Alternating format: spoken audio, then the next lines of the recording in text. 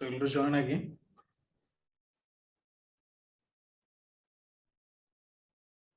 ಬೇಗ ಬೇಗ ಜಾಯ್ನ್ ಆಗಿ.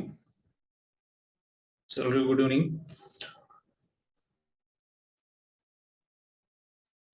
ನೋಡಿ, ಲಾಸ್ಟ್ ಕ್ಲಾಸ್ ಅಲ್ಲಿ ನಾವು ಏನ್ ಮಾಡಿದ್ವಿ ಅಂತಂದ ಹೇಳಿದ್ರೆ ಕರಾವಳಿ ಪ್ರದೇಶದ ಬಗ್ಗೆ ನಾವು ಡಿಸ್ಕಷನ್ ಮಾಡಿದ್ವಿ. ಕರಾವಳಿ ಪ್ರದೇಶದ ಬಗ್ಗೆ ಕರ್ನಾಟಕದ ಪ್ರಾಕೃತಿಕ ವಿಭಾಗಗಳಂತ ಬಂದಾಗ ಸೊ ಕರಾವಳಿ ಆಲ್ರೆಡಿ ಮುಗಿದಿದೆ. ಕರಾವಳಿಯಲ್ಲಿ ಏನಾದ್ರು ಕ್ವಶನ್ಸ್ ಗಳಿದ್ರೆ ಸೊ ಇವಾಗ್ಲೇ ಕೇಳ್ಬಹುದು. So any questions? No sir, no sir, no sir. Okay. So next ನೋಡ್ರಿ, ಈ ಕ್ಲಾಸ್ ಅಲ್ಲಿ ನಾವೇನ್ ಮಾಡೋಣ ಅಂದ್ರೆ ಮಲೆನಾಡು ಬಗ್ಗೆ ನಾವು ಡಿಸ್ಕಷನ್ ಮಾಡ್ತಾ ಹೋಗೋಣ. ಸೊ ಇನ್ನು ಜಾಯಿನ್ ಆಗ್ತಿದಾರ, ಸೊ ಬೇಗ ಬೇಗ ಜಾಯಿನ್ ಆಗಿ. ಎಸ್. ಸೊ ಎಲ್ಲ ನಿಮ್ದು ಕ್ಯಾಮ್ರಾ ಇದೆಲ್ಲ ಆಫ್ ಮಾಡಿ, ಸೊ ಮ್ಯೂಟ್ ಮಾಡಿ. ಸೊ ಯಾರು ಮ್ಯೂಟ್ ಆನ್ ಮಾಡಕ್ ಹೋಗ್ಬೇಡಿ.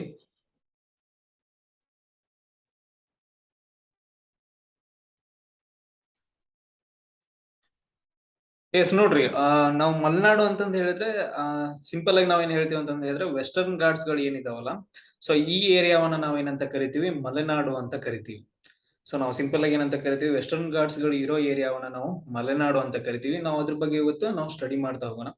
ಫಸ್ಟ್ ಏನಂತಂದ ಹೇಳಿದ್ರೆ ನಮ್ಗೆ ಇಂಡಿಯಾದಲ್ಲಿ ಇವಾಗ ಸೊ ಇಂಡಿಯಾವನ್ನ ಕನ್ಸಿಡರ್ ಮಾಡಿದ್ರೆ ಇವಾಗ ಏನಿದೆ ಅಂತಂದ ಹೇಳಿದ್ರೆ ಈ ಕಡೆ ಸೈಡ್, ಪಶ್ಚಿಮದ ಸೈಡ್ ಏನಿದೆ, ಸೊ ಕರಾವಳಿ ಪ್ರದೇಶ ಆದ ನಂತರ ನೆಕ್ಸ್ಟ್ ಇರೋ ಒಂದು ಪ್ರಾಕೃತಿಕ ವಿಭಾಗ ಯಾವ್ದು ಅಂತಂದ ಹೇಳಿದ್ರೆ ನಾವು ವೆಸ್ಟರ್ನ್ ಘಾಟ್ಸ್ ಅಂತಂದ ಹೇಳ್ತೀವಿ. ಸೊ ಮಹಾರಾಷ್ಟ್ರ ಮತ್ತು ನೋಡ್ರಿ, ಮಹಾರಾಷ್ಟ್ರ ಮತ್ತು ನಾವು ಕರ್ನಾಟಕದಲ್ಲಿ ನಾವು ಇವುಗಳನ್ನ ವೆಸ್ಟರ್ನ್ ಘಾಟ್ಸ್ ಗಳನ್ನ ನಾವೇನಂತ ಕರಿತೀವಿ, ಸಹ್ಯಾದ್ರಿ ಬೆಟ್ಟಗಳು ಅಂತ ಕರಿತೀವಿ.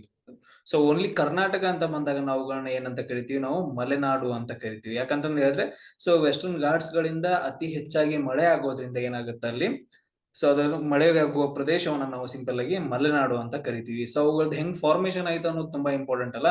ಸೊ ನಾವು ಅದ್ರ ಬಗ್ಗೆ ನಾವು ನೋಡ್ತಾ ಹೋಗ್ಬೇಕು. ಈಗ ನೋಡ್ರಿ, ಭಾರತವನ್ನ ಕನ್ಸಿಡರ್ ಮಾಡಿದ್ವಿ ಅಂತಂದ ಹೇಳಿದ್ರೆ ಸೊ ಈ ತರ ವೆಸ್ಟರ್ನ್ ಘಾಟ್ಸ್ ಗಳು ಯಾಕೆ ಫಾರ್ಮೇಶನ್ ಅದು, ಹೆಂಗ್ ಫಾರ್ಮೇಶನ್ ಅದು ಅಂತಂದ ಹೇಳಿ ನಾವು ಸ್ಟಡಿ ಮಾಡ್ಬೇಕಾಗತ್ತೆ.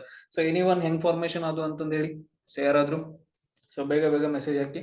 ಕೋ ಹೋಸ್ಟ್ ಮೆಸೇಜ್ ಹಾಕಿ. ಎಲ್ರು ಏನಂತಂದ ಹೇಳಿದ್ರೆ ಕೋ ಹೋಸ್ಟ್ ಮೆಸೇಜ್ ಹಾಕಿ. ಹೋಸ್ಟ್ ಮೆಸೇಜ್ ಹಾಕ್ಬಿಟ್ರಿ, ಚಾಟ್ ಬಾಕ್ಸ್ ಹೋಗ್ಬಿಟ್ಟು ಕೋ ಹೋಸ್ಟ್ಗೆ ಎಲ್ರು ಇನ್ವಾಲ್ವ್ ಆಗ್ಲೇಬೇಕು ಕ್ಲಾಸ್ ಅಲ್ಲಿ. ಎಸ್, ಬೇಗ ಬೇಗ. No no no no. So ಗೊತ್ತಿಲ್ಲ ಸರ್. ಓಕೆ. ಸೊ ನೋಡ್ರಿ, ಇವಾಗ ನಾವು ಸ್ಟಡಿ ಮಾಡ್ತಾ ಹೋಗೋಣ. ಸೊ ನಾವು ಲಾಸ್ಟ್ ಕ್ಲಾಸ್ ಅಲ್ಲಿ ಹೇಳಿದ್ವಿ ಯಾವ ತರ ಇದನ್ನೊಂದು ಥೇರಿ ಹೇಳಿದ್ವಿ, ಏನಂತಂತ ಹೇಳಿದ್ರೆ ಸೊ ಕಾಂಟಿನೆಂಟಲ್ ಡ್ರಿಫ್ಟ್ ಥೇರಿ ಅಂತಂದ್ ಹೇಳಿದ್ವಿ. ಕಾಂಟಿನೆಂಟಲ್ ಡ್ರಿಫ್ಟ್ ಥೇರಿ ಇದನ್ನ ಪ್ರಪೋಸ್ ಮಾಡಿದವ್ರು ಯಾರಂತಂದ್ ಹೇಳಿದ್ರೆ ಸೊ ವೆಗನರ್ ಅಂತಂದ್ ಹೇಳ್ತೀವಿ. ಅವ್ರ ಪ್ರಕಾರ ಏನಂತಂದ್ ಹೇಳಿದ್ರೆ ಮೊದ್ಲು ಒಂದು ಏನಂತಂದ್ ಹೇಳಿದ್ರೆ ಇವಾಗ ಏನ್ ಎಲ್ಲಾ ಖಂಡಗಳಿದಾವ, ಸೊ ಎಲ್ಲಾ ಖಂಡಗಳು ಸೇರಿ ಇವಾಗ ಏನಿದೆಯಲ್ಲ ಒಂದು ಭೂಭಾಗ ಇತ್ತು. ಸೊ ಈ ಭೂಭಾಗವನ್ನ ನಾವೇನಂತ ಕರಿತಿದ್ವಿ ಅಂತಂದ್ ಹೇಳಿದ್ರೆ ಪ್ಯಾಂಜಿಯಾ ಅಂತ ಕರಿತಾ ಇದ್ವಿ. ಅದ್ರ ಸುತ್ತಮುತ್ತ ಏನ್ ನೀರಿದೆಯಲ್ಲ ಇದನ್ನ ನಾವೇನಂತ ಕರಿದ್ವಿ ಅಂತಂದ್ ಹೇಳಿದ್ರೆ ಪ್ಯಾಂತಲಾಸ ಅಂತ ಕರೆದ್ವಿ. ಸೊ ಎಸ್, ಭೂಮಿಯನ್ನ ಪ್ಯಾಂಜಿಯಾ ಅಂತ ಕರೆದ್ವಿ. ಸೊ ಸುತ್ತಮುತ್ತಲಿನ ನೀರನ್ನ ನಾವೇನಂತ ಕರೆದ್ವಿ, ಪ್ಯಾಂತಲಾಸ ಅಂತ ಕರೆದ್ವಿ. ಸೊ ಹಲವಾರು ವರ್ಷಗಳು ಅಂದ್ರೆ ಮಿಲಿಯನ್ ವರ್ಷಗಳ ಹಿಂದ್ಗಡೆ ಏನಾಯ್ತು ಅಂತಂದ ಹೇಳಿದ್ರೆ ಸೊ ಒಂದು ಗುರುತ್ವಾಕರ್ಷಣೆಯಿಂದನೋ ಅಥವಾ ಭೂಮಿ ತಿರುಗುವುದರಿಂದನೋ ಆಮೇಲೆ ನೆಕ್ಸ್ಟ್ ಸಮುದ್ರದ ದೊಡ್ಡ ದೊಡ್ಡ ಅಲೆಗಳಿಂದ ಏನಾಗತ್ತ, ಸ್ವಲ್ಪ ಬ್ರೇಕ್ ಆಗಕ್ ಸ್ಟಾರ್ಟ್ ಆಗತ್ತ. ಬ್ರೇಕ್ ಆಗಿ ಏನಾಗತ್ತೆ ಅಂತಂತ ಹೇಳಿದ್ರೆ ಸೊ ಈ ದೊಡ್ಡ ಒಂದು ಭೂಭಾಗ ಇದ್ದದ್ದು ಏನಾಗತ್ತೆ ಅಂತಂದ ಹೇಳಿದ್ರೆ ಎರಡು ಭಾಗಗಳಾಗಿ ಡಿವೈಡ್ ಆಗತ್ತೆ. ಇದೆ ನೋಡ್ರಿ, ಈ ತರ ಏನಂತಂದ ಹೇಳಿದ್ರೆ ಎರಡು ಭಾಗಗಳಾಗಿ ಡಿವೈಡ್ ಆಗತ್ತೆ.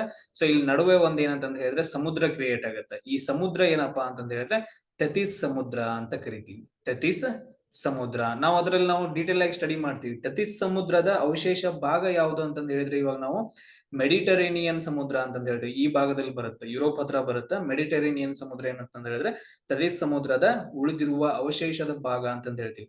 ಆಮೇಲೆ ನಮ್ಮ ಇಂಡಿಯಾದಲ್ಲಿ ತಥೀಸ್ ಸಮುದ್ರ ಏನಿತ್ತಲ್ಲ ಆ ಪ್ರದೇಶದಲ್ಲಿ ಏನಾಗಿದಾವ ಅಂತಂದ ಹೇಳಿದ್ರೆ ಹಿಮಾಲಯ ಮೌಂಟೇನ್ ಗಳು ಸೊ ಬೆಳವಣಿಗೆ ಆಗಿದಾವ ಅಂತಂದ ಹೇಳ್ತೀವಿ. ಇಲ್ಲಿ ನೋಡ್ರಿ, ಒಂದು ಮೇಲ್ಗಡೆ ಭಾಗವನ್ನ ನಾವೇನಂತ ಕರೆದ್ವಿ, ಲಾರೇಶಿಯಾ ಅಂತ ಕರೆದ್ವಿ. ಸೊ ಕೆಳಗಡೆ ಭಾಗವನ್ನ ನಾವೇನಂತ ಕರೆದ್ವಿ, ಗೋಂಡುವಾನಾ ಲ್ಯಾಂಡ್ ಅಂತಂದ್ ಕರೆದ್ವಿ. ಎರಡು ಭೂಭಾಗಗಳದು, ನಡುವೆ ಒಂದು ಸಮುದ್ರ ಆಯ್ತು. ಸೊ ಅದು ತಥೀಸ್ ಸಮುದ್ರ ಆಯ್ತು. ಯಾವಾಗ 150 ಮಿಲಿಯನ್ ಇಯರ್ಸ್ ಆಗು. ಸೊ 150 ಮಿಲಿಯನ್ ವರ್ಷಗಳ ಹಿಂದೆ ಏನಾಯ್ತು ಅಂತಂದ ಹೇಳಿದ್ರೆ ಈ ತರ ಎರಡು ಭಾಗಗಳಾಯ್ತು, ಒಂದು ಫಾರ್ಮ್ ಇದು ಆಯ್ತು.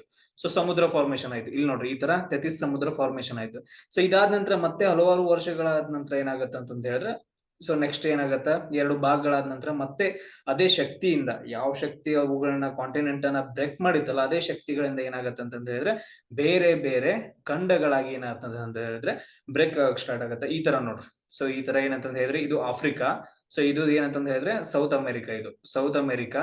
ಸೊ ಇದೇನಂತಂದ ಹೇಳಿದ್ರೆ ಅಟ್ಲಾಂಟಿಕಾ, ಇದೇನು ಇಲ್ಲಿ ಅಂತ ನೋಡ್ರಿ ಭಾರತ, ಇದು ಭಾರತದ ದಕ್ಷಿಣ ಪೆನಿನ್ಸುಲಾರ್ ಅಂತ ಹೇಳ್ತೀವಿ. ಈ ತರ ಬ್ರೇಕ್ ಆಗಿ ಏನಾಗತ್ತೆ ಅಂತಂದ ಹೇಳಿದ್ರೆ ನಮ್ಮ ಭಾರತ ದೇಶ ಈಶಾನ್ಯದ ಕಡೆಗೆ ಅಂದ್ರೆ ಉತ್ತರದ ಕಡೆಗೆ ಏನಂತಂದ ಹೇಳಿದ್ರೆ ಚಲಿಸೋಕ್ ಸ್ಟಾರ್ಟ್ ಆಗತ್ತ. ಯಾವ ತರ ಚಲಿಸೋಕ್ ಸ್ಟಾರ್ಟ್ ಆಗತ್ತ ನೋಡ್ರಿ. ಸೊ ಇಲ್ಲಿದೆ ನೋಡ್ರಿ. ಸೊ ಇಲ್ಲಿ ನೀವು ನೋಡಿರ್ಬೋದು. ಸೊ ಈ ತರ ಏನಂತಂದ ಹೇಳಿದ್ರೆ ಚಲಿಸೋಕ್ ಸ್ಟಾರ್ಟ್ ಆಗತ್ತ. ಸೊ ಯಾವಾಗ ಅಂತಂದ ಹೇಳಿದ್ರೆ 71ರಿಂದ 55 ಮಿಲಿಯನ್ ಇಯರ್ಸ್ ಆಗೋ ಅಂತಂದ್ ಹೇಳ್ತೀವಿ. ಆಲ್ಮೋಸ್ಟ್ ಏನಂತಂದ ಹೇಳಿದ್ರೆ 100 ಮಿಲಿಯನ್ ಇಯರ್ಸ್ ಆಗೋ ಅಂತ ಅನ್ಕೊಡ್ರಿ.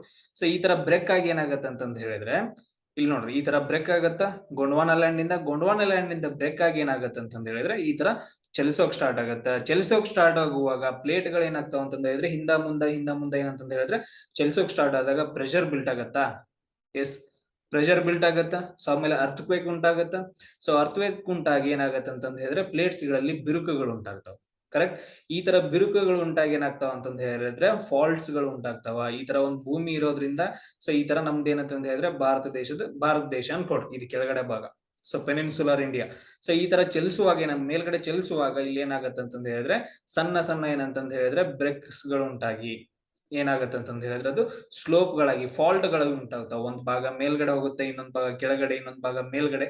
ಸೊ ಈ ತರ ಏನಂತಂದ ಹೇಳಿದ್ರೆ ಫಾಲ್ಟ್ಸ್ ಗಳು ಉಂಟಾಗ್ತಾವ. ಈ ತರ ಫಾಲ್ಟ್ಸ್ ಗಳು ಉಂಟಾಗಿ ಏನಂತಂದ ಹೇಳಿದ್ರೆ ವೆಸ್ಟರ್ನ್ ಘಾಟ್ಸ್ ಗಳು ರಚನೆ ಆಗಿದಾವ ಅಂತಂದ್ ಹೇಳ್ತೀವಿ. ಸೊ ಕಾರಣ ಏನು? ಸೊ ಅರ್ತ್ ಕ್ರಸ್ಟ್ ಏನಿರುತ್ತಲ್ಲ, ಅರ್ತ್ ಕ್ರಸ್ಟ್ ಮೇಲೆ ಏನಂತಂದ ಹೇಳಿದ್ರೆ ನಾವು ಭೂಮಿಯನ್ನ ಇದು ಮಾಡುವಾಗ ಸ್ಟಡಿ ಮಾಡುವಾಗ ನಾವು ಹೇಳ್ತೀವಿ. ಸೊ ಭೂಮಿಯಲ್ಲಿ ಏನಂತಂದ ಹೇಳಿದ್ರೆ ಭೂಮಿಯನ್ನ ನಾವು ಭಾಗ ಮಾಡ್ತೀವಿ. ಮೇಲ್ಗಡೆದು ಕ್ರಸ್ಟ್ ಅಂತ ಹೇಳ್ತೀವಿ, ಮಿಡಲ್ ಒಂದು ಮ್ಯಾಂಟಲ್ ಅಂತ ಹೇಳ್ತೀವಿ, ಸೊ ಕೆಳಗಡೆದು ಕೋರ್ ಅಂತಂದ ಹೇಳ್ತೀವಿ, ಒಳಗಡೆ ಭಾಗವನ್ನ. ಸೊ ಈ ಮ್ಯಾಂಟಲ್ ಭಾಗದಲ್ಲಿ ಏನಂತಂದ ಹೇಳಿದ್ರೆ ದ್ರವ ರೂಪದ ಶಿಲಾಪಾಕವನ್ನ ನಾವೇನಂತ ಕರಿತೀವಿ, ಅಸ್ಥೆನೋಸ್ಪಿಯರ್ ಅಂತ ಕರಿತೀವಿ. ಎಸ್, ಅಸ್ಥೆನೋಸ್ಪಿಯರ್. ಈ ಅಸ್ಥೆನೋಸ್ಪಿಯರ್ದಲ್ಲಿ ಏನಿರುತ್ತೆ, ದ್ರವವಾದ ಶಿಲಾಪಾಕ ಇರುತ್ತ.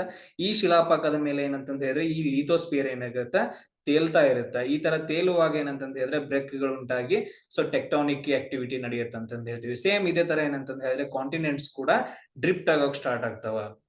ಸೊ ಈ ತರ ಡ್ರಿಫ್ಟ್ ಆಗುವಾಗ ಏನಾಗುತ್ತೆ ಅಂತಂದ ಹೇಳಿದ್ರೆ ಈ ತರ ನೋಡ್ರಿ, ಈ ತರ ಫಾಲ್ಟ್ಸ್ ಗಳು ಉಂಟಾಗ್ತಾವ. ಈ ತರ ನೋಡ್ರಿ, ಈ ತರ ಏನಂತಂದ ಹೇಳಿದ್ರೆ ಬ್ರೇಕಿಂಗ್ಸ್ ಫಾಲ್ಟ್ಸ್ ಗಳು ಉಂಟಾಗಿ ಏನಾಗತ್ತೆ ಅಂತಂದ ಹೇಳಿದ್ರೆ ಸೊ ಈ ತರ ಸ್ಲೈಡಿಂಗ್ ಆಗತ್ತೆ. ಸ್ಲೈಡಿಂಗ್ ಆಗಿ ಏನಂತಂದ ಹೇಳಿದ್ರೆ ಸ್ಲೋಪ್ ಗಳು ಉಂಟಾಗ್ತಾವ ನೋಡ್ರಿ. ಈ ತರ ಏನಂತಂದ ಹೇಳಿದ್ರೆ ಸೊ ಸ್ಲೋಪ್ ಗಳು ಉಂಟಾಗ್ತಾವ.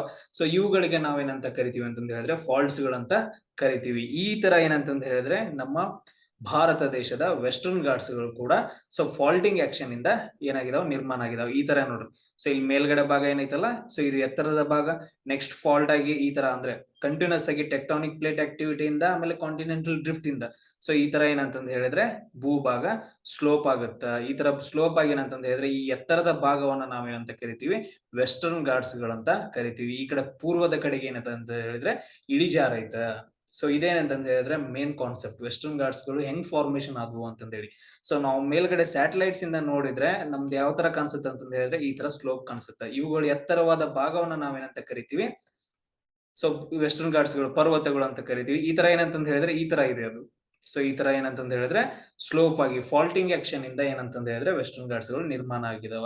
ಆಮೇಲೆ ಇನ್ನೊಂದ್ ಏನಂತಂದ ಹೇಳಿದ್ರೆ ಇಲ್ಲಿ ಡೆಕ್ಕನ್ ಪ್ಲೇಟಿವ್ ಇದೆಯಲ್ಲ, ಡೆಕ್ಕನ್ ಪ್ಲೇಟಿವ್ ಮೂವ್ಮೆಂಟ್ ಇಂದ ಏನಾಗುತ್ತೆ ಅಂತಂದ ಹೇಳಿದ್ರೆ ಸೊ ಕಂಟಿನ್ಯೂಸ್ ಆಗಿ ಟೆಕ್ಟಾನಿಕ್ ಆಕ್ಟಿವಿಟಿಯಿಂದ ಆಮೇಲೆ ಲಾವಾ ಹೊರಗೆ ಬರೋದ್ರಿಂದ ಸೊ ಈ ತರ ಪರ್ವತಗಳು ನಿರ್ಮಾಣವಾಗಿದಾವ ಅಂತ ನಾವು ಹೇಳ್ತೀವಿ. ವೆಸ್ಟರ್ನ್ ಘಾಟ್ಸ್ ಗಳು ಹೆಂಗ್ ನಿರ್ಮಾಣ ಆದವು ಅಂತ ಗೊತ್ತಾಯ್ತಾ? ಸೊ ಇದೇನಂತಂದ ಹೇಳಿದ್ರೆ ಜಸ್ಟ್ ಕಾನ್ಸೆಪ್ಟ್ ಅನ್ನ ನೆನ್ಪಿಟ್ಕೊಡ್ರಿ. ಸೊ ಉಳಿದದ್ದೇನೆ ಅಂತಂದ ಹೇಳ್ತೀವಿ ಅಂತಂದ ಹೇಳಿದ್ರೆ ಫಿಸಿಕಲ್ ಜಿಯೋಗ್ರಫಿಯಲ್ಲಿ ನಾನು ಇನ್ನೂ ಡೀಟೇಲ್ ಆಗಿ ನಿಮ್ಗೆ ಹೇಳ್ತೀನಿ. ಸೊ ಇದು ಅರ್ಥ ಆಯ್ತಾ ಎಲ್ರಿಗೂ? ಸೊ ಏನಾದ್ರು ಕ್ವಶನ್ಸ್ ಇದ್ರೆ ಕೇಳ್ರಿ. Any questions?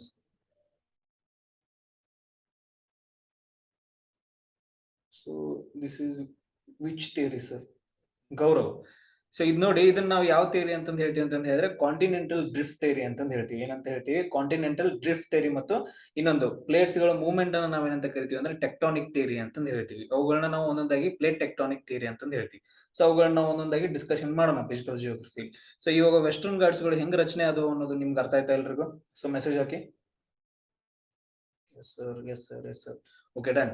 ಸೊ ಈ ತರ ಏನಂತಂತ ಹೇಳಿದ್ರೆ ವೆಸ್ಟರ್ನ್ ಘಾಟ್ಸ್ ಗಳು ನಿರ್ಮಾಣ ಆಗ್ತಾವ. ವೆಸ್ಟರ್ನ್ ಘಾಟ್ಸ್ ಗಳು ನಿರ್ಮಾಣ ಆಗಿ ಏನಂತಂತ ಹೇಳಿದ್ರೆ ಸೊ ಟೋಟಲ್ ಆಗಿ ನಮ್ಮ ಭಾರತವನ್ನ ಕನ್ಸಿಡರ್ ಮಾಡಿದಂತ ಹೇಳಿದ್ರೆ ಎಲ್ಲಿಂದ ಸ್ಟಾರ್ಟ್ ಆಗುತ್ತೆ, ಗುಜರಾತ್ ಇಂದ ಏನಂತಂತ ಹೇಳಿದ್ರೆ ವೆಸ್ಟರ್ನ್ ಘಾಟ್ಸ್ ಗಳು ಸ್ಟಾರ್ಟ್ ಆಗಿ ಅಪ್ ಟು ಎಲ್ಲಿವರೆಗೂ ತಮಿಳುನಾಡುವರೆಗೂ ಏನಂತಂತ ಹೇಳಿದ್ರೆ ವೆಸ್ಟರ್ನ್ ಘಾಟ್ಸ್ ಗಳು ಫಾರ್ಮೇಶನ್ ಆಗ್ತಾವ. ಇಷ್ಟು ಪಾಯಿಂಟ್ಸ್ ಗಳನ್ನ ನೀವು ಇದರಲ್ಲಿ ನೆನ್ಪಿಟ್ಕೋಬೇಕು. ಆಮೇಲೆ ನಮ್ ಕ್ವಶನ್ಸ್ ಗಳನ್ನ ಕೇಳ್ತಾರೆ, ಎಷ್ಟೆಷ್ಟು ಅಂದ್ರೆ ಎಷ್ಟು ರಾಜ್ಯಗಳಲ್ಲಿ ಹಾದೋಗಿದಾವ ಅಂತ ಹೇಳಿ ಕೇಳ್ತಾರೆ. ಸೊ ಫಸ್ಟ್ ಒನ್ ಏನಂತಂದ ಹೇಳಿದ್ರೆ ಗುಜರಾತ್ ಅಲ್ಲಿ ಐತೆ, ಅದಾದ ನಂತರ ಮಹಾರಾಷ್ಟ್ರ, ಅದಾದ ನಂತರ ಗೋವಾ, ಆಮೇಲೆ ಕರ್ನಾಟಕ, ಕೇರಳ ಮತ್ತು ತಮಿಳುನಾಡು. ಇಷ್ಟು ರಾಜ್ಯಗಳಲ್ಲಿ ಏನಂತಂದ ಹೇಳಿದ್ರೆ ವೆಸ್ಟರ್ನ್ ಘಾಟ್ಸ್ ಗಳು ಇದಾವ. ಅದ್ರಲ್ಲೂ ಏನಂತಂದ ಹೇಳಿದ್ರೆ ಅತಿ ಹೆಚ್ಚು ವೆಸ್ಟರ್ನ್ ಘಾಟ್ಸ್ ಗಳು ಎಲ್ಲಿ ಕಂಡು ಬರ್ತಾವ ಅಂತಂದ ಹೇಳಿದ್ರೆ ನಮ್ಮ ಕರ್ನಾಟಕದಲ್ಲಿ ಕಂಡು ಬರ್ತಾವ. 52% ಏನಂತಂದ ಹೇಳಿದ್ರೆ ವೆಸ್ಟರ್ನ್ ಘಾಟ್ಸ್ ಗಳು ನಮ್ಮ ಕರ್ನಾಟಕ ರಾಜ್ಯದಲ್ಲಿ ಕಂಡು ಬರ್ತಾವ. ಟೋಟಲ್ ಲೆಂತ್ ಎಷ್ಟೈತೆ ಅಂತಂದ ಹೇಳಿದ್ರೆ ವೆಸ್ಟರ್ನ್ ಘಾಟ್ಸ್ ಗಳದ್ದು ಭಾರತದಲ್ಲಿ 1600 ಕಿಲೋಮೀಟರ್ ಏನಂತಂದ ಹೇಳಿದ್ರೆ ಎವರೇಜ್ ಐತೆ. ಸೊ 1600 ಕಿಲೋಮೀಟರ್ ಏನಂತಂದ ಹೇಳಿದ್ರೆ ವೆಸ್ಟರ್ನ್ ಘಾಟ್ಸ್ ಗಳ ಉದ್ದ ಐತೆ. ಸೊ ಇದ್ರಲ್ಲಿ ನಮ್ಮ ಕರ್ನಾಟಕದಲ್ಲಿ ಎಷ್ಟೈತೆ ಅಂತಂದ ಹೇಳಿದ್ರೆ 650 ಕಿಲೋಮೀಟರ್ ಉದ್ದದ ವೆಸ್ಟರ್ನ್ ಘಾಟ್ಸ್ ಗಳನ್ನ ನಮ್ಮ ಕರ್ನಾಟಕ ರಾಜ್ಯ ಹೊಂದೈತೆ. ಇವೆರಡು ಪಾಯಿಂಟ್ಸ್ ಗಳನ್ನ ನೀವು ನೆನ್ಸ್ಕೋಬೇಕು. ಸೊ ಭಾರತದಲ್ಲಿ ವೆಸ್ಟರ್ನ್ ಘಾಟ್ಸ್ ಗಳ ಉದ್ದ ಎಷ್ಟೈತೆ 1600 ಕಿಲೋಮೀಟರ್. ಅದೇ ಮತ್ತೆ ಕರ್ನಾಟಕದಲ್ಲಿ ಎಷ್ಟೈತೆ ವೆಸ್ಟರ್ನ್ ಘಾಟ್ಸ್ ಗಳ ಉದ್ದ 650 ಕಿಲೋಮೀಟರ್ ಐತೆ. ಸೊ ಅದಾದ ನಂತರ ನೋಡ್ರಿ ಇವತ್ತದ ಎವರೇಜ್ ಹೈಟ್ ಎಷ್ಟ ಅಂತಂದ ಹೇಳ್ತೀವಿ 1200 ಮೀಟರ್ ಅಂತಂದ ಹೇಳ್ತೀವಿ. ಆಲ್ಮೋಸ್ಟ್ ಏನಂತಂದ ಹೇಳಿದ್ರೆ ಆಲ್ಮೋಸ್ಟ್ 800 ಇಂದ 1200 ಮೀಟರ್ ಏನೈತೆ ಅಂತ ಹೇಳಿದ್ರೆ ಎವರೇಜ್ ಹೈಟ್ ಐತೆ ಇದ್ರದ್ದು. ಸೊ ಒಂದೊಂದು ಪೀಕ್ ಗಳಿದಾವೆ. ಇವಾಗ ಫಾರ್ ಎಕ್ಸಾಂಪಲ್ ಮುಳ್ಳಯ್ಯನಗಿರಿ ಅಂತ ತಗೊಂಡಾಗ 1930 ಮೀಟರ್ ಅಂತಂದ ಐತೆ ನಮ್ಮ ಕರ್ನಾಟಕದಲ್ಲಿ. ಸೊ ಅಂದ್ರೆ ಚೇಂಜಸ್ ಆಗತ್ತೆ, ಅವು ಎತ್ತರದ ಪೀಕ್ ಗಳಾಗ್ತಾವ, ಅಂದ್ರೆ ಎತ್ತರದ ಪರ್ವತಗಳಾಗ್ತಾವ. ಇಷ್ಟು ಪಾಯಿಂಟ್ಸ್ ಗಳನ್ನ ನೀವು ನೆನ್ಪಿಟ್ಕೋಬೇಕು. ಆಮೇಲೆ ನೋಡ್ರಿ ಸೊ ಈ ವೆಸ್ಟರ್ನ್ ಘಾಟ್ಸ್ ಗಳು ಏನಂತಂದ ಹೇಳಿದ್ರೆ ಜೀವ ವೈವಿಧ್ಯತೆಯನ್ನ ಹೊಂದಿದಾವ. ಎಷ್ಟೋ ಪ್ರಾಣಿಗಳಿದಾವ, ಎಷ್ಟೋ ಪಕ್ಷಿಗಳಿದಾವ, ಸಸ್ಯದ ಪ್ರಭೇದಗಳಿದಾವ. ಒಂಥರ ಏನಂತಂದ ಹೇಳಿದ್ರೆ ಒಂದು ನೈಸರ್ಗಿಕ ತಾಣವಾಗಿದೆ. ಸೊ ಅದಕ್ಕೋಸ್ಕರ ಯುನೆಸ್ಕೋದವ್ರು ಏನ್ ಮಾಡ್ತಾರ ಅಂತಂದ ಹೇಳಿದ್ರೆ ಇದನ್ನ ವಿಶ್ವ ಪಾರಂಪರಿಕ ತಾಣವನ್ನಾಗಿ ಕನ್ಸಿಡರ್ ಮಾಡ್ತಾರ. ಯಾವಾಗ ಅಂತಂದ ಹೇಳಿದ್ರೆ 2012ರಲ್ಲಿ ವೆಸ್ಟರ್ನ್ ಘಾಟ್ಸ್ ಗಳನ್ನ ವಿಶ್ವ ಪಾರಂಪರಿಕ ತಾಣವಾಗಿ ಘೋಷಣೆ ಮಾಡ್ತಾರ. ಆಮೇಲೆ ಇದ್ರಲ್ಲಿ ಟೋಟಲ್ ಆಗಿ ಎಷ್ಟಿದಾವ ಅಂತಂದ ಹೇಳಿದ್ರೆ 39 ಟೋಟಲ್ ಏರಿಯಾಸ್ ಇದಾವ. ಸೊ ನ್ಯಾಷನಲ್ ಪಾರ್ಕ್ಸ್ ಆಗಿರ್ಬೋದು, ವೈಲ್ಡ್ ಲೈಫ್ ಸೆಂಚುರೀಸ್ ಆಗಿರ್ಬೋದು, ಕನ್ಸರ್ವೇಷನ್ ಏರಿಯಾಸ್ ಆಗಿರ್ಬೋದು, ಬಯೋಸ್ಪಿಯರ್ ಆಗಿರ್ಬೋದು, ಟೋಟಲ್ ಎಲ್ಲಾ ಸೇರಿ ಏನಂತಂದ ಹೇಳಿದ್ರೆ 39 ಏರಿಯಾಸ್ ಗಳಿದಾವ. ಇಷ್ಟು ಪಾಯಿಂಟ್ಸ್ ಗಳನ್ನ ನೀವು ನೆನ್ಪಿಟ್ಕೋಬೇಕು. ಆಮೇಲೆ ನೀವು ಎಸ್ಸೆ ಬರೆಯುವಾಗ ವೆಸ್ಟರ್ನ್ ಘಾಟ್ಸ್ ಗಳ ಬಗ್ಗೆ ಇದನ್ನೆಲ್ಲಾನು ಇನ್ಕ್ಲೂಡ್ ಮಾಡ್ಬೇಕಾಗತ್ತೆ. ಸೊ ಯಾವ ತರ ಒರಿಜಿನ್ ಆಯ್ತು ಆ ಥಿಯರಿನೂ ಕೂಡ ನೀವು ಹೇಳ್ಬೇಕಾಗತ್ತೆ ಇಲ್ಲಿ. ಸೊ ಅದಾದ ನಂತರ ನೋಡ್ರಿ ನೆಕ್ಸ್ಟ್ ಇನ್ನು ಇದ್ರ ಬಗ್ಗೆ ಪಾಯಿಂಟ್ಸ್ ಗಳು ಏನೇನ್ ಬರ್ತಾವ ಅಂತ ಹೇಳಿದ್ರೆ ಇಲ್ಲಿ ನೋಡ್ರಿ ನೀವು ಇವಾಗ ಬ್ಯಾಕ್ ಸೈಡ್ ಈಗ ನೋಡಿರ್ಬೋದು. ಸೊ ಇವಾಗ ಏನಂತಂದ್ ಹೇಳಿದ್ರೆ ಇಲ್ಲಿ ಸಿಂಪಲ್ ಆಗಿ ಅರ್ಥ ಮಾಡ್ಕೊಡ್ರಿ.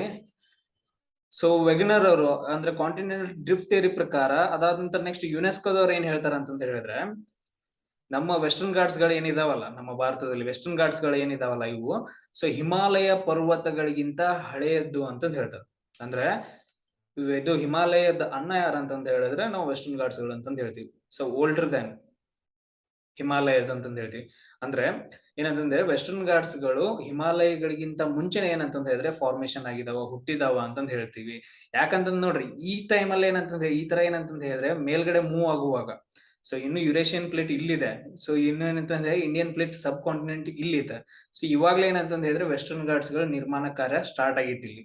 ಸೊ ಇಲ್ಲಿ ಏನಂತಂದ ಹೇಳಿದ್ರೆ ಇಲ್ಲಿ ಹೋದ ನಂತರ ನೆಕ್ಸ್ಟ್ ಇಲ್ಲಿ ಯುರೇಷಿಯನ್ ಪ್ಲೇಟ್ ಜೊತೆಗೆ ಇಂಡಿಯನ್ ಪ್ಲೇಟ್ ಕಾಂಟ್ಯಾಕ್ಟ್ ಆದ ನಂತರ ಏನಂತಂದ ಹೇಳಿದ್ರೆ ಹಿಮಾಲಯ ಪರ್ವತಗಳು ಉಗಮವಾಗ್ತಾವ. ಅಂದ್ರೆ ಓಲ್ಡ್ರೆ ಅದು ಇದ್ರಲ್ಲಿ ಏಜ್ಡ್ ಪರ್ಸನ್ ಯಾರು, ಅನ್ನ ಯಾರು ಇದ್ರಲ್ಲಿ ವೆಸ್ಟರ್ನ್ ಘಾಟ್ಸ್ ಗಳಲ್ಲ. ಸೊ ಹಿಮಾಲಯ ಪರ್ವತಗಳಿಗಿಂತ ಮುಂಚೆ ಏನಂತಂದ ಹೇಳಿದ್ರೆ ವೆಸ್ಟರ್ನ್ ಘಾಟ್ಸ್ ಗಳು ಉಗಮವಾಗಿದಾವ ಅಂತಂದ ಹೇಳಿ ಹೇಳ್ತೀವಿ. ಸೊ ಈ ಪಾಯಿಂಟ್ಸ್ ಗಳನ್ನ ಇಷ್ಟು ಪಾಯಿಂಟ್ಸ್ ಗಳನ್ನ ನೀವು ನೆನ್ಪಿಟ್ಕೋಬೇಕಾಗತ್ತ. ಸೊ ಅದಾದ ನಂತರ ನೋಡ್ರಿ ಸೊ ಇದೆಲ್ಲ ಯಾವಾಗ ಆಯ್ತು ಅಂತಂದ ಹೇಳಿದ್ರೆ 150 ಮಿಲಿಯನ್ ಇಯರ್ಸ್ ಆಗೋ ಆಗುತ್ತೆ. ನಾನು ಆಗ್ಲೇ ಹೇಳಿದ್ನಲ್ಲ ನಿಮ್ಗೆ ಸ್ಟೋರಿ ಅವೆಲ್ಲ ಏನಂತಂದ ಹೇಳಿದ್ರೆ 150 ಮಿಲಿಯನ್ ಇಯರ್ಸ್ ಆಗೋ, ಇವಾಗಿಂದ ಏನಂತಂದ ಹೇಳಿದ್ರೆ 150 ಮಿಲಿಯನ್ ಇಯರ್ಸ್ ಆಗೋ ಏನಂತಂದ ಹೇಳಿದ್ರೆ ಇವೆಲ್ಲ ಫಾರ್ಮೇಶನ್ ಆಗಿದಾವ.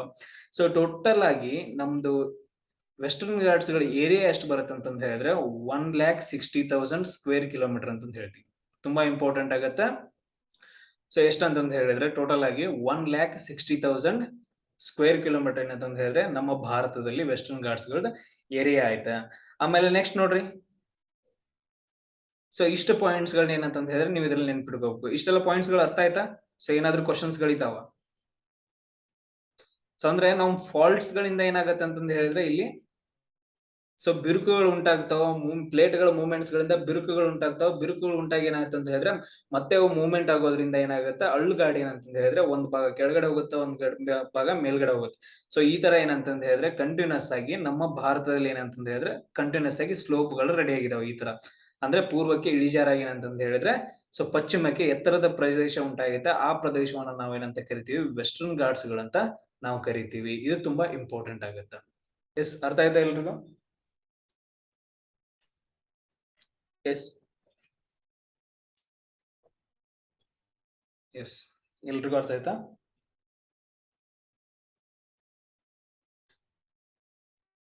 ಎಸ್, ನೆಕ್ಸ್ಟ್ ನೋಡ್ರಿ, ಇನ್ನು ಏನ್ ಹೇಳ್ತೀವಿ ಅಂತಂದ್ ಹೇಳಿದ್ರೆ ಆಲ್ಮೋಸ್ಟ್ 39 ಏರಿಯಾಸ್ ಅಂತಂದ್ ಹೇಳ್ತೀವಿ. ಅದ್ರಲ್ಲಿ ಏನಂತಂದ್ ಹೇಳಿದ್ರೆ ಸೊ ನಮ್ ಕರ್ನಾಟಕದಲ್ಲಿ ಕಾಳಿ ಟೈಗರ್ ರಿಸರ್ವ್ ಐತೆ. ಆಮೇಲೆ ನೆಕ್ಸ್ಟ್ ನೋಡ್ರಿ ಮುಂಡಿಗೆ ಕೆರೆ ಬರ್ಡ್ ಸ್ಯಾಂಚುರಿ ಐತೆ. ಆಮೇಲೆ ಕರಿಯನ್ ಶೋಲಾ ನ್ಯಾಷನಲ್ ಪಾರ್ಕ್ ಐತೆ, ಪುಷ್ಪಗಿರಿ ಐತೆ, ಬ್ರಹ್ಮಗಿರಿ ಐತೆ, ಮೂಕಾಂಬಿಕಾ, ತಲಕಾವೇರಿ, ಕುದುರೆಮುಖ ನ್ಯಾಷನಲ್ ಪಾರ್ಕ್, ಸೋಮೇಶ್ವರ, ಆಮೇಲೆ ಬಂಡೀಪುರ, ನಾಗರಹೊಳೆ, ಈ ತರ ಏನಂತಂದ ಹೇಳಿದ್ರೆ ಹಲವಾರು ನ್ಯಾಷನಲ್ ಪಾರ್ಕ್ ಗಳು ಮತ್ತು ವೈಲ್ಡ್ ಲೈಫ್ ಸ್ಯಾಂಚುರೀಸ್ ಗಳಿದಾವ.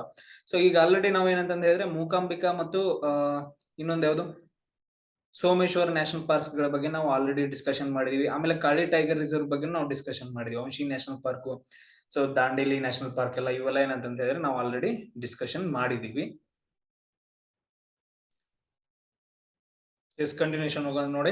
ಸೊ ಇವಾಗ ಏನಂತಂದ ಹೇಳಿದ್ರೆ ಇವುಗಳ ಬಗ್ಗೆನೂ ಕೂಡ ಎಲ್ಲ ಏನಂತಂದ ಹೇಳಿ ನ್ಯಾಷನಲ್ ಪಾರ್ಕ್ಸ್ ಬಗ್ಗೆ, ಆಮೇಲೆ ವೈಲ್ಡ್ ಲೈಫ್ ಸ್ಯಾಂಚುರೀಸ್ ಗಳ ಬಗ್ಗೆ, ಆಮೇಲೆ ಮೌಂಟೇನ್ ಪೀಕ್ಸ್ ಗಳ ಬಗ್ಗೆ ನಾವೆಲ್ಲ ಒಂದೊಂದಾಗಿ ನಾವು ಡಿಸ್ಕಷನ್ ಮಾಡ್ತಾ ಹೋಗೋಣ. ಮಲೆನಾಡು ರೀಜನ್ ಬಗ್ಗೆ ಡಿಸ್ಕಷನ್ ಮಾಡೋಣ.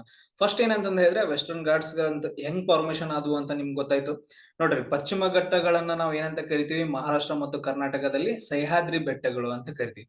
ನೋಡ್ರಿ, ಕರ್ನಾಟಕದಲ್ಲಿ ನಾವು ಪಶ್ಚಿಮ ಘಟ್ಟಗಳನ್ನ ನಾವೇನಂತ ಕರಿತೀವಿ, ಮಲೆನಾಡು ಅಂತಂದ್ ಕರಿತೀವಿ. ಯಾಕಂತಂದ ಹೇಳಿದ್ರೆ ಅತಿ ಹೆಚ್ಚು ಮಳೆ ಆಗತ್ತ.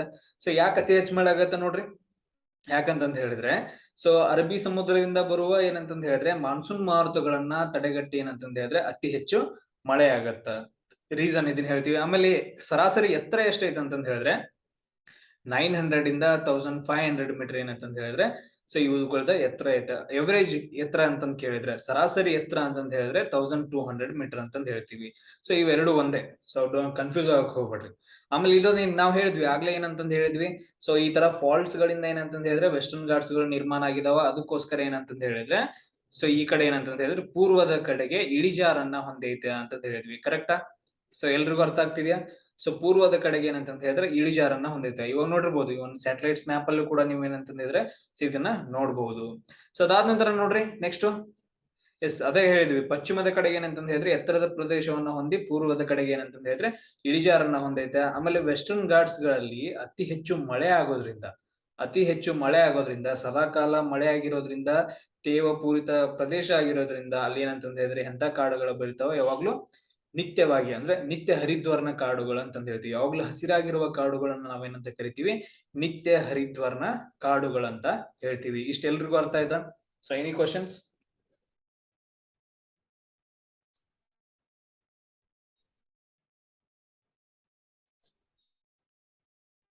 No sir. Lakshmi sir, monsoon ಶಾಖೆಗಳು. ಸೊ ಓಕೆ, ಅರಬ್ಬಿ ಶಾಖೆ ಮೀನಿಂಗ್ ಆಫ್ ಅರಬ್ಬಿ ಶಾಖೆ. ಓಕೆ, ಹೇಳ್ತೀನಿ ನೋಡಿ. ಇಲ್ಲಿ ಇವಾಗ ನಾವ್ ಏನ್ ಮಾಡ್ತೀವಿ ಅಂತಂತ ಹೇಳಿದ್ರೆ, ಇವಾಗ ನಮ್ಮ ಭಾರತವನ್ನ ಕನ್ಸಿಡರ್ ಮಾಡಿದ್ವಿ ಅಂತಂತ ಹೇಳಿದ್ರೆ ಅದು ಎಲ್ಲೈತೆ, ಸೊ ಉತ್ತರ ಗೋಳಾರ್ಧದಲ್ಲಿ ಐತೆ. ಇವಾಗ ಏನಂತಂದ ಹೇಳಿದ್ರೆ ನಮ್ಮ ಭಾರತವನ್ನ ಕನ್ಸಿಡರ್ ಮಾಡಿದ್ವಿ ಅಂತಂದ ಹೇಳಿದ್ರೆ ಸೊ ಈ ಕಡೆ ಉತ್ತರ ಗೋಳಾರ್ಧದ ಪೂರ್ವದ ಕಡೆಗೆ ಐತೆ ಅಂತಂದ ಹೇಳ್ತೀವಿ ನಾವು. ಸೊ ಇಲ್ಲಿ ನೋಡ್ರಿ, ಪೂರ್ವ ರೇಖಾಂಶಗಳು ಬರ್ತಾವ. ಇಲ್ಲಿ ಏನೈತೆ ನಮ್ಮ ಭಾರತ ದೇಶ ಐತೆ. ಸೊ ಈ ಕಡೆಯಿಂದ ಏನಂತಂದ ಹೇಳಿದ್ರೆ ಇಲ್ಲೆಲ್ಲ ಇಂಡೋನೇಷಿಯಾ, ಸೊ ಫಿಲಿಪೀನ್ಸ್ ಇವೆಲ್ಲ ಇದಾವ. ಆಸ್ಟ್ರೇಲಿಯಾ ಕಡೆಯಿಂದ ಏನಂತಂದ ಹೇಳಿದ್ರೆ ಸೊ ನಮ್ಮ ಮಾನ್ಸೂನ್ ಮಾರುತಗಳು ಬೀಸ್ಕೊಂತ ಬರ್ತಾವ. ಈ ತರ ಬಂದಾಗ ಏನಾಗತ್ತೆ ಅಂತಂದ ಹೇಳಿದ್ರೆ ಈ ಕಡೆಯಿಂದ ಒಂದ್ ಶಾಖೆ ಹೋಗುತ್ತೆ. ಸೊ ಇಲ್ಲಿ ಏನಂತಂದ ಹೇಳಿದ್ರೆ ಶ್ರೀಲಂಕಾ ಇದೆ, ಈ ಕಡೆಯಿಂದ ಒಂದ್ ಶಾಖೆ ಹೋಗುತ್ತೆ. ಅದನ್ನ ನಾವೇನಂತ ಕರಿತೀವಿ, ಬಂಗಾಳ ಕೊಲ್ಲಿ ಶಾಖೆ ಅಂತಂದ ಹೇಳ್ತೀವಿ. ಈ ಕಡೆಗೆ ಬರುವ ಶಾಖೆಯನ್ನ ನಾವೆಂತ ಕರಿತೀವಿ, ಬಂಗಾಳ ಕೊಲ್ಲಿ ಶಾಖೆ ಅಂತ ಕರಿತೀವಿ. ಈ ಕಡೆ ಬರುವಾಗ ಏನಾಗುತ್ತೆ ಅಂತಂದ ಹೇಳಿದ್ರೆ ಸೊ ನಾವು ITCZ ಅಂತಂದ ಹೇಳ್ತೀವಿ. ಏನಂತಂದ ಹೇಳಿದ್ರೆ ಟೆಂಪರೇಟ್ ಝೋನ್ ಅಂತಂದ ಹೇಳ್ತೀವಿ. ಸೂರ್ಯನ ನೇರವಾಗಿ ಏನ್ ಕಿರಣಗಳು ಬೀರ್ತಿರ್ತಾವ ಆ ಏರಿಯಾ ಚೇಂಜ್ ಆಗ್ತಾ ಇರುತ್ತೆ. ಸೊ ಆ ಟೈಮಲ್ಲಿ ಏನಾಗುತ್ತೆ, ಪ್ರೆಷರ್ ಡಿಫ್ರೆನ್ಸ್ ಆಗಿ ಏನಾಗುತ್ತೆ ಅಂತಂದ ಹೇಳಿದ್ರೆ ಡೈರೆಕ್ಷನ್ ಚೇಂಜ್ ಆಗುತ್ತೆ. ಡೈರೆಕ್ಷನ್ ಚೇಂಜ್ ಆಗಿ ಏನಾಗುತ್ತೆ ಅಂತಂದ ಹೇಳಿದ್ರೆ ಒಂದು ಅರಬ್ಬಿ ಸಮುದ್ರ ಶಾಖೆಯಿಂದ ಇನ್ನೊಂದು ಬರುತ್ತೆ ಡೈರೆಕ್ಷನ್ ಚೇಂಜ್ ಆಗಿ. ಸೊ ಈಶಾನ್ಯದ ಕಡೆಗೆ ಬೀಸುತ್ತೆ. ಇದನ್ನ ನಾವು ಏನಂತ ಕರಿತೀವಿ, ಅರಬ್ಬಿ ಸಮುದ್ರ ಶಾಖೆ ಅಂತ ಕರಿತೀವಿ. ಈ ತರ ಏನಂತಂದ ಹೇಳಿದ್ರೆ ಸೊ ಎರಡು ಕಡೆಯಿಂದ ಮಳೆ ಬರುತ್ತೆ. ಈ ಪ್ರದೇಶದಲ್ಲಿ ವೆಸ್ಟರ್ನ್ ಘಾಟ್ಸ್ ಗಳು ಇರೋದ್ರಿಂದ ಸೊ ಅವುಗಳನ್ನ ಮಾನ್ಸೂನ್ ಮಾರುತಗಳನ್ನ ಈ ತರ ತಡೆದ ಏನಾಗತ್ತೆ ಅಂತ ಹೇಳಿದ್ರೆ ಸೊ ಅತಿ ಹೆಚ್ಚು ಮಳೆ ಆಗತ್ತ. ಆಮೇಲೆ ಉಳಿದಿದ್ದೇನಂತಂತ ಹೇಳಿದ್ರೆ ಹಂಗೆ ಮುಂದ್ಗಡೆ ಹೋಗ್ತಾ ಇರುತ್ತ. ಸೊ ಅದಾದ ನಂತರ ನೆಕ್ಸ್ಟ್ ನೋಡ್ರಿ, ಈ ಪ್ರದೇಶದಲ್ಲಿ ಸೊ ಭಾರತದ ಮೇಘಾಲಯ ಆ ಪ್ರದೇಶದಲ್ಲಿ ಕಾಸಿ, ಗಾರೋ, ಜೈಂತಿಯ ಬೆಟ್ಟಗಳು ಕರೆಕ್ಟ್ ಆಗಿ ಏನಂತಂತ ಹೇಳಿದ್ರೆ ಅಡ್ಡದಾಗಿರೋದ್ರಿಂದ ಸೊ ಈ ಕಡೆ ಏನಂತಂತ ಹೇಳಿದ್ರೆ ಎರಡು ಕಡೆಯಿಂದ ಅರಬ್ಬಿ ಕಡೆಯಿಂದ ಆಮೇಲೆ ಬಂಗಾಳ ಕೊಲ್ಲಿಯಿಂದ ಬರುವ ಎರಡು ಮಾನ್ಸೂನ್ ಶಾಖೆಗಳನ್ನ ತಡೆದ್ ಬಿಟ್ಟು ಏನ್ ಮಾಡ್ತಾವ ಅಂತಂತ ಹೇಳಿದ್ರೆ ಅತಿ ಹೆಚ್ಚು ಮಳೆಯನ್ನು ಸುರಿಸ್ತಾವ. ಅತಿ ಹೆಚ್ಚು ಮಳೆ ಸುರಿಸಿದಲ್ಲಿ ಏನಾಗತ್ತ ಅದೇ ಹೇಳ್ತೀವಲ್ಲ, ಮೇಘಾಲಯದ ಮೌಸಿನ್ ರಾಮ್ ಏರಿಯಾ ಆಮೇಲೆ ಚಿರಾಪುಂಜಿ ಏರಿಯಾದಲ್ಲಿ ಏನಂತಂದ ಹೇಳಿದ್ರೆ ಅತಿ ಹೆಚ್ಚು ಮಳೆ ಬೀಳ್ತಾವ. ಯಾಕಂತಂದ ಹೇಳಿದ್ರೆ ಕಾಸಿ, ಗಾರೋ, ಜೈಂತಿಯ ಅದರಲ್ಲಿ ಕೂಡ ಏನಂತಂದ ಹೇಳಿದ್ರೆ ಕಾಸಿ ಬೆಟ್ಟಗಳು ಇರೋದ್ರಿಂದ ಮೇಘಾಲಯದಲ್ಲಿ ಅತಿ ಉದ್ದದಾಗಿ ತಡೆಗಟ್ಟ ಮಾನ್ಸೂನ್ ಮಾರುತಗಳನ್ನು ತಡೆಗಟ್ಟಿ ಅತಿ ಹೆಚ್ಚು ಮಳೆ ಆಗತ್ತ. ಸೊ ಅರ್ಥ ಆಯ್ತಾ ಎಲ್ರಿಗೂ? S sir. ಹೋಸ್ಟ್ ಮಾಡಬೇಡಿ, ಕೋ ಹೋಸ್ಟ್ ಮೆಸೇಜ್ ಮಾಡಿ. Yes sir, thank you. Next ನೋಡ್ರಿ, ನೆಕ್ಸ್ಟ್ ಹೋಗೋಣ.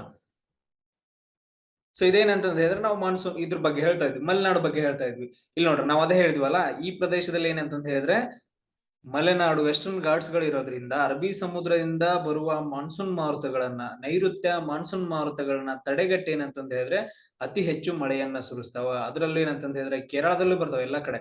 ನಾವು ನಮ್ ಕರ್ನಾಟಕದ ಬಗ್ಗೆ ಮಾತಾಡ್ತಿದೀವಿ. ಸೊ ಫಸ್ಟ್ ಏನಂತಂದ ಹೇಳಿದ್ರೆ ಕೇರಳಕ್ಕೆ ಬರ್ತಾವ. ಕೇರಳದಲ್ಲೂ ಮಾನ್ಸೂನ್ ಇದು ವೆಸ್ಟರ್ನ್ ಘಾಟ್ಸ್ ಗಳು ಇರೋದ್ರಿಂದ ಕೇರಳದಲ್ಲಿ ಅತಿ ಹೆಚ್ಚು ಮಳೆ ಆಗತ್ತ. ಸೊ ಈ ಕಡೆ ಕೆಳಗಡೆ ಪ್ರದೇಶದಲ್ಲಿ ಆಮೇಲೆ ಕರ್ನಾಟಕದಲ್ಲಿ ಅತಿ ಹೆಚ್ಚು ಮಳೆ ಆಗತ್ತ. ಅದ್ರಲ್ಲೂ ನೀವು ನೋಡಿರ್ಬಹುದು ಉತ್ತರ ಕನ್ನಡ, ಸೊ ಉಡುಪಿ, ಶಿವಮೊಗ್ಗದಲ್ಲಿ ಏನಂತಂದ ಹೇಳಿದ್ರೆ ಅತಿ ಹೆಚ್ಚು ಮಳೆ ಆಗತ್ತೆ. ಆಗುಂಬೆ, ಹುಲಿಕಲ್ಲು ಇವೆಲ್ಲ ಸೊ ಏನಂತಂದ ಹೇಳಿದ್ರೆ ವೆಸ್ಟರ್ನ್ ಘಾಟ್ಸ್ ಗಳಲ್ಲಿ ಕಂಡು ಬರೋದ್ರಿಂದ. ಆಮೇಲೆ ನೆಕ್ಸ್ಟ್ ನೋಡ್ರಿ, ಈ ಪ್ರದೇಶದಲ್ಲಿ ಏನಂತಂದ ಹೇಳಿದ್ರೆ ಮಳೆ ಜಾಸ್ತಿ ಆಗತ್ತಾ, ಕರೆಕ್ಟ್. ಸೊ ಅದಾದ ನಂತರ ನೋಡ್ರಿ, ಇಲ್ಲಿ ನೋಡ್ರಿ ಈಗ ಒಂದ್ ಏನಂತಂದ ಹೇಳಿದ್ರೆ ಈ ತರ ಬೆಟ್ಟಗಳ ಸಾಲ ಐತೆ. ಸೊ ಈ ತರ ಬೆಟ್ಟಗಳ ಸಾಲಿರೋದ್ರಿಂದ ಏನಾಗತ್ತೆ ಅಂತಂದ ಹೇಳಿದ್ರೆ ಮಳೆಯ ಮಾರುತಗಳನ್ನ ತಡೆಗಟ್ಟಿ ಈ ಪ್ರದೇಶದಲ್ಲಿ, ಈ ಬೆಟ್ಟಗಳ ಪ್ರದೇಶದಲ್ಲಿ ಏನಾಗತ್ತ ಅತಿ ಹೆಚ್ಚು ಮಳೆ ಆಗತ್ತ. ಆಮೇಲೆ ಈ ಕಡೆ ನೋಡ್ರಿ, ಈ ಕಡೆ ಸೈಡ್ ಅದ್ರದ್ದು ಅಪೋಸಿಟ್ ಸೈಡ್ ಏನಂತಂದ ಹೇಳಿದ್ರೆ ಸೊ ಅಲ್ಲಿ ಮಾರುತಗಳು ಹೋಗಂಗಿಲ್ಲ, ಮಳೆಯ ಮಾರುತಗಳು. ಸೊ ಅದಕ್ಕೋಸ್ಕರ ಅಲ್ಲಿ ಮಳೆ ಆಗಂಗಿಲ್ಲ. ಅದಕ್ಕೋಸ್ಕರ ಅದನ್ನ ನಾವೇನಂತ ಕರಿತೀವಿ, ಮಳೆ ನೆರಳಿನ ಪ್ರದೇಶ ಅಂತ ಕರಿತೀವಿ. ಏನಂತ ಕರಿತೀವಿ? ಮಳೆ ನೆರಳಿನ ಪ್ರದೇಶ ಅಂತ ಕರಿತೀವಿ. ಸೊ ಇದಿರ್ತಾ ಆಯ್ತಾ. ನಾವು ಈ ಕಾನ್ಸೆಪ್ಟ್ ಇಂದ ನಾವ್ ಏನ್ ಹೇಳ್ತೀವಿ ಅಂತಂದ ಹೇಳಿದ್ರೆ, ಸೊ ವೆಸ್ಟರ್ನ್ ಘಾಟ್ಸ್ ಗಳಲ್ಲಿ ಏನಂತಂದ ಹೇಳಿದ್ರೆ ಅತಿ ಹೆಚ್ಚು ಮಳೆ ಆಗತ್ತ, ಮಾನ್ಸೂನ್ ಮಾರುತಗಳನ್ನ ತಡೆಗಟ್ತಾವ. ಸೊ ಅದೇ ರೀಸನ್ ಇಂದ ನಮ್ದು ಕರ್ನಾಟಕದ ಈ ಭಾಗಗಳಲ್ಲಿ ನೋಡ್ರಿ, ಕರ್ನಾಟಕದ ಆಲ್ಮೋಸ್ಟ್ ಈ ಭಾಗಗಳಲ್ಲಿ ಏನಂತಂದ ಹೇಳಿದ್ರೆ ಮಳೆ ಆಗಂಗಿಲ್ಲ. ಸೊ ಅದಕ್ಕೋಸ್ಕರ ಇದನ್ನ ನಾವೇನಂತ ಕರಿತೀವಿ ಅಂತಂದ ಹೇಳಿದ್ರೆ ಮಳೆ ನೆರಳಿನ ಪ್ರದೇಶ ಅಂತ ಕರಿತೀವಿ. ಸ್ವಲ್ಪ ಆಗುತ್ತ, ಬಟ್ ಆದ್ರೆ ಜಾಸ್ತಿ ಆಗಂಗಿಲ್ಲ. ಸೊ ಅದಕ್ಕೋಸ್ಕರ ಈ ಪಾರ್ಟ್ ಅನ್ನ ನಾವೇನಂತ ಕರಿತೀವಿ ಅಂದ್ರೆ ಮಳೆ ನೆರಳಿನ ಪ್ರದೇಶ ಅಂತ ಕರಿತೀವಿ. ಸೊ ಅರ್ಥ ಆಯ್ತಾ ಎಲ್ರಿಗೂ? S sir, yes sir. Okay, next ನೋಡ್ರಿ, ಮತ್ತೆ ಏನಂತಂದ ಹೇಳಿದ್ರೆ ಘಾಟ್ಸ್ ಗಳು ಬರ್ತಾವ. ಇವಾಗ ನೋಡಿರ್ಬೋದು ಘಾಟ್ಸ್ ಗಳು ಅಂತಂದ ಹೇಳಿದ್ರೆ ನೀವು ನೋಡಿರ್ಬೋದು ಏನಂತಂದ ಹೇಳಿದ್ರೆ ಪರ್ವತಗಳ ಸಾಲುಗಳು ಅಂತಂದ ಹೇಳ್ತೀವಿ. ಸೊ ಈ ತರ ಏನಂತಂದ ಹೇಳಿದ್ರೆ ಪರ್ವತಗಳ ಸಾಲುಗಳು ಇರ್ತಾವ, ನಡುವೆ ಕಣಿವೆ ಮಾರ್ಗ ಇರುತ್ತ, ಸೊ ಕಣಿವೆ ಇರುತ್ತ. ಈ ತರ ಏನಂತಂದ ಹೇಳಿದ್ರೆ ಘಾಟ್ಸ್ ಗಳು ಬರ್ತಾವ. ಅದ್ರಲ್ಲಿ ನಮ್ಮಲ್ಲಿ ತುಂಬಾ ಇಂಪಾರ್ಟೆಂಟ್ ಘಾಟ್ಸ್ ಗಳ ಬಗ್ಗೆ ನಮ್ಗೆ ಏನಂತಂದ ಹೇಳಿದ್ರೆ ಕ್ವಶನ್ಸ್ ಗಳನ್ನ ಕೇಳ್ತಾರ. ಫಸ್ಟ್ ಒನ್ ಯಾವ್ದಂತಂದ ಹೇಳಿದ್ರೆ ಆಗುಂಬೆ ಘಾಟ್ ಅಂತ ಹೇಳ್ತೀವಿ ನೋಡ್ರಿ. ಈ ಪ್ರದೇಶದಲ್ಲಿ ಬರುತ್ತಾ ಆಗುಂಬೆ ಘಾಟ್. ಇದು ಯಾವ ಪ್ರದೇಶಗಳನ್ನ ಸೇರಿಸುತ್ತೆ ಅಂತಂದ ಹೇಳಿದ್ರೆ ಉಡುಪಿ ಮತ್ತು ಶಿವಮೊಗ್ಗ. ಸೊ ಉಡುಪಿ ಮತ್ತು ಶಿವಮೊಗ್ಗ ಜಿಲ್ಲೆಗಳನ್ನ ಸಂಧಿಸುವ ಘಾಟ್ ಅನ್ನ ನಾವೇನಂತ ಕರಿತೀವಿ? ಆಗುಂಬೆ ಘಾಟ್ ಅಂತ ಕರಿತೀವಿ. ಅದೇ ತರ ನೋಡ್ರಿ ನೆಕ್ಸ್ಟ್ ಒಂದು ಚಾರ್ಮುಡಿ ಘಾಟ್ ಅಂತಂದ ಹೇಳ್ತೀವಿ, ಚಿಕ್ಕಮಂಗ್ಳೂರ್ ಕಡೆ ಬರುತ್ತೆ. ಮಂಗಳೂರು ಮತ್ತು ಚಿಕ್ಕಮಂಗ್ಳೂರು ಜಿಲ್ಲೆಗಳನ್ನ ಸೇರಿಸುವ ಘಾಟ್ ಅನ್ನ ನಾವೇನಂತ ಕರಿತೀವಿ? ಚಾರ್ಮುಡಿ ಘಾಟ್ ಅಂತಂದ ಹೇಳ್ತೀವಿ. ಅದೇ ತರ ಇನ್ನೊಂದ್ ನೋಡ್ರಿ ಶಿರಾಡಿ ಘಾಟ್ ಅಂತಂದ್ ಬರುತ್ತೆ. ಇಲ್ಲಿದೆ ನೋಡ್ರಿ ಶಿರಾಡಿ ಘಾಟ್. ಸೊ ಹಾಸನ್ ಮತ್ತು ಮಂಗಳೂರನ್ನ ಸೇರಿಸುವ ಘಾಟ್ ಅನ್ನ ನಾವೇನಂತ ಕರಿತೀವಿ?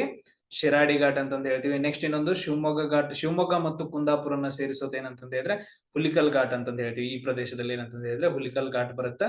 ಸೊ ನೋಡ್ರಿ ಟೋಟಲ್ 4 ಘಾಟ್ಸ್ ಬರ್ತಾವ: ಆಗುಂಬೆ ಘಾಟ್, ಚಾರ್ಮುಡೆ ಘಾಟ್, ಶಿರಾಡಿ ಘಾಟ್ ಮತ್ತು ಹುಲಿಕಲ್ ಘಾಟ್. ಆಗುಂಬೆ ಘಾಟ್ ಏನೇನ್ ಸೇರಿಸುತ್ತಾ ಉಡುಪಿ ಮತ್ತು ಶಿವಮೊಗ್ಗಗಳನ್ನ, ಚಾರ್ಮುಡಿ ಘಾಟು ಮಂಗಳೂರು ಚಿಕ್ಕಮಂಗ್ಳೂರನ್ನ, ಆಮೇಲೆ ಶಿರಾಡಿ ಘಾಟು ಹಾಸನ್ ಮಂಗಳೂರು, ಆಮೇಲೆ ಹುಲಿಕಲ್ ಘಾಟ್ ಏನಂತಂದ್ರೆ ಶಿವಮೊಗ್ಗ ಕುಂದಾಪುರಗಳನ್ನ ಸೇರಿಸುವ ಏನಂತಂದ ಹೇಳಿದ್ರೆ ಘಾಟ್ಸ್ ಗಳಾಗಿದಾವ. ಸೊ ಇವುಗಳನ್ನ ನೀವು ನೆನ್ಪಿಟ್ಕೋಬೇಕು. ಆಮೇಲೆ ನೆಕ್ಸ್ಟ್ ನೋಡ್ರಿ, ವೆಸ್ಟರ್ನ್ ಘಾಟ್ಸ್ ಗಳಲ್ಲಿ ಅತಿ ಎತ್ತರದ ಪರ್ವತಗಳು ಯಾವ ಎಲ್ಲೆಲ್ಲಿ ಬರ್ತಾವ ಅಂತ ಹೇಳಿ ನಾವು ನೋಡ್ತಾ ಹೋಗ್ಬೇಕಾಗತ್ತೆ. ಫಸ್ಟ್ ಒನ್ ಏನಂತಂದ ಹೇಳಿದ್ರೆ ಮುಳ್ಳಯ್ಯನಗಿರಿ. ಸೊ ಮುಳ್ಳಯ್ಯನಗಿರಿ ಎಲ್ಲಿ ಬರುತ್ತೆ ಅಂತಂದ ಹೇಳಿದ್ರೆ ಚಿಕ್ಕಮಂಗ್ಳೂರಲ್ಲಿ ಬರುತ್ತಾ. ಸೊ ಇದ್ರದ್ದು ಹೈಟ್ ಎಷ್ಟಿದೆ ಅಂತಂದ ಹೇಳಿದ್ರೆ ಎತ್ತರ 1930 ಮೀಟರ್ ಇದೆ. 1930 ಏನಂತಂದ ಹೇಳಿದ್ರೆ ಸ್ವಲ್ಪ ಎತ್ತರದ ಆಯ್ತಾ. ಕಿಲೋಮೀಟರ್ ಅಲ್ಲ, ನೆನ್ಪಿಟ್ಕೊಳ್ರಿ, ಮೀಟರ್ ಅಲ್ಲಿ. ಸೊ ಅದಾದ ನಂತರ ಸೆಕೆಂಡ್ ಒನ್ ಏನ್ ನೋಡ್ರಿ, ನಮ್ಮ ಕರ್ನಾಟಕದ ಅತಿ ಎತ್ತರದ ಪರ್ವತ, ಅದು ಕೂಡ ಚಿಕ್ಕಮಂಗ್ಳೂರಲ್ಲಿ ಬರುತ್ತಾ. ಸೊ 1892 ಮೀಟರ್, 1892 ಮೀಟರ್ ಅಂತಂದ್ ಹೇಳ್ತೀವಿ. ಕುದುರೆಮುಖ ಅಂತಂದ್ ಹೇಳ್ತೀವಿ. ಸೊ ಯಾವ್ದು ಹೇಳ್ತೀವಿ? ಕುದುರೆಮುಖ. ಇಲ್ಲಿದೆ ನೋಡ್ರಿ ಕುದುರೆಮುಖ. ಸೊ ಅದಾದ ನಂತರ ನೆಕ್ಸ್ಟ್ ನೋಡ್ರಿ ಬಾಬನ್ ಬುಡನ್ಗಿರಿ ಬರುತ್ತೆ, ಅದು ಕೂಡ ಚಿಕ್ಕಮಂಗ್ಳೂರಲ್ಲಿ ಇದೆ. ಆಮೇಲೆ ಪುಷ್ಪಗಿರಿ ಬೆಟ್ಟ ಬರುತ್ತಾ ಕೊಡಗುದಲ್ಲಿ ಐತೆ. ಆಮೇಲೆ ಕೊಡಚಾದ್ರಿ ಅಂತ ಬರುತ್ತಾ ಶಿವಮೊಗ್ಗದಲ್ಲಿ. ನಂದಿ ಬೆಟ್ಟಗಳಂತ ಬರ್ತಾವ ಚಿಕ್ಕಬಳ್ಳಾಪುರದಲ್ಲಿ. ಸೊ ಇವೇನಂತಂದ ಹೇಳಿದ್ರೆ ಪ್ರಮುಖ ಬೆಟ್ಟಗಳಂತಂದ ಹೇಳ್ತೀವಿ. ಕರ್ನಾಟಕದ ಅತಿ ಎತ್ತರದ ಪ್ರಮುಖ ಬೆಟ್ಟಗಳಂತಂದ ಹೇಳ್ತೀವಿ. ಇವನ್ ಇವು ಬರ್ತಾವ, ಕೊಡಚಾದ್ರಿ ಬರುತ್ತಾ, ಆಗುಂಬೆ ಬರುತ್ತಾ, ಕೆಮ್ಮನ್ಗುಂಡಿ ಅಂತ ಬರುತ್ತ. ಸೊ ಅದಾದ ನಂತರ ನೆಕ್ಸ್ಟ್ ನೋಡ್ರಿ ಬಿಳಿರಂಗ ಹಿಲ್ಸ್ ಬರ್ತಾವ. ಆಮೇಲೆ ಕೂರ್ಗ್, ಮಡಿಕೇರಿ ಇವೆಲ್ಲ ಏನಂತಂದ ಹೇಳಿದ್ರೆ ಅತಿ ಎತ್ತರದ ಪರ್ವತಗಳಲ್ಲಿ ಸೊ ಇದಾವ. ಸೊ ಇಷ್ಟು ಪಾಯಿಂಟ್ಸ್ ಗಳನ್ನ ನೀವು ನೆನ್ಪಿಡ್ಬೇಕು. ಅದರಲ್ಲಿ ಕೂಡ ಏನಂತಂದ ಹೇಳಿದ್ರೆ ಮುಳ್ಳಯ್ಯನಗಿರಿಯನ್ನ ಎಸ್ಪೆಷಲಿ ನೆನ್ಪಿಡ್ಬೇಕು. ಯಾಕಂತಂದ ಹೇಳಿದ್ರೆ ಕರ್ನಾಟಕದ ಅತಿ ಎತ್ತರದ ಪರ್ವತ ಅಂತ ಹೇಳ್ತೀವಿ. ನೋಡ್ರಿ ಮುಳ್ಳಯ್ಯನಗಿರಿ ಇಲ್ಲಿ ಐತಿ ನೋಡ್ರಿ. ಸೊ ಲೊಕೇಶನ್ ನೋಡಿದೆ ಅಂತಂದ ಹೇಳಿದ್ರೆ ಚಿಕ್ಕಮಂಗ್ಳೂರ್ದು. ಇಲ್ಲಿ ನೋಡ್ರಿ ಬೆಟ್ಟ ನೋಡ್ಬಹುದು ನೀವು, ಇಮೇಜ್ ಎಲ್ಲ ಐತೆ ಮುಳ್ಳಯ್ಯನಗಿರಿ. ಸೊ ಎಲ್ಲಿ ಬರುತ್ತೆ ಅಂತಂದ ಹೇಳಿದ್ರೆ ಚಿಕ್ಕಮಂಗ್ಳೂರಲ್ಲಿ ಬರುತ್ತ. ಸೊ ಅದಾದ ನಂತರ ನೆಕ್ಸ್ಟ್ ಏನಂತಂದ ಹೇಳಿದ್ರೆ ಇದು ಎಲ್ಲಿ ಐತೆ ಅಂತಂದ ಹೇಳಿದ್ರೆ ಚಂದ್ರದ್ರೋಣ ಹಿಲ್ ರೇಂಜಸ್ ಅಲ್ಲಿ ಐತೆ. ಚಂದ್ರದ್ರೋಣ ಹಿಲ್ ರೇಂಜಸ್ ಅಂತಂದ ಹೇಳಿದ್ರೆ ಹಲವಾರು ಪರ್ವತಗಳನ್ನ ಸೇರ್ಬಿಟ್ಟು ಏನಂತಂದ ಹೇಳಿದ್ರೆ ಒಂದು ರೇಂಜ್ ಆಗತ್ತೆ. ಅಂದ್ರ ಸರಣಿ, ಪರ್ವತಗಳ ಸರಣಿಯನ್ನ ನಾವು ರೇಂಜ್ ಅಂತ ಕರಿತೀವಿ, ಹಿಲ್ ರೇಂಜ್ ಅಂತ ಕರಿತೀವಿ, ಪರ್ವತ ಶ್ರೇಣಿ ಅಂತ ಕರಿತೀವಿ. ಚಂದ್ರದ್ರೋಣ ಪರ್ವತ ಶ್ರೇಣಿಯಲ್ಲಿ ಏನಂತಂದ ಹೇಳಿದ್ರೆ ಮುಳ್ಳಯ್ಯನಗಿರಿ ಪರ್ವತ ಕಂಡು ಬರುತ್ತೆ. ಚಂದ್ರದ್ರೋಣ ಪರ್ವತವನ್ನ ಇನ್ನೊಂದ್ ನೇಮ್ ಏನಂತ ಕರಿತೀವಿ ನೋಡ್ರಿ. ಸೊ ಅದೇನಂತಂದ ಹೇಳಿದ್ರೆ ನನಗೆ ಮೆಸೇಜ್ ಮಾಡಕ್ ಹೋಗ್ಬೇಡ್ರಿ, ನೀವು ಏನಂತ ಹೇಳಿದ್ರೆ ಸರ್ಚ್ ಮಾಡ್ಬೇಕು. ನಾವು ಇಷ್ಟೊಂದೆಲ್ಲ ಡೀಟೇಲ್ ಆಗಿ ಹೇಳ್ತಿದ್ವಿ ಅಂತಂದ ಹೇಳಿದ್ರೆ ಕೂಡ ನೀವು ಕೂಡ ಏನಂತಂದ್ರೆ ಸ್ವಲ್ಪ ಸರ್ಚ್ ಮಾಡ್ಬೇಕು. ಇಲ್ಲಿದೆ ನೋಡ್ರಿ. ಸೊ ಇದೇನಪ್ಪಾ ಅಂತಂದ ಹೇಳಿದ್ರೆ ಮುಳ್ಳಯ್ಯನಗಿರಿ ಬೆಟ್ಟ. ಸೊ ಇದೇನಂತಂದ ಹೇಳಿದ್ರೆ ಸ್ಯಾಟಲೈಟ್ ಮ್ಯಾಪ್ ಇಂದ ತಗೊಂಡಿರೋದು. ಸೊ ಮುಳ್ಳಯ್ಯನಗಿರಿ ಬೆಟ್ಟ ಈ ತರ ಕಾಣಿಸುತ್ತೆ. ಸೊ ಅದಾದ ನಂತರ ನೋಡ್ರಿ ನೆಕ್ಸ್ಟ್ ಒನ್ ಏನಂತಂದ ಹೇಳಿದ್ರೆ ಕುದುರೆಮುಖ ಬರುತ್ತ, ಕುದುರೆಮುಖ ಪರ್ವತ. ಸೊ ಇದು ಕೂಡ ಏನಂತಂದ ಹೇಳಿದ್ರೆ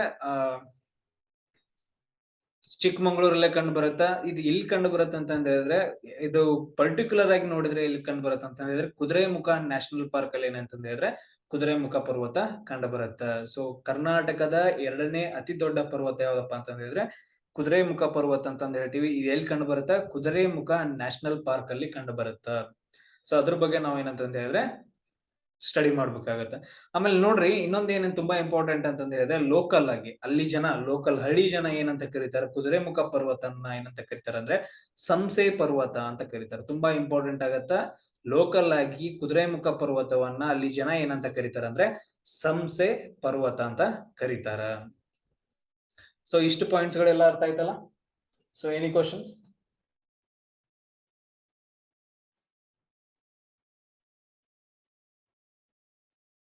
ಅಭಿಷೇಕ್ ಸರ್, ಪರ್ವತಗಳು ಹೇಗೆ ಹೋಮವಾದ?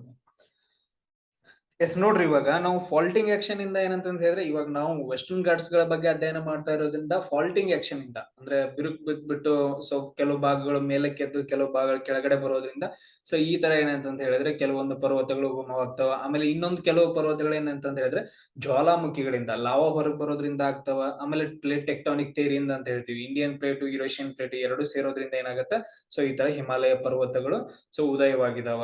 ಏನಂದ್ರೆ ಅವುಗಳಿಗೆ ತುಂಬಾ ಒರಿಜಿನ್ ಬರ್ತಾವ. ಸೊ ಅವುಗಳನ್ನ ನಾವು ಫಿಸಿಕಲ್ ಅಲ್ಲಿ ಹೇಳ್ತೀವಿ. ಬಟ್ ಇಷ್ಟು ಏನಂತಂದ ಹೇಳಿದ್ರೆ ಜನರಲ್ ಆಗಿ ನೆನ್ಪಿಟ್ಕೊಳ್ರಿ. ಅಂದ್ರೆ ಓಸಿಯಾನಿಕ್ ಪ್ಲೇಟ್ಗಳು, ಸಾಗರ ಪ್ಲೇಟ್ಗಳು ಎರಡು ಕನ್ವರ್ಜ್ ಆಗೋದ್ರಿಂದ ಒಳಗಡೆ ಏನಂತಂದ ಹೇಳಿದ್ರೆ ರಿಡ್ಜಸ್ ಅಂತಂದು ಹೇಳ್ತೀವಿ. ಸೊ ಸಮುದ್ರದಲ್ಲಿ. ಆಮೇಲೆ ನಮ್ಮ ಭೂಮಿಯಲ್ಲಿ ಏನಂತ ಹೇಳ್ತೀವಿ ಅಂತಂದ ಹೇಳಿದ್ರೆ ಮಡಿಕೆ ಪರ್ವತಗಳು ಅಂತಂದು ಹೇಳ್ತೀವಿ. ಸೊ ಅದ್ರಲ್ಲಿ ಏನಂತಂದ ಹೇಳಿದ್ರೆ ಟೈಪ್ಸ್ ಗಳು ಬರ್ತಾವ. ಅವುಗಳ ಬಗ್ಗೆ ನಾವು ಡಿಸ್ಕಷನ್ ಮಾಡೋಣ. ಜಸ್ಟ್ ನೆನ್ಪಿಟ್ಕೊಳ್ರಿ ಅಷ್ಟೇ. ಸೊ ಕನ್ವರ್ಜೆನ್ಸ್ ಆಗೋದ್ರಿಂದ, ಆಮೇಲೆ ಜ್ವಾಲಾಮುಖಿ ಆಗೋದ್ರಿಂದ, ಅದಾದ ನಂತರ ಫಾಲ್ಟ್ಸ್ ಗಳಿಂದ ಏನಂತ ಹೇಳಿದ್ರೆ ಪರ್ವತಗಳು ಉಗಮವಾಗ್ತವ. ಅರ್ಥ ಆಯ್ತಾ? S sir, yes sir, yes sir. ಪ್ರತಿಯೊಬ್ರು ಏನಂತಂದ ಹೇಳಿದ್ರೆ ರಿಪ್ಲೈಸ್ ಗಳನ್ನ ಕೊಡ್ಬೇಕು. ಕ್ವಶನ್ಸ್ ಗಳಿದ್ರೆ ಕೇಳ್ಬೇಕು. ಕೋ ಹೋಸ್ಟ್ ಮೆಸೇಜ್ ಮಾಡಿ. ನೆಕ್ಸ್ಟ್ ನೋಡ್ರಿ ಕುದುರೆಮುಖ ನ್ಯಾಷನಲ್ ಪಾರ್ಕ್ ಬಗ್ಗೆ ನಾವು ಸ್ಟಡಿ ಮಾಡ್ಬೇಕಾಗತ್ತೆ. ಸೊ ಯಾಕಂತಂದ ಹೇಳಿದ್ರೆ ಕುದುರೆಮುಖ ನ್ಯಾಷನಲ್ ಪಾರ್ಕ್ ಅಲ್ಲಿ ಏನೈತೆ ಅಂತಂದ ಹೇಳಿದ್ರೆ ಕುದುರೆಮುಖ ಪರ್ವತ ಐತೆ. ಕರ್ನಾಟಕದ 2ನೇ ಅತಿ ಎತ್ತರದ ಪರ್ವತ ಅಂತಂದ ಹೇಳ್ತೀವಿ. ನೋಡ್ರಿ ಈ ಏರಿಯಾ ಏನ್ ಕಂಡು ಬರುತ್ತಲ್ಲ, ಸೊ ಇಲ್ಲಿದೆ ನೋಡ್ರಿ. ಸೊ ಈ ತರ ಏನ್ ಗ್ರೀನ್ ಕಲರ್ ಏರಿಯಾ ಏನ್ ಕಂಡು ಬರ್ತಿದೆಯಲ್ಲ, ಸೊ ಇದನ್ನೆಲ್ಲವನ್ನ ನಾವೇನಂತ ಕರಿತೀವಿ ಅಂದ್ರೆ ಕುದುರೆಮುಖ ನ್ಯಾಷನಲ್ ಪಾರ್ಕ್ ಅಂತ ಕರಿತೀವಿ. ಸೊ ಇದರಲ್ಲಿ ಎಷ್ಟು ಜಿಲ್ಲೆಗಳಲ್ಲಿ ಹರಡೈತೆ ಅಂತಂದ ಹೇಳಿದ್ರೆ ಉಡುಪಿ ಜಿಲ್ಲೆ, ಸೊ ಅದಾದ ನಂತರ ಚಿಕ್ಕಮಂಗ್ಳೂರು ಜಿಲ್ಲೆ, ಆಮೇಲೆ ದಕ್ಷಿಣ ಕನ್ನಡ ಜಿಲ್ಲೆ, 3 ಜಿಲ್ಲೆಗಳಲ್ಲಿ ಕುದುರೆಮುಖ ನ್ಯಾಷನಲ್ ಪಾರ್ಕ್ ಹರಡೈತೆ. ಈ ತರನ ಕ್ವಶನ್ಸ್ ಗಳನ್ನ ಕೇಳ್ತಾರ.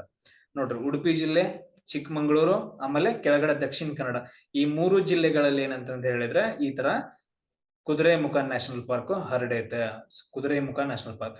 ಆಮೇಲೆ ಈ ತರ ಕುದುರೆಮುಖ ನ್ಯಾಷನಲ್ ಪಾರ್ಕ್ ಐತಲ್ಲ, ಚಂದ್ರದ್ರೋಣ ಪರ್ವತ ಅಥವಾ ಬಾಬಾ ಬುಡನ್ಗಿರಿ ಪರ್ವತ ಶ್ರೇಣಿಗಳಿದ್ದಾವಲ್ಲ, ಸೊ ಇಲ್ಲಿಂದ ಏನಂತಂದ ಹೇಳಿದ್ರೆ ಹಲವಾರು ನದಿಗಳು ಉಗಮವಾಗ್ತಾವ. ಅದರಲ್ಲಿ ನೇತ್ರಾವತಿ ಒಂದು, ಆಮೇಲೆ ಗುರುಪುರ್ ನದಿಗಳು ಅಂತಂದ್ ಬರ್ತಾವ, ಸೀತಾ ನದಿ ಅಂತಂದ್ ಬರುತ್ತ ಆ ಕಡೆಯಿಂದ. ಸದಾದ ನಂತರ ನೆಕ್ಸ್ಟ್ ನೋಡ್ರಿ, ಈ ಕಡೆ ಏನಂತಂದ ಹೇಳಿದ್ರೆ ತುಂಗಾ ಮತ್ತು ಭದ್ರಾ ನದಿಗಳು ಉಗಮವಾಗ್ತಾವ. ಸೊ ಈ ತರ ಏನಂತಂದ ಹೇಳಿದ್ರೆ ಹಲವಾರು ಇಂಪಾರ್ಟೆಂಟ್ ನದಿಗಳ ಹರದೆ ಏನಂತಂದ ಹೇಳಿದ್ರೆ ಉಗಮ ಹೊಂತಾವ. ನೇತ್ರಾವತಿ ಆಗಿರ್ಬೋದು, ಭದ್ರಾ ನದಿ ಆಗಿರ್ಬೋದು, ತುಂಗಾ ನದಿ ಏನಂತಂದ ಹೇಳಿದ್ರೆ ಉಗಮವಾಗ್ತಾವ. ಆಮೇಲೆ second largest wild protected area ಅಂತಂದ್ ಹೇಳ್ತೀವಿ. ಇದು ನಮ್ ಕರ್ನಾಟಕದ್ದು second largest wild protected area ಅಂತಂದ್ ಹೇಳ್ತೀವಿ. ಇದೊಂದು ನೆನ್ಪಿಟ್ಕೊಳ್ರಿ, ಕುದುರೆಮುಖ ನ್ಯಾಷನಲ್ ಪಾರ್ಕ್ ಅಂದ್ರೆ ಅದ್ರ ಏರಿಯಾ ಜಾಸ್ತಿ ಐತೆ. 600 ಕಿಲೋಮೀಟರ್ ಸ್ಕ್ವೇರ್ ಐತೆ ನೋಡ್ರಿ. 600 ಸ್ಕ್ವೇರ್ ಕಿಲೋಮೀಟರ್ ಐತೆ. ಟೋಟಲ್ ಆಗಿ ಎಷ್ಟೈತೆ ಅಂತ ಹೇಳಿದ್ರೆ 600 ಸ್ಕ್ವೇರ್ ಕಿಲೋಮೀಟರ್ ಐತೆ. ಸೊ ಇದನ್ನ ನೀವು ನೆನ್ಪಿಟ್ಕೋಬೇಕು. ಸೊ ಇದನ್ನೇನಂತಂದ್ ಹೇಳಿದ್ರೆ ಟ್ರೈ ಜಂಕ್ಷನ್ ಅಪ್ ಅಂತಂದ್ ಹೇಳಿದ್ರೆ, ಈ ಕಡೆಯಿಂದ ಉಡುಪಿ, ಸೊ ಆ ಕಡೆಯಿಂದ ಈ ಕಡೆಯಿಂದ ದಕ್ಷಿಣ ಕನ್ನಡ, ಈ ಕಡೆಯಿಂದ ಚಿಕ್ಕಮಂಗ್ಳೂರು, ಇವು ಮೂರು ಬಂದು ಸೇರಿಸುವ ಸ್ಥಳದಲ್ಲಿ ಏನಂತಂತ ಹೇಳಿದ್ರೆ ಸೊ ಕುದುರೆಮುಖ ನ್ಯಾಷನಲ್ ಪಾರ್ಕ್ ಇರೋದ್ರಿಂದ ಟ್ರೈ ಜಂಕ್ಷನ್, 3 ಜಿಲ್ಲೆಗಳ ಟ್ರೈ ಜಂಕ್ಷನ್ ಅಲ್ಲಿ ಕುದುರೆಮುಖ ನ್ಯಾಷನಲ್ ಪಾರ್ಕ್ ಐತೆ. ಆಮೇಲೆ ನೋಡ್ರಿ, ಇಲ್ಲೂ ಕೂಡ ಏನಂತಂದ್ ಹೇಳಿದ್ರೆ ಲಯನ್ ಟೇಲ್ಡ್ ಮಕಾಕಗಳು ಕಂಡು ಬರ್ತಾವ. ನಾವ್ ಆಗ್ಲೇ ಹೇಳಿದ್ವಿ, ಸಿಂಹದ ಬಾಲದ ಕೋತಿಗಳು ಕಂಡು ಬರ್ತಾವ. ಲಯನ್ ಟೇಲ್ಡ್ ಮಕಾಕಗಳು ಈ ಪ್ರದೇಶದಲ್ಲಿ ಕಂಡು ಬರ್ತಾವ ಮೇನ್ ಇವು. ಆಮೇಲೆ ಬ್ಲಾಕ್ ಚೀತಾನು ಕಂಡು ಬರುತ್ತ. ಸೊ ಬ್ಲಾಕ್ ಪ್ಯಾಂಥರ್ ಅಂತಂದ್ ಹೇಳ್ತೀವಿ. ಕರಿಚಿರತೆಗಳು ಕೂಡ ಅಂತ ಹೇಳಿದ್ರೆ ಕಂಡು ಬರ್ತಾವ. ಸೊ ಇದ್ರ ನೋಡ್ಕೋ, ಕಿಂಗ್ ಕೋಬ್ರಾನು ಕಂಡು ಬರ್ತಾವ. ಸೊ ಅದಾದ ನಂತರ ನೋಡ್ರಿ, ಸಮ್ ಹುಲಿಕಲ್ ಅಂತಂದ್ ಬರುತ್ತ, ಆಗುಂಬೆ ಅಂತ ಬರುತ್ತ. ಸೊ ಏನಂತಂದ್ ಹೇಳಿದ್ರೆ ವೆಸ್ಟರ್ನ್ ಘಾಟ್ಸ್ ಗಳ ಏರಿಯಾದಲ್ಲಿ ಏನಂತಂದ್ ಹೇಳಿದ್ರೆ ಅತಿ ಹೆಚ್ಚು ಮಳೆಯನ್ನ ಮತ್ತೆ ಅಂದ್ರೆ ಅತಿ ಹೆಚ್ಚು ಮಳೆ ಬೀಳುವ ಪ್ರದೇಶಗಳು. ಅತಿ ಹೆಚ್ಚು ಮಳೆ ನಮ್ ಕರ್ನಾಟಕದಲ್ಲಿ ಎಲ್ಲಿ ಬೀಳುತ್ತೆ ಅಂತಂದ್ ಹೇಳಿದ್ರೆ ಹುಲಿಕಲ್ ಅಲ್ಲಿ ಅಂತಂದ್ ಹೇಳ್ತೀವಿ, ಆಮೇಲೆ ಆಗುಂಬೆಯಲ್ಲಿ ಅಂತಂದ್ ಹೇಳ್ತೀವಿ. ಇವೇ 2 ಪ್ಲೇಸ್ ಅಂತಂದ್ ಹೇಳಿದ್ರೆ ಕಾಂಪಿಟೇಷನ್ ಇರ್ತಾವ, ನನಗೆ ಹೆಚ್ಚು ನಿನಗೆ ಹೆಚ್ಚು ಅಂತಂದ್ ಹೇಳಿ. ಒಂದ್ಸರಿ ಆಗುಂಬೆಯಲ್ಲಿ ಹೆಚ್ಚಾದ್ರೆ ಇನ್ನೊಂದ್ಸರಿ ಹುಲಿಕಲ್ ಅಲ್ಲಿ ಹೆಚ್ಚಾಗತ್ತೆ. ಬಟ್ ಆದ್ರೆ ಆಲ್ಮೋಸ್ಟ್ ಇವಾಗ ಒಂದು 10-15 ಇಯರ್ಸ್ ಇಂದ ಏನಂತಂದ್ ಹೇಳಿದ್ರೆ ಹುಲಿಕಲ್ ಅಲ್ಲಿ ಜಾಸ್ತಿ ಆಗೋದ್ರಿಂದ ನಮ್ಮ ಕರ್ನಾಟಕದಲ್ಲಿ ಅತಿ ಹೆಚ್ಚು ಮಳೆ ಬೀಳುವ ಪ್ರದೇಶವನ್ನು ನಾವೇನಂತ ಹೇಳ್ತೀವಿ, ಹುಲಿಕಲ್ ಅಂತ ಹೇಳ್ತೀವಿ. ಟೋಟಲ್ ಆಗಿ ವೆಸ್ಟರ್ನ್ ಘಾಟ್ಸ್ ಗಳಲ್ಲಿ ಕಂಡು ಬರುವ ಜಿಲ್ಲೆಗಳು ಯಾವ್ಯಾವ ಅಂತಂತ ಹೇಳ್ತೀವಿ ಅಂತಂತ ಹೇಳಿದ್ರೆ, ಸೊ ಫಸ್ಟ್ ಒನ್ ನೋಡ್ರಿ, ಉತ್ತರ ಕನ್ನಡ ಅಂತಂದ್ ಹೇಳ್ತೀವಿ. ಆಮೇಲೆ ಬೆಳಗಾವದ ಕೆಲವು ಭಾಗ ಅಂತಂದ್ ಹೇಳ್ತೀವಿ. ಕೆಲವು ಅಂದ್ರೆ ಸೊ ಬೆಳಗಾಂದ ಏನಂತಂದ್ ಹೇಳಿದ್ರೆ ದಕ್ಷಿಣದ ಭಾಗಗಳು, ಖಾನಾಪುರ ಈ ಕಡೆ ಏನ್ ಬರ್ತಾವಲ್ಲ ಸ್ವಲ್ಪ ಭಾಗ ಅಷ್ಟೇ. ಸೊ ಆಮೇಲೆ ಉತ್ತರ ಕನ್ನಡ. ಸೊ ಅದಾದ ನಂತರ ನೆಕ್ಸ್ಟ್ ನೋಡ್ರಿ, ಮತ್ತೆ ಯಾವ ಬರ್ತಾವ, ಸೊ ಉಡುಪಿ ಅಂತಂದ್ ಬರುತ್ತ, ದಕ್ಷಿಣ ಕನ್ನಡ ಅಂತಂದ್ ಬರುತ್ತ. ಸೊ ಅದಾದ ನಂತರ ಈ ಕಡೆಗೆ ಹಾಸನ್ ಅಂತಂದ್ ಬರ್ತೈತೆ. ಆಮೇಲೆ ಕೊಡಗು ಅಂತಂದ್ ಬರುತ್ತೆ ದಕ್ಷಿಣ ಕನ್ನಡ. ಸೊ ಈ ತರ ಅಂತ ಹೇಳಿದ್ರೆ ಚಿಕ್ಕಮಂಗ್ಳೂರು, ಶಿವಮೊಗ್ಗ, ಹಾಸನ, ಕೊಡಗು, ಉತ್ತರ ಕನ್ನಡ, ದಕ್ಷಿಣ ಕನ್ನಡ ಮತ್ತು ಬೆಳಗಾಂನ ಕೆಲವು ದಕ್ಷಿಣ ಭಾಗಗಳು ಏನಂತಂದ್ ಹೇಳಿದ್ರೆ ಮಲೆನಾಡು ಜಿಲ್ಲೆಗಳು ಅಂತಂದ್ ಹೇಳ್ತೀವಿ. ಮಲೆನಾಡು ಜಿಲ್ಲೆಗಳು ಅಂತ ಎಸ್ಪೆಷಲಿ ಸಮ್ ಜಿಲ್ಲೆಗಳು ಅಂತಂದ್ ಹೇಳ್ತೀವಿ, ಒಂದ್ 4. ಬಟ್ ಆದ್ರೆ ಇವು ಕೂಡ ಏನಂತಂದ್ ಹೇಳಿದ್ರೆ ಇವ್ರ ಕೆಲವೊಂದು ಭಾಗಗಳು ವೆಸ್ಟರ್ನ್ ಘಾಟ್ಸ್ ಗಳಲ್ಲಿ ಕಂಡು ಬರೋದ್ರಿಂದ ಇವುಗಳನ್ನ ನಾವೇನಂತ ಕರಿತೀವಿ, ಮಲೆನಾಡು ರೀಜನ್ ಅಂತ ಕರಿತೀವಿ. ಸೊ ನಾವು ಅದ್ರಲ್ಲಿ ಏನಂತಂದ್ ಹೇಳಿದ್ರೆ ಒಂದೊಂದಾಗಿ ನಾವು ಡಿಸ್ಕಷನ್ ಮಾಡ್ತಾ ಹೋಗೋಣ. ಫಸ್ಟ್ ಒನ್ ಯಾವ್ದು ಅಂತಂದ್ ಹೇಳಿದ್ರೆ ಚಿಕ್ಕಮಂಗ್ಳೂರು ಜಿಲ್ಲೆ ಬಗ್ಗೆ ನಾವು ಡಿಸ್ಕಷನ್ ಮಾಡೋಣ. ಇಲ್ಲಿದೆ ನೋಡ್ರಿ ಚಿಕ್ಕಮಂಗ್ಳೂರು. ಸೊ ಇದು ಚಿಕ್ಕಮಂಗ್ಳೂರು ಜಿಲ್ಲೆ ಏನಂತಂದ್ ಹೇಳಿದ್ರೆ ಮಲೆನಾಡು ರೀಜನ್ ಅಂತಂದ್ ಹೇಳ್ತೀವಿ. ಇಲ್ಲಿ ವೆಸ್ಟರ್ನ್ ಘಾಟ್ಸ್ ಗಳು ಕಂಡು ಬರ್ತಾವ. ನೋಡ್ರಿ, ಇಲ್ಲಿಂದ ಏನಂತಂದ್ ಹೇಳಿದ್ರೆ ಕೆಲವೊಂದು ನದಿಗಳ ಹರಿದು ಹೋಗ್ತಾವ. ಯಾವ್ಯಾವ? ಭದ್ರಾ ನದಿ ಹರಿದು ಹೋಗುತ್ತ ನೋಡ್ರಿ, ಭದ್ರಾ ನದಿ ಉಗಮ ಆಗುತ್ತ. ಸೊ ಆಮೇಲೆ ತುಂಗಾ ನದಿ ಉಗಮವಾಗುತ್ತ. ಸೊ ಅದಾದ ನಂತರ ಹೇಮಾವತಿ ನದಿ ಉಗಮವಾಗುತ್ತ. ಸೊ ಅದಾದ ನಂತರ ಈ ಕಡೆಗೆ ನೇತ್ರಾವತಿ ನದಿ ಉಗಮವಾಗುತ್ತ. ಆಮೇಲೆ ವೇದವತಿ ನದಿಗಳು ಉಗಮವಾಗ್ತಾವ. ನೋಡ್ರಿ, ತುಂಬಾ ಇಂಪಾರ್ಟೆಂಟ್ ಆಗುತ್ತ. ಭದ್ರಾ, ತುಂಗಾ, ಹೇಮಾವತಿ, ನೇತ್ರಾವತಿ, ವೇದಾವತಿ ನದಿಗಳು ಏನಂತಂದ ಹೇಳಿದ್ರೆ ಚಿಕ್ಕಮಂಗಳೂರು ಜಿಲ್ಲೆಯಲ್ಲಿ ಉಗಮವಾಗ್ತಾವ. ಆಮೇಲೆ ಹೈಯೆಸ್ಟ್ ಪಾಯಿಂಟ್ ಮುಳ್ಳಯ್ಯನಗಿರಿ ಕೂಡ ಏನಂತಂದ ಹೇಳಿದ್ರೆ ಚಿಕ್ಕಮಂಗಳೂರು ಜಿಲ್ಲೆಯಲ್ಲಿ ಕಂಡು ಬರುತ್ತ. ತುಂಬಾ ಇಂಪಾರ್ಟೆಂಟ್ ಮುಳ್ಳಯ್ಯನಗಿರಿ ಪರ್ವತ. ಸದಾದ ನಂತರ ನೋಡ್ರಿ, ಶೃಂಗೇರಿ ಮಠ ಕಂಡು ಬರುತ್ತ. ಚಿಕ್ಕಮಂಗಳೂರಲ್ಲಿ ಏನಂತಂದ ಹೇಳಿದ್ರೆ ಶೃಂಗೇರಿ ಮಠ ಕಂಡು ಬರುತ್ತ. ಸೊ ಅದಾದ ನಂತರ ನೋಡ್ರಿ, ಶೃಂಗೇರಿ ಮಠವನ್ನ ಯಾರು ಸ್ಥಾಪನೆ ಮಾಡ್ತಾರ? ಶಂಕರಾಚಾರ್ಯರು ಸ್ಥಾಪನೆ ಮಾಡ್ತಾರೆ. ಶೃಂಗೇರಿ ಮಠವನ್ನ ಏನಂತಂದ ಹೇಳಿದ್ರೆ ಶಂಕರಾಚಾರ್ಯರು ಸ್ಟಾರ್ಟ್ ಮಾಡ್ತಾರ. ಟೋಟಲ್ ಆಗಿ ಭಾರತದಲ್ಲಿ ಏನಂತಂದ ಹೇಳಿದ್ರೆ ಸೊ 4 ಮಠಗಳನ್ನ ಅವ್ರು ಸ್ಥಾಪನೆ ಮಾಡ್ತಾರ. ಮೇಲ್ಗಡೆ ಉತ್ತರದಲ್ಲಿ ಏನಂತಂದ ಹೇಳಿದ್ರೆ ಬದ್ರಿನಾಥ್ ಪೀಠವನ್ನ, ಆಮೇಲೆ ನೆಕ್ಸ್ಟ್ ನೋಡ್ರಿ ಈ ಕಡೆಗೆ ದ್ವಾರಕಾ ಪೀಠ, ಆಮೇಲೆ ನೆಕ್ಸ್ಟ್ ನೋಡ್ರಿ ಕಾಳಿಕಾ ಪೀಠ ಅಂತಂದ ಹೇಳ್ತೀವಿ, ಆಮೇಲೆ ಶೃಂಗೇರಿ ಪೀಠ. ಟೋಟಲ್ ಆಗಿ 4 ಪೀಠಗಳನ್ನ ಶಂಕರಾಚಾರ್ಯರು ಏನಂತಂದ ಹೇಳಿದ್ರೆ ಕಾಲ್ನಡಿಗೆಯ ಮೂಲಕ ಸೊ ಭಾರತವನ್ನ ಸಂಚರಿಸಿ ಪೀಠಗಳನ್ನ ರಚನೆ ಮಾಡ್ತಾರೆ. ಅದರಲ್ಲಿ ಶೃಂಗೇರಿ ಪೀಠ ಏನಂತಂದ ಹೇಳಿದ್ರೆ ಚಿಕ್ಕಮಂಗಳೂರು ಜಿಲ್ಲೆಯಲ್ಲಿ ಕಂಡು ಬರುತ್ತೆ. ಸೊ ಇದನ್ನ ನಾವು ದಕ್ಷಿಣ ಪೀಠ ಅಂತ ಕರಿತೀವಿ. ಅದಾದ ನಂತರ ನೋಡ್ರಿ, ವೆಸ್ಟರ್ನ್ ಘಾಟ್ಸ್ ಗಳಲ್ಲಿ ಇನ್ನೊಂದು ತುಂಬಾ ಇಂಪಾರ್ಟೆಂಟ್ ಪಾಯಿಂಟ್ಸ್ ಗಳು ಹೇಳ್ಬೇಕಂತಂದ ಹೇಳಿದ್ರೆ ನಿಮ್ಗೆ ವೆಸ್ಟರ್ನ್ ಘಾಟ್ಸ್ ಗಳಲ್ಲಿ ಸೊ ಈ ತರ ಏನಂತಂದ ಹೇಳಿದ್ರೆ ಸ್ಲೋಪ್ ಐತೆ. ನಾವ್ ಆಗ್ಲೇ ಹೇಳಿದ್ವಿ. ಸೊ ಈ ತರ ಏನಂತಂದ ಹೇಳಿದ್ರೆ ಇಲ್ಲಿ ಎತ್ತರದ ಪರ್ವತಗಳಿಂದ ಈ ಕಡೆ ಪೂರ್ವದ ಕಡೆಗೆ ಅಂದ್ರೆ ಇಳಿಜಾರ ಐತೆ. ಆಮೇಲೆ ಈ ಕಡೆ ವೆಸ್ಟರ್ನ್ ಪಶ್ಚಿಮದ ಕಡೆ ನೋಡಿದಂತಂದ ಹೇಳಿದ್ರೆ ಸಡನ್ ಆಗಿ ಇಳಿಜಾರ ಐತೆ. ಸೊ ಈ ತರ ಏನಂತಂದ ಹೇಳಿದ್ರೆ ಇಳಿಜಾರು ಐತೆ. ಈ ಕಡೆ ಪಶ್ಚಿಮದ ಕಡೆಗೆ ಸಡನ್ ಆಗಿ ಇಳಿಜಾರು ಐತೆ, ಆಮೇಲೆ ಪೂರ್ವದ ಕಡೆಗೆ ಏನಂತಂದ ಹೇಳಿದ್ರೆ ಸೊ ನಾರ್ಮಲ್ ಆಗಿ ಏನಂತಂದ ಹೇಳಿದ್ರೆ ಇಳಿಜಾರು ಕಂಡು ಬರುತ್ತೆ. ಸೊ ಈ ತರ ಇಳಿಜಾರು ಪ್ರದೇಶ ಇರೋದ್ರಿಂದ ಇಲ್ಲಿ ಯಾವ ತರಹದ ಬೆಳೆಗಳನ್ನ ಬೆಳಿತಾರೆ ಹೇಳ್ರಿ ನೋಡೋಣ, ಎನಿವನ್. ಸೊ ಯಾವ ತರಹದ ಬೆಳೆಗಳನ್ನ ಬೇಗ ಬೇಗ ಆನ್ಸರ್ಸ್ ಮಾಡಿ. ಸೊ ಪ್ರತಿಯೊಬ್ರು ಮಾಡ್ಬೇಕು ಆನ್ಸರ್ಸ್.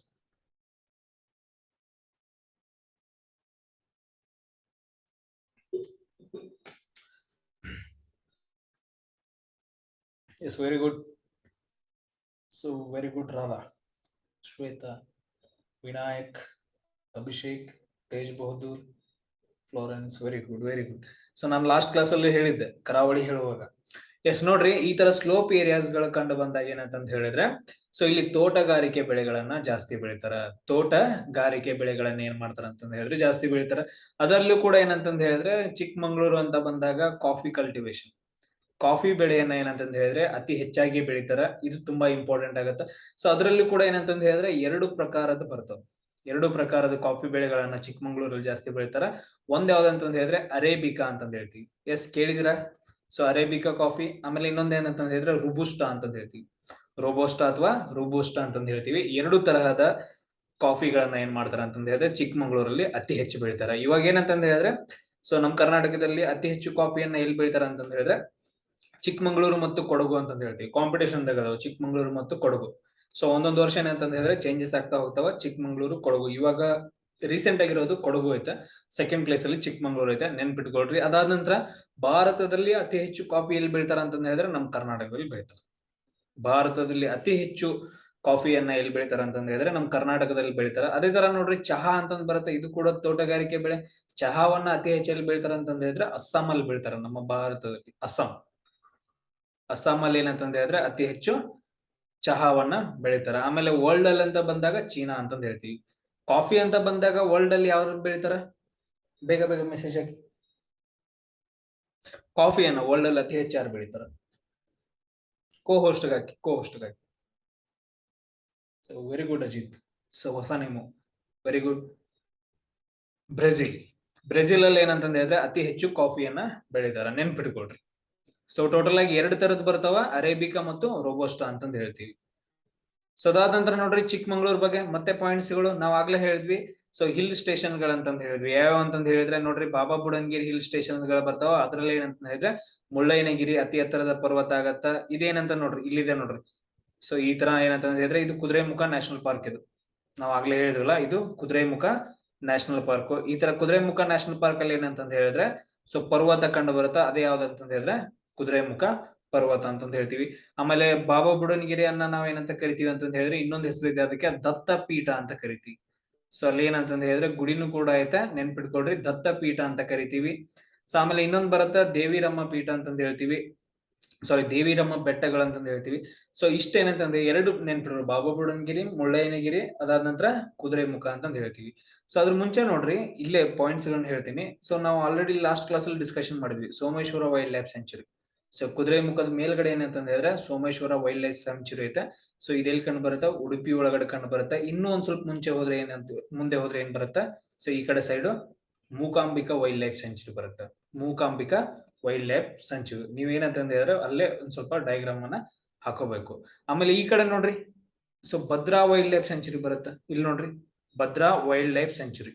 ಸೊ ಈ ಕಡೆ ಏನಂತಂದ ಹೇಳಿದ್ರೆ ಭದ್ರಾ ವೈಲ್ಡ್ ಲೈಫ್ ಸೆಂಚುರಿ ಬರುತ್ತೆ. ಇಲ್ಲಿ ಏನಂತಂದ ಹೇಳಿದ್ರೆ ಭದ್ರಾ ನದಿ ಹಾದು ಹೋಗುತ್ತೆ. ಭದ್ರಾ ವೈಲ್ಡ್ ಲೈಫ್ ಸೆಂಚುರಿ ನೆನ್ಪಿಟ್ಕೊಳ್ರಿ, ಇವುಗಳು ತುಂಬಾ ಇಂಪಾರ್ಟೆಂಟ್ ಆಗ್ತಾವ. ಸೊ ಅದಾದ ನಂತರ ನೋಡ್ರಿ, ಸೊ ಹಲವಾರು ನದಿಗಳು ಹರಿತಾವ ಅಂತಂದ ಹೇಳಿದ್ವಿ ಆಗ್ಲೇ, ತುಂಗಾ, ಭದ್ರಾ. ಸೊ ಅದಾದ ನಂತರ ನೇತ್ರಾವತಿ ಆ ಕಡೆ ಹರಿದು ಹೋಗುತ್ತೆ. ಸೊ ಇನ್ನೂ ಹಲವಾರು ನದಿಗಳು, ಸಣ್ಣ ಸಣ್ಣ ಹೊಳೆಗಳೆಲ್ಲ ಹರಿತಾವ. ಸೊ ಅವುಗಳಿಗೆ ಏನಂತಂದ ಹೇಳಿದ್ರೆ ಜಲಪಾತಗಳು ಉಂಟಾಗಿದಾವ. ಆ ಒಂದೊಂದು ಜಲಪಾತಗಳ ಬಗ್ಗೆ ನಾವು ನೋಡ್ತಾ ಹೋಗ್ಬೇಕಾಗತ್ತೆ. ಅದ್ರಲ್ಲೂ so some important. First one ಯಾವ್ದಂತಂದ ಹೇಳಿದ್ರೆ ಹನುಮಗುಂಡಿ ಫಾಲ್ಸ್ ಅಂತಂದ ಹೇಳ್ತೀವಿ. ಸೊ ಅದಾದ ನಂತರ ನೆಕ್ಸ್ಟ್ ನೋಡ್ರಿ ಹೆಬ್ಬೆ ಫಾಲ್ಸ್ ಅಂತಂದ ಹೇಳ್ತೀವಿ. ಆಮೇಲೆ ಕಲತ್ಗಿರಿ ಫಾಲ್ಸ್ ಗಳು ಏನಂತಂದ ಹೇಳಿದ್ರೆ ಚಿಕ್ಕಮಂಗ್ಳೂರಲ್ಲಿ ತುಂಬಾ ಇಂಪಾರ್ಟೆಂಟ್ ಆಗ್ತಾವ. ಅಂದ್ರೆ ಎಕ್ಸಾಮ್ ಪರ್ಪಸ್ ಹನುಮನಗುಂಡಿ ಫಾಲ್ಸ್ ಅಂತ ಹೇಳ್ತೀವಿ, ಹೆಬ್ಬೆ ಫಾಲ್ಸ್, ಆಮೇಲೆ ಕಲ್ಲತ್ಗಿರಿ ಫಾಲ್ಸ್. ಆಮೇಲೆ ಇನ್ನೂ ಬರ್ತಾವ, ಮಾಣಿಕ್ಯದರ ಫಾಲ್ಸ್ ಬರುತ್ತ, ಕಲ್ಲತ್ಗಿರಿ ಫಾಲ್ಸ್ ಹೇಳಿದ್ವಿ, ಹೆಬ್ಬೆ ಫಾಲ್ಸ್ ಹೇಳಿದ್ವಿ, ಶಾಂತಿ ಫಾಲ್ಸ್ ಅಂತ ಬರುತ್ತ, ಶಂಕರ ಫಾಲ್ಸ್ ಅಂತ ಬರುತ್ತ, ಹನುಮಗುಂಡಿ ಫಾಲ್ಸ್ ಅಂತ ಹೇಳಿದ್ವಿ. ನೆಕ್ಸ್ಟ್ ನೋಡ್ರಿ ಕದಂಬಿ ಫಾಲ್ಸ್ ಬರುತ್ತ, ಶ್ರೀಮನೆ ಫಾಲ್ಸ್ ಬರುತ್ತ. ಆಮೇಲೆ ಏನಂತಂದ ಹೇಳಿದ್ರೆ ಸೊ ಇದು ರಾಂಗ್ ಇದೆ, ನೆನ್ಪಿಟ್ಕೊಳ್ರಿ. ಶ್ರೀಮನೆ ಇಷ್ಟೇನಂತಂದ ಹೇಳಿದ್ರೆ ವಾಟರ್ ಫಾಲ್ಸ್ ಗಳು ಬರ್ತಾವ, ತುಂಬಾ ನೆನ್ಪಿಟ್ಕೋಬೇಕು. ಸೊ ನಿಮ್ಗೆ ಏನಂತಂದ ಹೇಳಿದ್ರೆ ಬರ್ಕೊಳಕ್ ಟೈಮ್ ಇರ್ಲಿಲ್ಲ ಅಂತಂದ ಹೇಳಿದ್ರೆ ಸ್ಕ್ರೀನ್ ಶಾಟ್ಸ್ ಗಳನ್ನ ತಗೊಳ್ರಿ. ಆಮೇಲೆ ಇಲ್ಲ ಅಂತಂದ ಹೇಳಿದ್ರೆ ಸೊ ನಾನು ಇವುಗಳನ್ನ ಯೂಟ್ಯೂಬ್ ಅಲ್ಲಿ ಕೂಡ ಅಪ್ಲೋಡ್ ಮಾಡ್ತಿದ್ದೀನಿ. ಸೊ ಅಲ್ಲಿ ಕೂಡ ನೀವೇನಂತಂದ ಹೇಳಿದ್ರೆ ಹೋಗ್ಬಿಟ್ಟು ನೋಟ್ಸ್ ಗಳನ್ನ ಮಾಡ್ಕೋಬಹುದು. ಬಟ್ ಆದ್ರೆ ಮಿಸ್ ಮಾಡ್ಕೊಳಕ್ ಹೋಗ್ಬೇಡ್ರಿ. ಸೊ ಟೋಟಲ್ ಆಗಿ ಏನಂತಂದ್ರೆ ಇಷ್ಟು ಫಾಲ್ಸ್ ಗಳು ಬರ್ತಾವ. ಸೊ ಎಲ್ಲಿ? ಚಿಕ್ಕಮಂಗ್ಳೂರು ಜಿಲ್ಲೆಯಲ್ಲಿ. ಸೊ ಅವುಗಳನ್ನ ನೀವು ಒಂದೊಂದಾಗಿ ನೋಡ್ರಿ. ಎಸ್, ಸೊ ಇದು ನೋಡ್ರಿ ಹನುಮಗುಂಡಿ ಫಾಲ್ಸ್ ಅಂತಂದು ಹೇಳ್ತೀವಿ. ನೆಕ್ಸ್ಟ್ ನೋಡ್ರಿ ಇದು ಹೆಬ್ಬೆ ಫಾಲ್ಸ್. ಸೊ ಇದು ಕಲ್ಲತ್ಗಿರಿ ಫಾಲ್ಸ್. ನಿಮ್ಗೆ ಏನಂತಂದ್ರೆ ಒಂದು ವಿಜುವಲ್, ಸೊ ನೋಡಿದ ತಕ್ಷಣ ಏನಂತಂದ್ರೆ ನೆನ್ಪುಳಿಬೇಕಂತಂದ ಹೇಳಿ ಇಮೇಜಸ್ ಕೂಡ ನಾನು ಹಾಕಿದ್ದೀನಿ.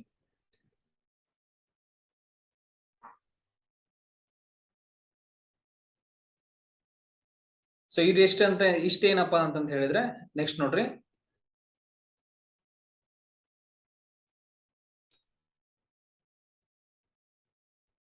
ಸೊ ನೆಕ್ಸ್ಟ್ ಒಂದು ನೋಡ್ರಿ. ಸೊ ರಿಸರ್ವಾಯರ್ಸ್, ಡ್ಯಾಮ್ಸ್ ಗಳು ಯಾವ ಬರ್ತಾವ ಅಂತಂದ ಹೇಳಿ ತುಂಬಾ ಇಂಪಾರ್ಟೆಂಟ್ ಆಗುತ್ತೆ. ಚಿಕ್ಕಮಂಗ್ಳೂರು ಜಿಲ್ಲೆಯಲ್ಲಿ ಡ್ಯಾಮ್ಸ್ ಗಳು ಯಾವ ಬರ್ತಾವ? ಸೊ ಅದ್ರಲ್ಲಿ ಏನಂತ ಹೇಳಿದ್ರೆ ಫಸ್ಟ್ ಒಂದ್ ಬರುತ್ತಾ ಭದ್ರಾ ಡ್ಯಾಮ್, ತುಂಬಾ ಇಂಪಾರ್ಟೆಂಟ್ ಆಗುತ್ತೆ. ಭದ್ರಾ ನದಿಗೆ ಒಂದು ಡ್ಯಾಮ್ ಕಟ್ತಾರೆ, ಭದ್ರಾ ಡ್ಯಾಮ್ ಅಂತ ಹೇಳ್ತೀವಿ. ಸೊ ಅದಾದ ನಂತರ ಇನ್ನೊಂದ್ ಬರುತ್ತಾ ಹಿರೇಕೊಳಲೆ ಲೇಕ್ ಅಂತಂದ ಹೇಳ್ತೀವಿ.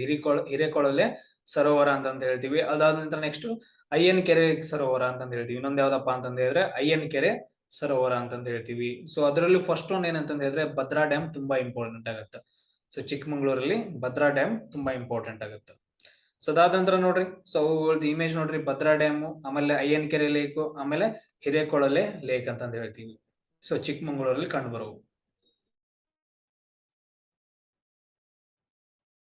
ಸೊ ಇದೇನಪ್ಪಾ ಅಂತಂದ ಹೇಳಿದ್ರೆ ಇಷ್ಟೊತ್ತವರೆಗೂ ನಾವೇನ್ ಡಿಸ್ಕಷನ್ ಮಾಡಿದ್ವಲ್ಲ, ಇದು ಚಿಕ್ಕಮಂಗ್ಳೂರ್ದು. ಇದ್ರಲ್ಲಿ ಇನ್ನೂ ಏನಾದ್ರು ಪಾಯಿಂಟ್ಸ್ ಗಳು ಮಿಸ್ ಆಗಿದ್ರೆ ಸೊ ಜಿಯೋಗ್ರಫಿ ಪರ್ಪಸ್ ಅವುಗಳನ್ನೆಲ್ಲ ಅಂತಂದ ಹೇಳಿದ್ರೆ ಸ್ವಲ್ಪ ಲಿಸ್ಟ್ ಮಾಡ್ಕೊಡ್ರಿ. ಏನು ಅರ್ಥ ಆಗ್ಲಿಲ್ಲ ಅಂತಂದ ಹೇಳಿದ್ರೆ ನೆಕ್ಸ್ಟ್ ಕ್ಲಾಸ್ ಅಲ್ಲಿ ನೀವು ಕ್ವಶನ್ಸ್ ಅನ್ನ ಕೇಳಿ ನಾನು ಮತ್ತೆ ನಿಮ್ಗೆ ಆನ್ಸರ್ಸ್ ಅನ್ನ ಹೇಳ್ತೀನಿ. ಸೊ ಏನಾದ್ರು ಕ್ವಶನ್ಸ್ ಗಳಿದ್ರೆ ಕೇಳ್ಬೋದು. So any questions, any doubts? So ಯಾರಿಗಾದ್ರೂ ಅರ್ಥ ಆಗಿಲ್ಲ ಅಂತಂದ್ರೆ no sir, no sir, no sir, no sir. Okay, next ಒಂದು ನೋಡ್ರಿ, ಶಿವಮೊಗ್ಗ ಅಂತಂದ ಹೇಳ್ತೀವಿ. ಎರಡನೇ ಜಿಲ್ಲೆ ಯಾವ್ದಪ್ಪ ಅಂತಂದ ಹೇಳಿದ್ರೆ ಶಿವಮೊಗ್ಗ ಅಂತಂದ ಹೇಳ್ತೀವಿ. ಇಲ್ಲಿ ನೋಡ್ರಿ ನಿಮ್ಗೆ ಡಯಾಗ್ರಾಮ್ ಅಲ್ಲಿ ಕಾಣಿಸ್ತಾ ಇರ್ಬೋದು. ಸೊ ಈ ಪಾರ್ಟ್ ಅಲ್ಲಿ ಏನಂತಂದ ಹೇಳಿದ್ರೆ ವೆಸ್ಟರ್ನ್ ಘಾಟ್ಸ್ ಗಳು ಕಂಡು ಬರ್ತಾವ. ಸೊ ಆ ಜಿಲ್ಲೆ ಯಾವ್ದಪ್ಪ ಅಂತಂದ ಹೇಳಿದ್ರೆ ಶಿವಮೊಗ್ಗ ಅಂತಂದ ಹೇಳ್ತೀವಿ. ನೋಡ್ರಿ ಶಿವಮೊಗ್ಗ ಏನಂತಂದ ಹೇಳಿದ್ರೆ ಮಲ್ನಾಡ್ ರೀಜನ್ ಅಲ್ಲಿ ಕಂಡು ಬರುತ್ತಾ, ಅಥವಾ ಸಹ್ಯಾದ್ರಿ ರೀಜನ್ ಅಂತಾನು ಹೇಳ್ತೀವಿ. ಸೊ ಎರಡೂ ಒಂದೇ. ಆಮೇಲೆ ಗೇಟ್ ವೇ ಆಫ್ ಮಲ್ನಾಡ್ ಅಂತಂದ ಹೇಳ್ತೀವಿ. ಶಿವಮೊಗ್ಗವನ್ನ ನಾವೇನಂತ ಕರಿತೀವಿ ಅಂತಂದ ಹೇಳಿದ್ರೆ ಗೇಟ್ ವೇ ಆಫ್ ಮಲ್ನಾಡು ಅಂತಂದ ಹೇಳ್ತೀವಿ, ಬಾಗಿಲು ಅಂತಂದ ಹೇಳ್ತೀವಿ. ಅದಾದ ನಂತರ ನೆಕ್ಸ್ಟ್ ಇಲ್ಲಿ ಯಾವ ಪರ್ವತಗಳು ಬರ್ತಾವ ಅಂತಂತ ಹೇಳಿದ್ರೆ ಕೊಡಚಾದ್ರಿ ಪರ್ವತಗಳೆಲ್ಲ ಬರ್ತಾವ, ಕೊಡಚಾದ್ರಿ ಹಿಲ್ಸ್ ಗಳು ಕಂಡು ಬರ್ತಾವ.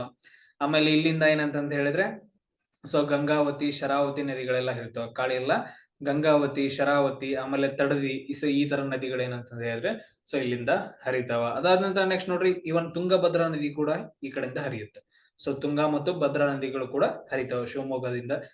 ಸೊ ಅದಾದ ನಂತರ ನೆಕ್ಸ್ಟ್ ನೋಡ್ರಿ, ಇನ್ನೊಂದು ತುಂಬಾ ಇಂಪಾರ್ಟೆಂಟ್ ಏನಾಗುತ್ತೆ ಅಂತಂತ ಹೇಳಿದ್ರೆ ಶಿವಮೊಗ್ಗದಿಂದ ನಮಗ್ ಕ್ವಶನ್ಸ್ ಬರುವು ಬರ್ಡ್ ಸೆಂಚುರೀಸ್, ಆಮೇಲೆ ವೈಲ್ಡ್ ಲೈಫ್ ಸೆಂಚುರೀಸ್ ಬಗ್ಗೆ ನಮ್ಗೆ ತುಂಬಾ ಕ್ವಶನ್ಸ್ ಗಳು ಬರ್ತಾವೆ. ಆಲ್ರೆಡಿ ತುಂಬಾ ಕ್ವಶನ್ಸ್ ಗಳನ್ನ ಕೇಳಿದ್ದಾರೆ. ಅದರಲ್ಲಿ ಯಾವ್ದಂತಂದ ಹೇಳಿದ್ರೆ ಗುಡುವಿ ಪಕ್ಷಿಧಾಮದ ಬಗ್ಗೆ ಬಹಳ ಕ್ವಶನ್ಸ್ ಗಳನ್ನ ಕೇಳಿದ್ದಾರೆ. ನೋಡ್ರಿ ಈ ಪ್ರದೇಶದಲ್ಲಿ ಗುಡುವಿ ಪಕ್ಷಿಧಾಮ ಬರುತ್ತಾ, ಯಾವ ತಾಲೂಕ್ ಅಂತಂದ ಹೇಳಿದ್ರೆ ಸೊರಬ ತಾಲೂಕ್ ಅಂತಂದ ಹೇಳ್ತೀವಿ. ಯಾವ ತಾಲೂಕು? ಸೊರಬ ತಾಲೂಕಲ್ಲಿ ಏನಂತಂದ ಹೇಳಿದ್ರೆ ಗುಡುವಿ ಪಕ್ಷಿಧಾಮ ಬರುತ್ತಾ ಶಿವಮೊಗ್ಗ ಜಿಲ್ಲೆಯಲ್ಲಿ. ಸೊ ಇದ್ರದ್ದು ಏರಿಯಾ ಎಷ್ಟಿದೆ ಅಂತಂದ ಹೇಳಿದ್ರೆ 0.73 ಸ್ಕ್ವೇರ್ ಕಿಲೋಮೀಟರ್ ಅಂತಂದ ಹೇಳ್ತೀವಿ. 0.73 ಏನಂತಂದ ಹೇಳಿದ್ರೆ ಸೊ ಇದ್ರದ್ದು ಏರಿಯಾ ಐತೆ. ಗುಡುವಿ ಪಕ್ಷಿಧಾಮ ಎಲ್ಲಿ ಕಂಡು ಬರುತ್ತೆ ಅಂತಂದ ಹೇಳಿದ್ರೆ ಶಿವಮೊಗ್ಗ ಜಿಲ್ಲೆಯಲ್ಲಿ ಕಂಡು ಬರುತ್ತೆ. ಸೊ ಇಲ್ಲಿಂದ ಏನಂತಂದ ಹೇಳಿದ್ರೆ ಒಂದು ನದಿ ಹಾದು ಹೋಗುತ್ತೆ. ಈ ನದಿ ಏನಂತಂದ ಹೇಳಿದ್ರೆ ಸೊ ನೆಕ್ಸ್ಟ್ ಹೋಗಿ ಏನಂತಂದ ಹೇಳಿದ್ರೆ ತುಂಗಭದ್ರಾವನ್ನ ಹೋಗಿ ಸೇರುತ್ತೆ. ಆ ನದಿಯ ಹೆಸರು ಏನಂತಂದ ಹೇಳಿ ನೀವು ನೋಡ್ಕೋಬೇಕು. ನದಿ ಯಾವ್ದು? ಗುಡುವಿ ಪಕ್ಷಿಧಾಮದ ಹತ್ರ ಒಂದು ನದಿ ಹಾದು ಹೋಗುತ್ತಾ. ಸೊ ಆ ನದಿ ಯಾವ್ದು ಅಂತಂದ ಹೇಳಿ ನಿಮ್ಮ ಕ್ವಶನ್ ಇಲ್ಲೆಲ್ಲ. ಸೊ ಹೋಮ್ ವರ್ಕ್ ಅದು. ಸೊ ನೋಡ್ರಿ, ಸೊ ಇದೇನಂತಂದ ಹೇಳಿದ್ರೆ ಗುಡುವಿ ಪಕ್ಷಿಧಾಮ ಇಲ್ಲಿದೆ ನೋಡ್ರಿ, ಗುಡುವಿ ಪಕ್ಷಿಧಾಮ. ಸೊ ಈ ತರ ಏನಂತಂದ ಹೇಳಿದ್ರೆ ಗುಡುವಿ ಪಕ್ಷಿಧಾಮ ಐತೆ. ಸೊ ಇದ್ರ ಸುತ್ತಮುತ್ತ ಏನಂತಂದ ಹೇಳಿದ್ರೆ ಒಂದು ನದಿ ಹಾದು ಹೋಗುತ್ತಾ ಗುಡುವಿ ಪಕ್ಷಿಧಾಮದ ಹತ್ರ. ಸೊ ಬರ್ಡ್ ಸ್ಯಾಂಚುರಿ ಅಂತಂದ ಹೇಳ್ತೀವಿ. ಅದೇ ತರ ನೋಡ್ರಿ ನೆಕ್ಸ್ಟ್ ಇನ್ನೊಂದು ಬರುತ್ತಾ ಶರಾವತಿ ವೈಲ್ಡ್ ಲೈಫ್ ಸ್ಯಾಂಚುರಿ. ಈ ಏರಿಯಾದಲ್ಲಿ ಬರುತ್ತೆ ನೋಡ್ರಿ. ಸೊ ಈ ಕಡೆ ಏನಂತಂದ ಹೇಳಿದ್ರೆ ಲಿಂಗನಮಕ್ಕಿ ಡ್ಯಾಮ್ ಏನೈತಲ್ಲ, ಸೊ ಈ ಏರಿಯಾದಲ್ಲಿ ಏನಂತಂದ ಹೇಳಿದ್ರೆ ಶರಾವತಿ ವೈಲ್ಡ್ ಲೈಫ್ ಸ್ಯಾಂಚುರಿ ಕಂಡು ಬರುತ್ತಾ. ಯಾವ್ದು ಬರುತ್ತಾ? ಶರಾವತಿ. ತುಂಬಾ ಇಂಪಾರ್ಟೆಂಟ್ ಆಗುತ್ತಾ ಶರಾವತಿ ಕಣಿವೆ ವೈಲ್ಡ್ ಲೈಫ್ ಸ್ಯಾಂಚುರಿ ಅಥವಾ Sharavathi valley wildlife sanctuary ಅಂತ ಹೇಳ್ತೀವಿ. ಸೊ ಯಾವಾಗ್ಲೂ ಏನಂತಂದ ಹೇಳಿದ್ರೆ ಇಲ್ಲಿ ನಿತ್ಯ ಹರಿದ್ವರ್ಣ ಕಾಡುಗಳು, ಆಮೇಲೆ ಎಲೆ ಉದುರುವ ಕಾಡುಗಳು ಎಲ್ಲಾ ಕಂಡು ಬರ್ತಾವ. ಅಂದ್ರೆ ಎವರ್ ಗ್ರೀನ್ ಮತ್ತು ಸೆಮಿ ಎವರ್ ಗ್ರೀನ್ ಫಾರೆಸ್ಟ್ ಗಳು ಕಂಡು ಬರ್ತಾವ ಇದ್ರಲ್ಲಿ. ಸೊ ಆಮೇಲೆ ಇದೊಂಥರ ಏನಂತಂದ ಹೇಳಿದ್ರೆ ಜೌಗು ಪ್ರದೇಶ ಅಂತಂದ ಹೇಳ್ತೀವಿ. ಸುತ್ತಮುತ್ತ ಏನಂತಂದ ಹೇಳಿದ್ರೆ ಲಿಂಗನಮಕ್ಕಿ ಡ್ಯಾಮ್ ಐತೆ. ಲಿಂಗನಮಕ್ಕಿ ಡ್ಯಾಮ್ ಒಳಗಡೆ ಏನಂತ ಹೇಳಿದ್ರೆ so Sharavathi wildlife sanctuary ಕಂಡು ಬರುತ್ತಾ ನೋಡ್ರಿ. ಸೊ ಲಿಂಗನಮಕ್ಕಿ ಡ್ಯಾಮ್ ಇಂದ ಏನಂತಂದ ಹೇಳಿದ್ರೆ ಮುಂದಗಡೆ ಶರಾವತಿ ನದಿ ಹರಿದೋಗುತ್ತೆ. ಯಾವ ನದಿ? ಶರಾವತಿ ನದಿ. ತುಂಬಾ ಇಂಪಾರ್ಟೆಂಟ್ ಆಗುತ್ತೆ ಶರಾವತಿ ನದಿ. ಆಮೇಲೆ ಜೋಗ್ ಫಾಲ್ಸ್ ಕಂಡು ಬರುತ್ತಾ ಶಿವಮೊಗ್ಗ ಜಿಲ್ಲೆಯಲ್ಲಿ. ಅದಾದ ನಂತರ ನೆಕ್ಸ್ಟ್ ನೋಡ್ರಿ ಮುಂದ್ಗಡೆ ಗೇರುಸೊಪ್ಪ ಏನಂತಂದ ಹೇಳಿದ್ರೆ ರಿಸರ್ವೈರ್ ಕಂಡು ಬರುತ್ತೆ, ಜಲಾಶಯ ಅಂತಂದ ಹೇಳ್ತೀವಿ. ಗೇರುಸೊಪ್ಪ ಜಲಾಶಯ ಕಂಡು ಬರುತ್ತೆ. ಇಷ್ಟು ಪಾಯಿಂಟ್ಸ್ ಗಳನ್ನ ನೀವೇನಂತಂದ ಹೇಳಿದ್ರೆ ಇದರಲ್ಲಿ ಸೊ ನೆನ್ಪಿಟ್ಕೋಬೇಕಾಗತ್ತ. ತುಂಬಾ ಇಂಪಾರ್ಟೆಂಟ್ ಆಗತ್ತೆ. ಲಿಂಗನಮಕ್ಕಿ ಡ್ಯಾಮು, ಅದ್ರಲ್ಲಿ ಏನಂತಂದ ಹೇಳಿದ್ರೆ ಶರಾವತಿ ವ್ಯಾಲಿ ಏನಂತಂದ ಹೇಳಿದ್ರೆ ವೈಲ್ಡ್ ಲೈಫ್ ಸ್ಯಾಂಚುರಿ. ಸೊ ಯಾವ ತಾಲೂಕಲ್ಲಿ ಅಂತಂದ ಹೇಳಿದ್ರೆ ಸಾಗರ ತಾಲೂಕಲ್ಲಿ ಕಂಡು ಬರುತ್ತೆ. ಯಾವ ತಾಲೂಕಲ್ಲಿ? ಶಿವಮೊಗ್ಗ ಜಿಲ್ಲೆಯ ಸಾಗರ ತಾಲೂಕಿನಲ್ಲಿ ಏನಂತಂದ ಹೇಳಿದ್ರೆ ಇದು ಕಂಡು ಬರುತ್ತೆ. ಸೊ ನೆಕ್ಸ್ಟ್ ಒನ್ ನೋಡ್ರಿ, ಇವಾಗ ನೋಡಿರ್ಬೋದು ಇದೇನಂತಂದ ಹೇಳಿದ್ರೆ ಶರಾವತಿ ನದಿ. ಸೊ ಇದು ಹರಿದು ಹೋಗ್ತಾ ಇರೋದು ನದಿ ಯಾವ್ದಪ್ಪ ಅಂತಂದ ಹೇಳಿದ್ರೆ ಶರಾವತಿ ವೈಲ್ಡ್ ಲೈಫ್ ಸ್ಯಾಂಚುರಿ ಅಂತಂದ ಹೇಳ್ತೀವಿ. ಸೊ ಇಲ್ಲಿದೆ ನೋಡ್ರಿ, ಈ ಏರಿಯಾದಲ್ಲಿ ಕಂಡು ಬರುತ್ತೆ Sharavathi wildlife sanctuary. So ಆಮೇಲೆ ಇವನ್ ಜೋಗ್ ಫಾಲ್ಸ್ ಕೂಡ ಏನಂತಂದ ಹೇಳಿದ್ರೆ ಶರಾವತಿ ವೈಲ್ಡ್ ಲೈಫ್ ಸ್ಯಾಂಚುರಿ ಏರಿಯಾದಲ್ಲೇ ಕಂಡು ಬರುತ್ತೆ.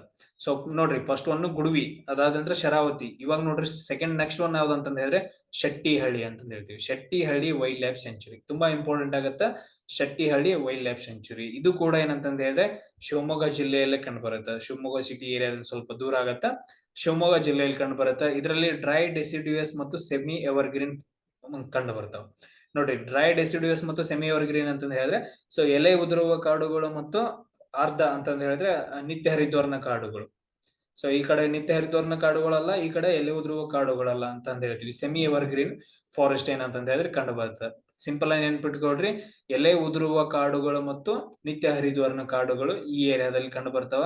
ಸೊ ಇದ್ರದ್ದು ಟೋಟಲ್ ಶೆಟ್ಟಿಹಳ್ಳಿ ವೈಲ್ಡ್ ಲೈಫ್ ಸ್ಯಾಂಚುರಿದು ಏರಿಯಾ ಎಷ್ಟಿದೆಯಪ್ಪ ಅಂತಂದ ಹೇಳಿದ್ರೆ 395 ಸ್ಕ್ವೇರ್ ಕಿಲೋಮೀಟರ್ ಅಂತ ಹೇಳ್ತೀವಿ. ಎಷ್ಟಿದೆ? 395 ಸ್ಕ್ವೇರ್ ಕಿಲೋಮೀಟರ್ ಇದ್ದದ ಏರಿಯಾ ಐತೆ.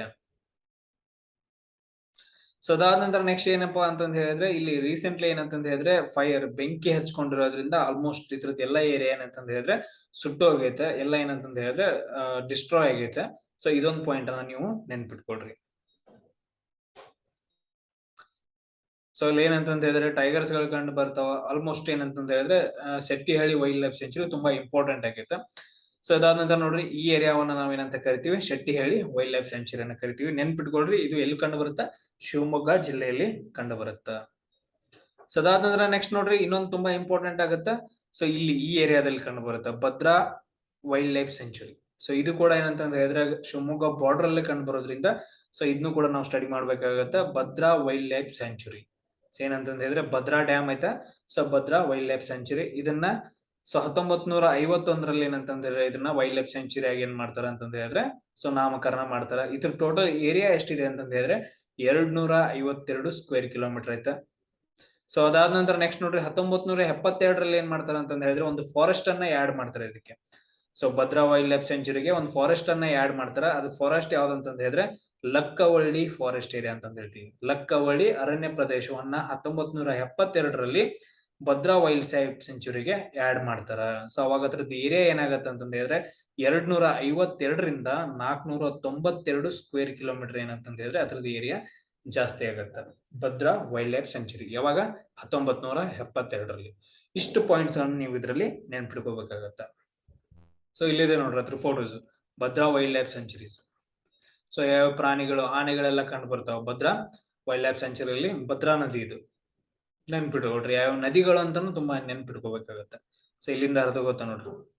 ಸೊ ಈ ಕಡೆಯಿಂದ ತುಂಗಾ ನದಿ ಬರುತ್ತೆ, ಕೂಡ್ಲಿ ಅಂತಲ್ಲಿ ಏನಂತಂದ ಹೇಳಿದ್ರೆ ಸೊ ಎರಡು ಸೇರಿ ತುಂಗಭದ್ರಾ ನದಿಗೆ ಹರಿತಾ ಹೋಗ್ತಾವ. ಸೊ ಈ ಕಡೆ ನೋಡ್ರಿ ಗುಡುವಿ ಪಕ್ಷಿಧಾಮದಿಂದ ಒಂದು ನದಿ ಬರುತ್ತೆ. ಸೊ ಅದಾದ ನಂತರ ಈ ಕಡೆಯಿಂದ ಒಂದು ನದಿ ಬರುತ್ತೆ. ಸೊ ಎಲ್ಲಾ ನದಿಗಳಂತ ಬಂದಾಗ ನಾವು ಅಲ್ಲಿ ಡಿಸ್ಕಷನ್ ಮಾಡ್ತಾ ಹೋಗೋಣ. ಆಲ್ರೆಡಿ ನಾವು ಹೇಳಿದೀವಿ. ನೆಕ್ಸ್ಟ್ ಒಂದು ನೋಡ್ರಿ ಮಂಡಗದ್ದೆ ಬರ್ಡ್ ಸ್ಯಾಂಚುರಿ ಬರುತ್ತೆ. ನೋಡ್ರಿ ಎಷ್ಟೊಂದು ಪಾಯಿಂಟ್ಸ್ ಗಳು ಬರ್ತಿದಾವ. ಮಂಡಗದ್ದೆ ಬರ್ಡ್ ಸ್ಯಾಂಚುರಿ, ಆಮೇಲೆ ಅಲ್ಲೊಂದು ನೋಡಿದ್ವಿ ಗುಡುವಿ ಪಕ್ಷಿಧಾಮ. ಸೊ ಇವಾಗ ಏನಂತಂದ ಹೇಳಿದ್ರೆ next one Mandagadde bird sanctuary ಅಂತಂದ ಹೇಳ್ತೀವಿ. ಎಸ್ ನೋಡ್ರಿ ಮಂಡಗದ್ದೆ ಬರ್ಡ್ ಸ್ಯಾಂಚುರಿ ಅಥವಾ ಮಂಡಗದ್ದೆ ಪಕ್ಷಿಧಾಮ ಟೋಟಲ್ ಆಗಿ ಅದ್ರದ್ದು ಏರಿಯಾ ಎಷ್ಟಿದೆ ಅಂತಂದ ಹೇಳಿದ್ರೆ 1.14 ಎಕರೆ ಐತೆ.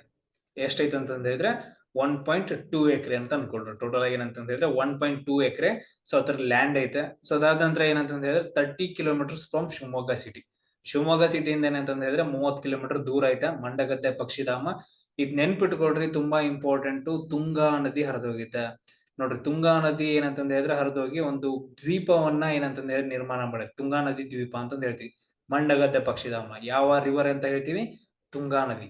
ತುಂಗಾ ನದಿಯಿಂದ ನಿರ್ಮಿತವಾದ ದ್ವೀಪದಲ್ಲಿ ಏನಂತಂದ ಹೇಳಿದ್ರೆ ಬರ್ಡ್ ಸೆಂಚುರಿಯನ್ನ ಏನ್ ನಾಮಕರಣ ಮಾಡಿದ್ರೆ ಅದೇ ಯಾವ್ದಂತಂದ ಹೇಳಿದ್ರೆ ಸೊ ಮಂಡಗದ್ದೆ ಪಕ್ಷಿಧಾಮ ಅಂತಂದ ಹೇಳ್ತೀವಿ. ತುಂಬಾ ಇಂಪಾರ್ಟೆಂಟ್ ಆಗತ್ತ ಮಂಡಗದ್ದೆ ಪಕ್ಷಿಧಾಮ. ಸೊ ಇಲ್ಲಿದೆ ನೋಡ್ರಿ ಮಂಡಗದ್ದೆ ಪಕ್ಷಿಧಾಮ. ಇದು ತುಂಗಾ ನದಿ, ನೆನ್ಪಿಟ್ಕೊಳ್ರಿ, ತುಂಬಾ ಇಂಪಾರ್ಟೆಂಟ್ ಆಗತ್ತೆ ಮಂಡಗದ್ದೆ ಪಕ್ಷಿಧಾಮ. ಸೊ ಯಾವ ನದಿಯಿಂದ ಸುತ್ತುವರೆದೈತೆ ಅಂತಂದ ಹೇಳಿದ್ರೆ ತುಂಗಾ ನದಿಯಿಂದ ಸುತ್ತುವರೆದೈತೆ. ಸೊ ಅದಾದ ನಂತರ ನೆಕ್ಸ್ಟ್ ನೋಡ್ರಿ ಇನ್ನೊಂದು ಬರುತ್ತೆ, ತುಂಬಾ ಇನ್ನೆರಡು ಇಂಪಾರ್ಟೆಂಟ್ ಬರುತ್ತೆ.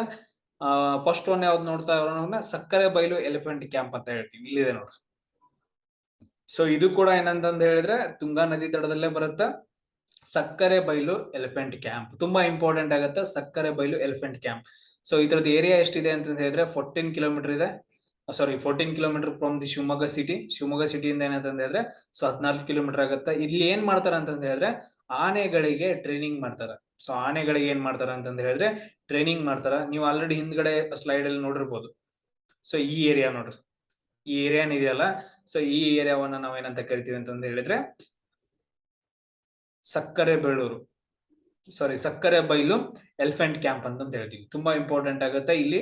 ಸೊ ಆನೆಗಳಿಗೆ ಏನ್ ಮಾಡ್ತಾರ ಅಂತಂದ ಹೇಳಿದ್ರೆ ಮಾವುತರು ಏನ್ ಮಾಡ್ತಾರ ಅಂದ್ರೆ ಟ್ರೈನಿಂಗ್ ಅನ್ನ ಮಾಡ್ತಾರ ಸಕ್ಕರೆ ಬೈಲು ಅಂತಂದ ಹೇಳ್ತೀವಿ. ಸೊ ಅದಾದ ನಂತರ ನೆಕ್ಸ್ಟ್ ನೋಡ್ರಿ ಇಲ್ಲೊಂದು ಕಂಡು ಬರುತ್ತೆ ನೋಡ್ರಿ. ಈ ಪ್ರದೇಶದಲ್ಲಿ Tyavarekoppa lion and tiger safari ಅಂತ ಹೇಳ್ತೀವಿ. ತ್ಯಾವರೆ ಕೊಪ್ಪ ತುಂಬಾ ಇಂಪಾರ್ಟೆಂಟ್ ಆಗತ್ತ. Tyavarekoppa lion and tiger safari ಅಂತ ಹೇಳ್ತೀವಿ. ಶಿವಮೊಗ್ಗ ಸಿಟಿಯಿಂದ ಏನಂತಂದ ಹೇಳಿದ್ರೆ 10 ಕಿಲೋಮೀಟರ್ ಬಂದ್ ಕಂಡು ಬರುತ್ತೆ. ಸೊ ಅದಾದ ನಂತರ ಇಲ್ಲಿ ಏನಂತಂದ ಹೇಳಿದ್ರೆ ಲಯನ್ಸ್ ಮತ್ತು ಟೈಗರ್ಸ್ ಗಳನ್ನ ನೋಡ್ಬೋದು ಇಲ್ಲಿ. ಸೊ ಲಯನ್ ಮತ್ತು ಟೈಗರ್ಸ್ ಗಳನ್ನ ಇಲ್ಲಿ ಏನಂತಂದ ಹೇಳಿದ್ರೆ ತ್ಯಾವರೆ ಕೊಪ್ಪದಲ್ಲಿ ನೋಡ್ಕೋಬಹುದು. ಸೊ ತ್ಯಾವರೆ ಕೊಪ್ಪ ಮತ್ತು ಸಕ್ಕರೆ ಬೈಲು ಏನಂತಂದ ಹೇಳಿದ್ರೆ ಇವೆರಡು ಶಿವಮೊಗ್ಗ ಜಿಲ್ಲೆಯಲ್ಲಿ ಕಂಡು ಬರ್ತಾವ. ಇಷ್ಟು ಪಾಯಿಂಟ್ಸ್ ಗಳನ್ನ ನೀವು ನೋಡ್ಕೋಬಹುದು. ಸೊ ಇಲ್ಲಿದೆ ನೋಡ್ರಿ ಸಕ್ಕರೆ ಬೈಲು ಆನೆ ಬಿಡಾರ ಅಂತಂದ ಹೇಳ್ತೀವಿ. ತುಂಬಾ ಇಂಪಾರ್ಟೆಂಟ್ ಆಗತ್ತ. ಸೊ ಅದಾದಂತ Tyavarekoppa lion and tiger safari ಅಂತಂದ ಹೇಳ್ತೀವಿ. ಸೊ ತುಂಬಾ ಇಂಪಾರ್ಟೆಂಟ್ ಆಗತ್ತ, ನೆನ್ಪಿಟ್ಕೊಳ್ರಿ ಈ ಪಾಯಿಂಟ್ಸ್ ಗಳನ್ನ.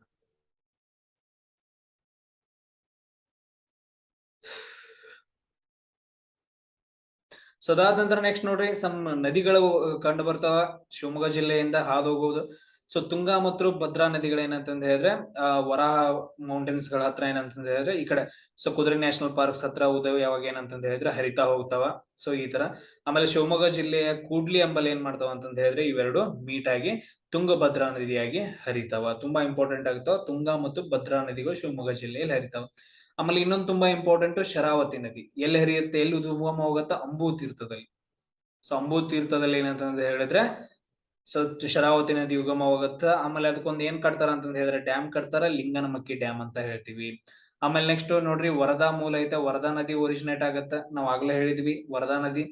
ಸೊ ಇದೇನಂತಂದ ಹೇಳಿದ್ರೆ ಬನವಾಸಿ ಹತ್ರ ಏನಂತಂದ ಹೇಳಿದ್ರೆ ಸೊ ಹರಿದು ಹೋಗುತ್ತ. ಆಮೇಲೆ ತುಂಗಭದ್ರಾ ನದಿಯನ್ನ ಏನಂತಂದ ಹೇಳಿದ್ರೆ ಜಾಯಿನ್ ಆಗುತ್ತೆ. ತುಂಬಾ ಇಂಪಾರ್ಟೆಂಟ್ ಆಗತ್ತ ವರದಾ ನದಿ, ವರದಾ, ತುಂಗಭದ್ರಾ, ಅದಾದ ನಂತರ ಶರಾವತಿ ನದಿಗಳು ಶಿವಮೊಗ್ಗ ಜಿಲ್ಲೆಯಲ್ಲಿ ಕಂಡು ಬರ್ತಾವ. ಸೊ ಅದಾದ ನಂತರ ನೋಡ್ರಿ ಇನ್ನೊಂದು ತುಂಬಾ ಇಂಪಾರ್ಟೆಂಟ್ ಆಗತ್ತ ಜೋಗ್ ಫಾಲ್ಸ್. ಶರಾವತಿ ನದಿಗೆ ಏನಂತಂದ ಹೇಳಿದ್ರೆ ಒಂದು ಜಲಪಾತ ಐತೆ ಜೋಗ್ ಫಾಲ್ಸ್ ಅಂತಂದ ಹೇಳ್ತೀವಿ. ಟೋಟಲ್ ಆಗಿ 4 ದರೆಗಳಾಗಿ ಏನಂತಂದ ಹೇಳಿದ್ರೆ ಇದು ಕೆಳಗಡೆ ಬೀಳುತ್ತಾ. ಸೊ ಅವೇ ಯಾವ ಅಂತಂದ ಹೇಳಿದ್ರೆ ರಾಜ, ರಾಣಿ, ರೋರರ್ ಮತ್ತು ರಾಕೆಟ್ ಅಂತಂದ ಹೇಳ್ತೀವಿ. ಸೊ ಇದು ಯಾವ ತಾಲೂಕಲ್ಲಿ ಕಂಡು ಬರುತ್ತೆ? ಸಾಗರ ತಾಲೂಕಲ್ಲಿ ಕಂಡು ಬರುತ್ತೆ ಜೋಗ್ ಫಾಲ್ಸ್. ಇಲ್ಲಿದೆ ನೋಡ್ರಿ. ಸೊ ಲಿಂಗನಮಕ್ಕಿ ಜಲಾಶಯದಿಂದ ಮುಂದೆ ಹೋದ್ರೆ ಜೋಗ್ ಫಾಲ್ಸ್ ಕಂಡು ಬರುತ್ತೆ, ನೆನ್ಪಿಟ್ಕೊಡ್ರಿ.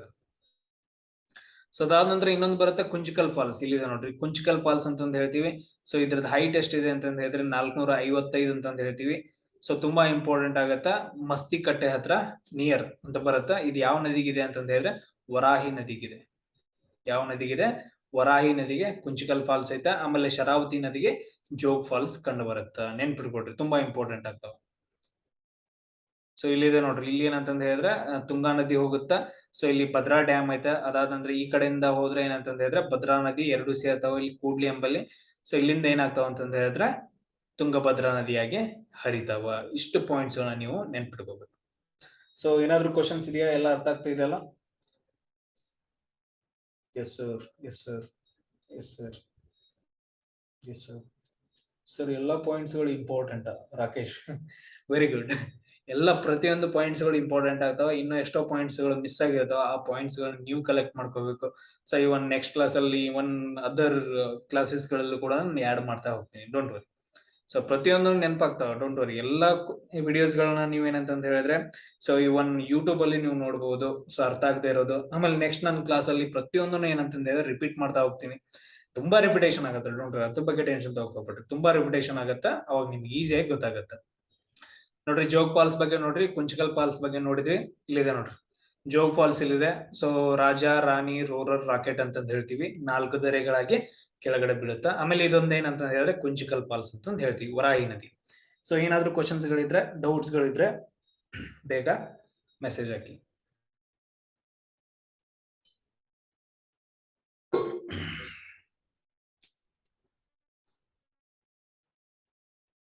ನೆಕ್ಸ್ಟ್ ಕ್ಲಾಸ್ ಯಾರ್ದು ಇಲ್ಲಲ್ಲ?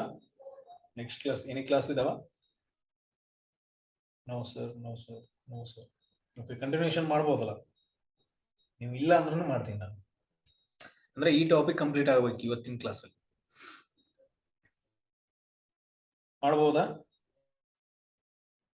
S sir, yes sir. Majority ಹೋಗ್ತೀನಿ. ಎಲ್ಲರೂ ಮೆಸೇಜ್ ಆಗ್ಬೇಕು. 150 ಜನ ಆಗ್ಬೇಕು. ಎಷ್ಟು ಜನ ಜಾಯ್ನ್ ಆಗಿದ್ದೀರಿ ಇವಾಗ? 148 ಜನ. 2 ಜನ ಮಿಸ್ ಆಗಿದ್ದಾರ. ಸೊ 148 ಜನ ಮೆಸೇಜ್ ಆಗ್ಬೇಕು. ಅಂದ್ರೆ ತಗೊಂತೀನಿ ಕ್ಲಾಸ್ ಕಂಟಿನ್ಯೂಷನ್. ಸೊ ಎಲ್ಲ ಅರ್ಥ ಆಗ್ತಿದೆಯಲ್ಲ ಕರ್ನಾಟಕ ಜಿಯೋಗ್ರಫಿ? ಸೊ ಹೇಗ್ ನಡೀತಿದೆ ಕ್ಲಾಸ್? ತುಂಬಾ ಡೀಪ್ ಆಗಿ ಹೋಗ್ತಿದೆ. ಎಲ್ಲ ಪಾಯಿಂಟ್ಸ್ ಕವರ್ ಆಗ್ತಿದಾವ. Very good sir. ಅರ್ಥ ಆಗ್ತಿದೆ sir. Sir understanding sir. So ತುಂಬಾ ಪಾಯಿಂಟ್ಸ್ ಗಳು ಮಿಸ್ ಆಗ್ತಿದೆ ಸರ್. ನೋಟ್ಸ್ ಮಾಡ್ಕೊಳಕ್ ಆಗ್ತಿಲ್ಲ. ಸೊ ನಿಮ್ಗೆ ಇನ್ನೂ ಪಾಯಿಂಟ್ಸ್ ಗಳು ಇನ್ನೂ ರಿಪೀಟ್ ಆಗ್ತಾವ. ಎಲ್ಲ ನೆನಪಾಗ್ತಾವ. Don't worry. ಎಲ್ಲ ನೆನ್ಪು ಮಾಡ್ಕೊಂತೀವಿ. ಕೋ ಹೋಸ್ಟ್ ಮೆಸೇಜ್ ಮಾಡಿ. ಕೋ ಹೋಸ್ಟ್ ಮೆಸೇಜ್ ಮಾಡಿ. ಎಸ್. ನೆಕ್ಸ್ಟ್ ನೋಡ್ರಿ, ಕೆಲವೊಂದು ಇನ್ನೂ ಕೆಲವೊಂದು ಫಾಲ್ಸ್ ಗಳು ಬರ್ತಾವ. ಅವುಗಳ ಬಗ್ಗೆ ನಾವು ಸ್ವಲ್ಪ ನೋಡ್ಕೋಬೇಕಾಗತ್ತ. ಸೊ ನಿಯರ್ ಆಗುಂಬೆ ಹತ್ರ ಏನಂತಂದ್ರೆ ಹೇಳಿದ್ರೆ ಒಂದು ಫಾಲ್ಸ್ ಬರುತ್ತಾ, ಬರ್ಕಾನಾ ಫಾಲ್ಸ್ ಅಂತ ಹೇಳ್ತೀವಿ. ಈ ಕಡೆ ನೋಡ್ರಿ.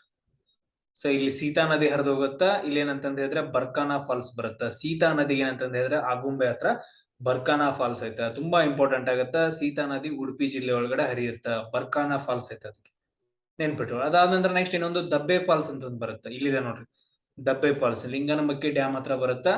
ದಬ್ಬೆ ಫಾಲ್ಸ್ ಸಾಗರ ತಾಲೂಕದಲ್ಲಿ ಬರುತ್ತಾ. ತುಂಬಾ ಇಂಪಾರ್ಟೆಂಟ್ ಆಗತ್ತ. ಹೊಸಗದ್ದೆ ಹತ್ರ ದಬ್ಬೆ ಫಾಲ್ಸ್ ಅಂತ ಬರುತ್ತ. ಸೊ ಅದಾದ ನಂತರ ನೋಡ್ರಿ ಅಚ್ಚಕನ್ಯಾ ಫಾಲ್ಸ್ ಅಂತ ಬರುತ್ತೆ. ಇನ್ನೊಂದೇನಂತ ಹೇಳಿದ್ರೆ ಅಚ್ಚಕನ್ಯಾ ಫಾಲ್ಸ್ ಅಂತ ಬರುತ್ತೆ. ಇದು ಶಿವಮೊಗ್ಗ ಜಿಲ್ಲೆ ಒಳಗಡೆನೆ ಬರುತ್ತೆ. ಸೊ ಅರಳಸುರುಳಿ ಅಂತ ಹೇಳ್ತೀವಿ. ಅರಳಸುರುಳಿ ಹತ್ರ. ಸೊ 10 ಕಿಲೋಮೀಟರ್ ಫ್ರಮ್ ತೀರ್ಥಹಳ್ಳಿ ಅಂತ ಹೇಳ್ತೀವಿ. ಶರಾವತಿ ನದಿಗೆ ಬರುತ್ತೆ ಇದು ಕೂಡ. ಸೊ ಅಚ್ಚಕನ್ಯಾ ಫಾಲ್ಸ್ ಅಂತ ಬರುತ್ತ. ಇನ್ನೊಂದು ಒನಕೆ ಅಬ್ಬೆ ಫಾಲ್ಸ್ ಅಂತ ಬರುತ್ತ ಆಗುಂಬೆ ಹತ್ರ. ಸೊ ಒನಕೆ ಅಬ್ಬೆ ಫಾಲ್ಸ್. ಆಮೇಲೆ ನೆಕ್ಸ್ಟ್ ನೋಡ್ರಿ ಹಿಡ್ಲು ಮನೆ ಫಾಲ್ಸ್ ಅಂತ ಬರುತ್ತೆ. ಸೊ ಇದು ನಿಟ್ಟೂರ್ ಹತ್ರ ಬರುತ್ತಾ. ಸೊ ಹೊಸನಗರ ತಾಲೂಕಲ್ಲಿ. ನಿಟ್ಟೂರ್ ಹತ್ರ ಹೊಸನಗರ ತಾಲೂಕಲ್ಲಿ. ನೆನ್ಪಿಟ್ಕೊಳ್ರಿ, ತುಂಬಾ ಇಂಪಾರ್ಟೆಂಟ್ ಆಗುತ್ತಾ. ದಬ್ಬೆ ಫಾಲ್ಸ್ ಆಮೇಲೆ ಬರ್ಕಾನಾ ಫಾಲ್ಸ್. ಸೊ ಇವೆರಡು ಸಿಂಪಲ್ ನೆನ್ಪಿಟ್ಕೊಳ್ರಿ. ಅಚ್ಚಕನ್ಯಾ ಫಾಲ್ಸ್ ಅಂತ ಹೇಳಿ, ಒನಕೆ ಅಬ್ಬೆ ಫಾಲ್ಸ್, ಆಮೇಲೆ ಹಿಡ್ಲು ಮನೆ ಫಾಲ್ಸ್ ಗಳಂತ ಬರ್ತಾವ. ಇಷ್ಟು ಪಾಯಿಂಟ್ಸ್ ಗಳನ್ನ ನೀವು ಇದರಲ್ಲಿ ನೆನ್ಪಿಟ್ಕೋಬೇಕಾಗತ್ತ. ಸೊ ಅದಾದ ನಂತರ ನೋಡ್ರಿ ಹೋದ್ರ ಇಮೇಜ್ ನೋಡ್ರಿ. ಡಬ್ಬೆ ಫಾಲ್ಸ್, ಅದಾದ ನಂತರ ಬರ್ಕಾನಾ ಫಾಲ್ಸ್, ಆಮೇಲೆ ಅಚ್ಚಕನ್ಯಾ ಫಾಲ್ಸ್, ಆಮೇಲೆ ಹಿಡ್ಲು ಮನೆ ಫಾಲ್ಸ್ ಅಂತ ಹೇಳ್ತೀವಿ. ಸೊ ಇಮೇಜಸ್ ಗಳನ್ನ ನೋಡ್ಕೊಡ್ರಿ.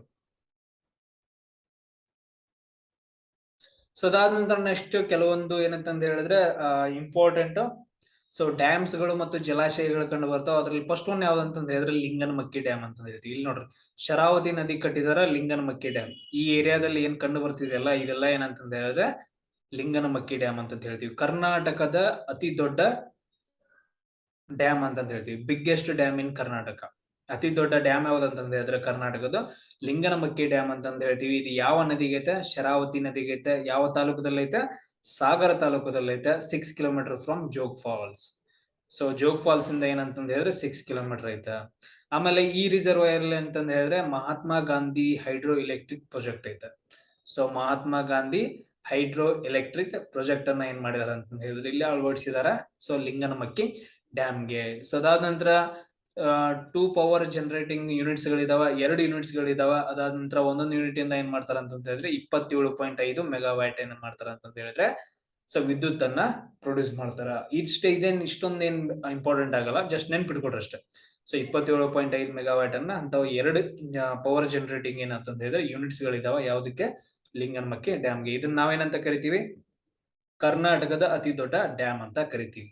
ಸೊ ಅದಾದ ನಂತರ ನೆಕ್ಸ್ಟ್ ನೋಡ್ರಿ, ತುಂಬಾ ಇಂಪಾರ್ಟೆಂಟ್ ಇನ್ನೊಂದು ಭದ್ರಾ ರಿವರ್ ಡ್ಯಾಮ್ ಅಂತ ಹೇಳ್ತೀವಿ. ಇವನ್ ಸೊ ಎರಡು ಜಿಲ್ಲೆಗಳಲ್ಲಿ ಕಂಡು ಬರುತ್ತೆ, ಚಿಕ್ಕಮಗಳೂರು ಮತ್ತು ಶಿವಮೊಗ್ಗದಲ್ಲಿ. ಸೊ ಭದ್ರಾ ಡ್ಯಾಮ್ ಸೊ ಯಾವ ನದಿಗಿದೆ, ಭದ್ರಾ ನದಿಗೆ ಐತೆ. ಸೊ ಎಲ್ಲೈತೆ ಅಂತಂದ ಹೇಳಿದ್ರೆ ಲಕ್ಕವಳಿ ಹತ್ರ ಐತೆ. ಸೊ ಅದಾದ ನಂತರ ಭದ್ರಾ ಸಿಟಿಯಿಂದ ಎಷ್ಟು ಕಿಲೋಮೀಟರ್ ಆಗುತ್ತೆ ಅಂದ್ರೆ 20 ಕಿಲೋಮೀಟರ್ ಆಗುತ್ತೆ. ಭದ್ರಾ ಡ್ಯಾಮ್ ಅನ್ನ ಕಟ್ಟದವ್ರು ಯಾರು ಅಂತಂದ ಹೇಳಿದ್ರೆ ಸರ್ ಎಂ ವಿಶ್ವೇಶ್ವರಯ್ಯ. ಸೊ ಯಾರು ಕಟ್ತಾರ, ಸರ್ ಎಂ ವಿಶ್ವೇಶ್ವರಯ್ಯ ಅವರು ಏನ್ ಮಾಡ್ತಾರ ಅಂತ ಹೇಳಿದ್ರೆ ಭದ್ರಾ ಡ್ಯಾಮ್ ಅನ್ನ ಕಟ್ತಾರ. ಇನ್ನೊಂದು ಯಾವ್ದಂತ ಹೇಳಿದ್ರೆ ಗಾಜನೂರು ಡ್ಯಾಮ್ ಬರುತ್ತೆ. ಸೊ ಇನ್ನೊಂದು ತುಂಬಾ ಇಂಪಾರ್ಟೆಂಟ್ ಆಗತ್ತ, ಈ ಪ್ರದೇಶದಲ್ಲಿ ಇದೆ ನೋಡ್ರಿ ಗಾಜನೂರು ಡ್ಯಾಮ್. ಸೊ ಇಲ್ಲಿದೆ ನೋಡ್ರಿ ಗಾಜನೂರು ಡ್ಯಾಮ್ ತುಂಬಾ ಇಂಪಾರ್ಟೆಂಟ್ ಆಗತ್ತ. ಯಾವ ನದಿಗಿದೆ ಅಂತ ಹೇಳಿದ್ರೆ ತುಂಗಾ ನದಿಗೆ, ತುಂಗಾ ನದಿ. ಸೊ ತುಂಗಾ ನದಿಗೆ ಗಾಜನೂರು ಡ್ಯಾಮ್ ಕಟ್ತಾರ, ಅದ್ರ ಮುಂದ್ಗಡೆ ಕೂಡ್ಲಿ ಹತ್ರ ಹೋಗುತ್ತಾ. ಆಮೇಲೆ ಭದ್ರಾ ನದಿಗೆ ಭದ್ರಾ ಡ್ಯಾಮ್ ಕಟ್ತಾರ, ಕೂಡ್ಲಿ ಹತ್ರ ಹೋಗ್ಬಿಟ್ಟು ಸೇರ್ಬಿಟ್ಟು ನೆಕ್ಸ್ಟ್ ಏನಾಗತ್ತ ತುಂಗಭದ್ರಾ ನದಿ ಆಗತ್ತ. ಸೊ ತುಂಗಭದ್ರಾ ನದಿ ಅದಾದ ನಂತರ ನೆಕ್ಸ್ಟ್ ಈ ತರ ಹರಿದ್ ಬಿಟ್ಟು ಏನಂತಂದ್ರೆ ನೆಕ್ಸ್ಟ್ ಹೊಸಪೇಟೆ ಹತ್ರ ಇನ್ನೊಂದು ಡ್ಯಾಮ್ ಕಟ್ತಾರ, ಹೊಸಪೇಟೆ ಡ್ಯಾಮ್ ಅಂತ ಹೇಳ್ತೀವಿ. ಎಷ್ಟ್ ಈ ತರ ಏನಂತಂದ್ರೆ ಕಂಟಿನ್ಯೂಷನ್ ನೀವು ನೆನ್ಪಿಟ್ಕೊಳ್ಳೇಬೇಕು. ಹಾ, ಸೊ ಈ ತರ ಏನಂತಂದ್ರೆ ಇಲ್ಲಿದೆ ನೋಡ್ರಿ, ಫೋಟೋಸ್ ಇದೆ ನೋಡ್ರಿ, ಇದು ಗಾಜನೂರು ಡ್ಯಾಮ್. ಸೊ ಯಾವ ನದಿಗೆ, ತುಂಗಾ ನದಿಗೆ. ಸೊ ಲಿಂಗನಮಕ್ಕಿ ಡ್ಯಾಮ್ ಯಾವ ನದಿಗೆ, ಶರಾವತಿ ನದಿಗೆ. ಸೊ ಅದಾದ ನಂತರ ಭದ್ರಾ ಡ್ಯಾಮ್ ಸೊ ಯಾವ ನದಿಗೆ, ಭದ್ರಾ ನದಿಗೆ. ಸೊ ಇಷ್ಟು ಪಾಯಿಂಟ್ಸ್ ಗಳು ನಿಮ್ಗೆಲ್ಲ ಅರ್ಥ ಆಯ್ತಲ್ಲ? Yes, any questions?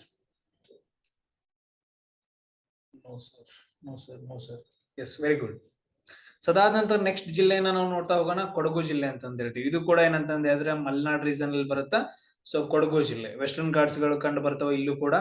ಸೊ ಇಲ್ಲಿ ಕೂಡ ಏನಂತ ಹೇಳಿದ್ರೆ ವೆಸ್ಟರ್ನ್ ಘಾಟ್ಸ್ ಗಳನ್ನ ನಾವೇನಂತ ಕರಿತೀವಿ, ಸಹ್ಯಾದ್ರಿ ಬೆಟ್ಟಗಳಂತಾನೆ ಕರಿತೀವಿ. ಎಸ್. ಸೊ ಇಲ್ಲಿಂದ ಏನಂತ ಹೇಳಿದ್ರೆ ಒಂದು ಇಂಪಾರ್ಟೆಂಟ್ ನದಿ ಹರಿದೋಗುತ್ತಾ. ಆ ನದಿ ಯಾವ್ದಪ್ಪ ಅಂತಂತ ಹೇಳಿದ್ರೆ ಕಾವೇರಿ ಅಂತಂದ ಹೇಳ್ತೀವಿ. ಸೊ ಯಾವ್ದನ್ನ ಎಲ್ಲಿಂದ ಹರಿದೋಗುತ್ತಾ, ಆಕ್ಚುಲಿ ತಲಕಾವೇರಿಯಿಂದ ಹರಿದೋಗುತ್ತಾ.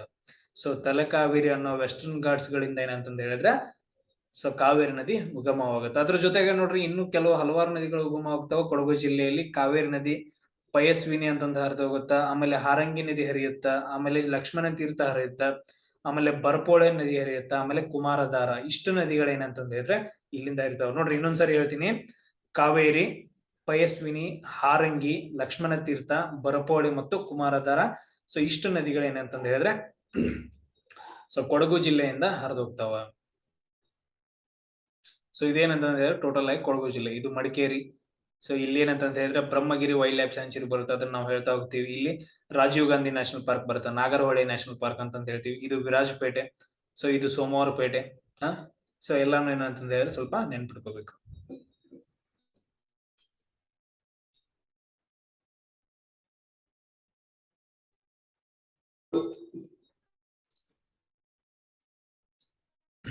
ನೆಕ್ಸ್ಟ್ ಹೋಗೋಣ ನೋಡ್ರಿ. ಸೊ ಇಲ್ಲೂ ಕೂಡ ಏನಂತಂದ ಹೇಳಿದ್ರೆ ಕೆಲವೊಂದು ಜಲಪಾತಗಳು ಬರ್ತಾವ ಕೊಡಗುದಲ್ಲಿ. ಫಸ್ಟ್ ಒನ್ ಯಾವ್ದಂತಂದ ಹೇಳಿದ್ರೆ ಅಬ್ಬೆ ಜಲಪಾತ ಅಂತ ನೋಡೋಣ. ಇಲ್ಲಿದೆ ನೋಡ್ರಿ, ಅಬ್ಬೆ ಫಾಲ್ಸ್ ಅಂತಂದ್ ಬರುತ್ತ. ಅಬ್ಬೆ ಜಲಪಾತ ಯಾವ ಜಿಲ್ಲೆಯಲ್ಲಿ ಬರುತ್ತೆ, ಕೊಡಗು ಜಿಲ್ಲೆಯಲ್ಲಿ ಬರುತ್ತ. ಮಡಿಕೇರಿಯಿಂದ ಏನಂತಂದ ಹೇಳಿದ್ರೆ 8 ಕಿಲೋಮೀಟರ್ ಐತೆ. ಮಡಿಕೇರಿಯಿಂದ ಏನಂತಂದ ಹೇಳಿದ್ರೆ 8 ಕಿಲೋಮೀಟರ್ ಐತೆ. ಸೊ ಇಲ್ಲಿ ನೋಡ್ರಿ, ಸೊ ಯಾವ ನದಿಗೆ ಐತೆ ಅಂತಂದ ಹೇಳಿದ್ರೆ ಕಾವೇರಿ ನದಿಗೆ ಐತೆ. ಸೊ ಯಾವ ನದಿಗೆ ಐತೆ, ಕಾವೇರಿ ನದಿಗೆ ಅಬ್ಬೆ ಫಾಲ್ಸ್ ಕಂಡು ಬರುತ್ತೆ. ಇದನ್ನ ಮೊದಲು ಕೂಡ ಏನಂತ ಕರೀತಿದ್ದಾರೆ, ಜಸ್ಸಿ ಫಾಲ್ಸ್ ಅಂತಾನು ಕರೀತಾರ. ಸೊ ಅಬ್ಬೆ ಫಾಲ್ಸ್ ಅನ್ನ ಇನ್ನೊಂದ್ ಹೆಸರು ಏನಂತಂದ ಹೇಳಿದ್ರೆ ಜಸ್ಸಿ ಫಾಲ್ಸ್ ಅಂತಾನು ಕರೀತಾರ. ಆಮೇಲೆ ತುಂಬಾ ಇಂಪಾರ್ಟೆಂಟ್ ಕೊಡಗುದಲ್ಲಿ ನಾನು ಆಗ್ಲೇ ಹೇಳಿದ್ದೆ ಚಿಕ್ಕಮಂಗ್ಳೂರ್ ಹೇಳುವಾಗ. ಸೊ ಇಲ್ಲೂ ಕೂಡ ಏನಂತಂದ ಹೇಳಿದ್ರೆ ಕಾಫಿಯನ್ನ ಜಾಸ್ತಿ ಬೆಳೆದಿರ, ಕಾಫಿ ಪ್ಲಾಂಟೇಶನ್ ಜಾಸ್ತಿ ಐತೆ, ಕಲ್ಟಿವೇಶನ್. ಸೊ ಕಾಫಿ ಬೆಳೆಯನ್ನ ಕರ್ನಾಟಕದಲ್ಲಿ ಅತಿ ಹೆಚ್ಚಲ್ಲಿ ಬೆಳಿತಾರೆ ಅಂದ್ರೆ ಕೊಡಗು ಜಿಲ್ಲೆಯಿಂದ ಬೆಳಿತಾರೆ. ಆಮೇಲೆ ಇನ್ನೊಂದ್ರ ಬಗ್ಗೆ ಇನ್ನೊಂದು ಹೇಳ್ಬೇಕಂದ್ರೆ ಆ ರೈಲು ಮಾರ್ಗ ಇಲ್ಲದೆ ಇರೋ ಜಿಲ್ಲೆ ಯಾವ್ದಪ್ಪ ಅಂತಂದ ಹೇಳಿದ್ರೆ ಕೊಡಗು ಅಂತಂದ ಹೇಳ್ತೀವಿ. ಯಾಕಂದ್ರೆ ಟೋಟಲ್ ಕೊಡಗು ಜಿಲ್ಲೆ ಏನಂತಂದ ಹೇಳಿದ್ರೆ ಹಿಲ್ಲಿ ಸ್ಟೇಷನ್ ಒಳಗಡೆನೆ ಕಂಡು ಬರುತ್ತೆ. ಫುಲ್ ಹಿಲ್ ಅಂದ್ರೆ ಹಿಲ್ಸ್ ಅಂತ ಹೇಳ್ತೀವಿ. ಕಂಟಿನ್ಯೂಸ್ ಆಗಿ ಏನಂತಂದ ಹೇಳಿದ್ರೆ ಪರ್ವತ ಶ್ರೇಣಿಗಳು ಕಂಡು ಬರೋದ್ರಿಂದ ಇಲ್ಲಿ ಸೊ ಯಾವುದೇ ತರಹದ ರೈಲು ಮಾರ್ಗಗಳು ಕಂಡು ಬರಂಗಿಲ್ಲ. ಆಮೇಲೆ ಇನ್ನೊಂದ್ ನೋಡ್ರಿ, ಇರುಪ್ಪು ಜಲಪಾತ ಕಂಡು ಬರುತ್ತೆ. ಇಲ್ಲಿದೆ ನೋಡ್ರಿ, ಇರುಪ್ಪು ಜಲಪಾತ ತುಂಬಾ ಇಂಪಾರ್ಟೆಂಟ್ ಆಗತ್ತ. ಈ ಕಡೆಯಿಂದ ಒಂದ್ ನದಿ ಹರಿದೋಗುತ್ತಾ. ಸೊ ಯಾವ್ದಂತಂದ ಹೇಳ್ತೀವಿ, ಲಕ್ಷ್ಮಣ ತೀರ್ಥ ಅಂತಂದ ಹೇಳ್ತೀವಿ. ತುಂಬಾ ಇಂಪಾರ್ಟೆಂಟ್ ಆಗತ್ತ, ಲಕ್ಷ್ಮಣ ತೀರ್ಥ ನದಿ ಹರಿದೋಗುತ್ತಾ. ಸೊ ಈ ನದಿಗೆ ಏನಂತಂದ ಹೇಳಿದ್ರೆ ಒಂದು ಜಲಪಾತ ಐತೆ, ಇರುಪ್ಪು ಜಲಪಾತ ಅಂತಂದ ಹೇಳ್ತೀವಿ. ಇದು ಕೂಡ ಸೊ ಕೊಡಗುದಲ್ಲಿ ಕಂಡು ಬರುತ್ತೆ. ಇಲ್ಲೇ ನೋಡ್ರಿ, ಇಲ್ಲಿ ನೋಡ್ರಿ ಇರುಪ್ಪು ಜಲಪಾತ. ಇಲ್ಲಿ ಏನಂತಂದ ಹೇಳಿದ್ರೆ ಲಕ್ಷ್ಮಣ ತೀರ್ಥ ಹರಿದೋಗುತ್ತೆ. ಇಲ್ಲೊಂದ್ ಏನಂತಂದ ಹೇಳಿದ್ರೆ ಡ್ಯಾಮ್ ಕಟ್ಟಿದಾರ. ಸೊ ತುಂಬಾ ಇಂಪಾರ್ಟೆಂಟ್ ಆಗ್ತಾವ. ಸೊ ಇಲ್ಲೊಂದ್ ಡ್ಯಾಮ್ ಇದೆ ನೋಡ್ರಿ, ಇವ್ ಯಾವ್ದು ನಡುವೆ.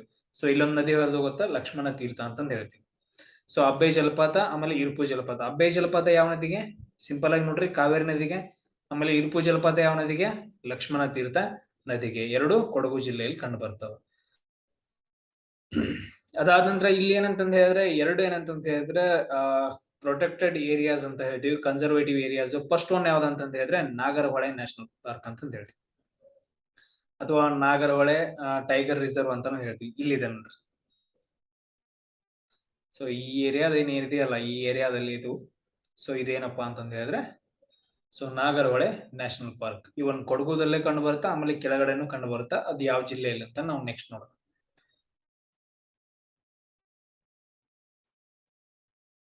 ಸೊ ಇದೇನಂತಂದ ಹೇಳಿದ್ರೆ ಮೇಲ್ಗಡೆದು ಕೊಡಗು, ಕೆಳಗಡೆದು ಏನಂತಂದ ಹೇಳಿದ್ರೆ ಯಾವ ಜಿಲ್ಲೆ ಅಂತಂದ ಹೇಳಿದ್ರೆ ಮೈಸೂರು.